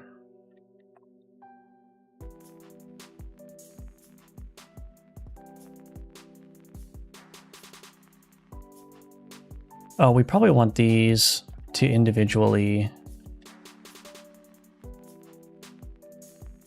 shrink end. There we go. Cancel prompt. Okay.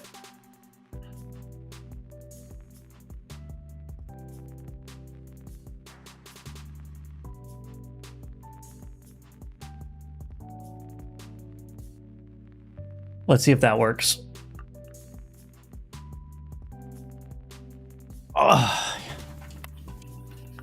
My controller stopped working for some reason. Got to replug it.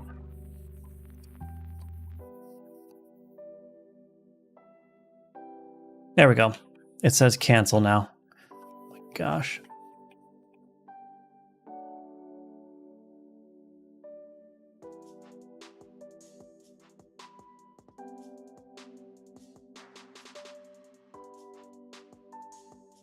You can also press start to cancel. You can also close the inventory to cancel.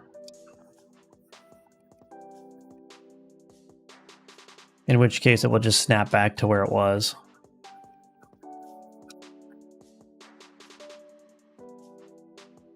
There we go. I've created a daily calendar run in my game where everyone gets the same run with the same beacons, boons, etc. Then I've created a normal mode where people get randomized boons. Oh, nice.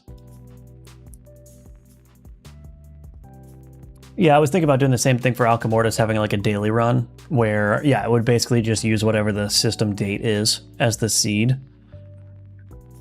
And so everyone would get the same run.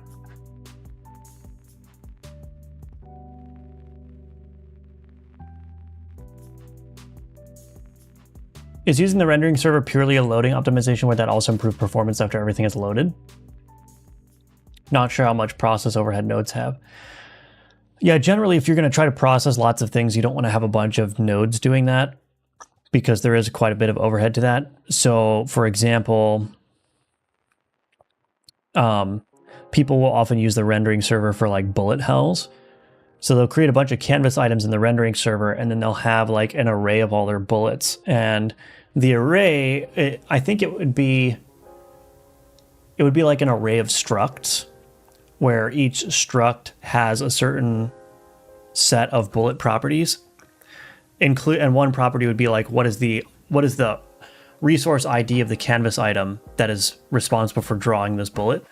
And you would just blaze through that array of those structs, and you would do your own like process method essentially, and then you would update the canvas item position for the bullet. There's another way to do that too, which is using the multi-mesh 2D, I think is what it's called.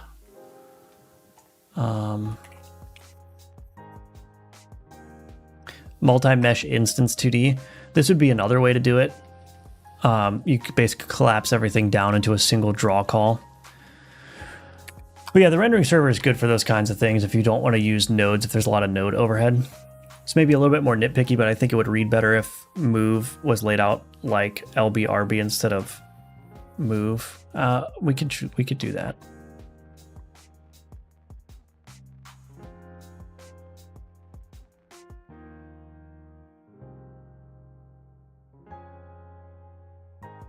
Let's see if my little hacky solution works. There you go.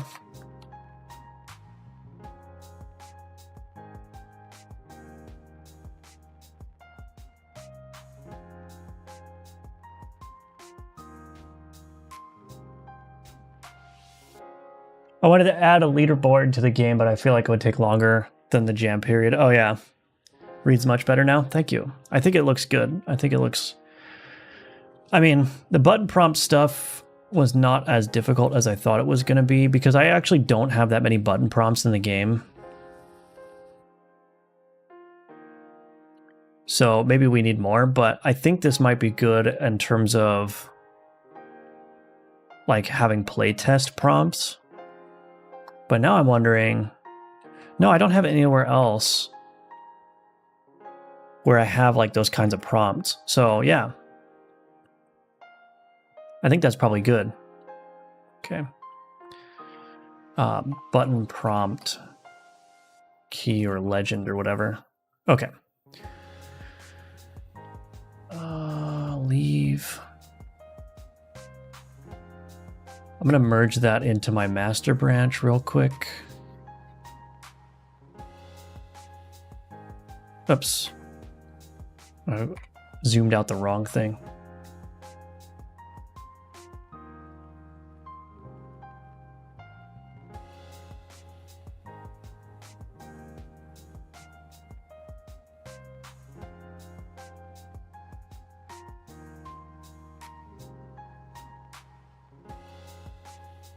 I actually love watching you do this stuff. I learned so much, and it's a really nice community to be a part of. Yeah, I agree. But I'm going to end the stream there. That's a 4.5-hour stream for you. Is that the longest stream we've ever done? Maybe. But I'm just going to take a break for like an hour, and then I'll be back working on this. I probably won't stream again today, but I am going to spend the rest of the day working on all this stuff that I need to finish up.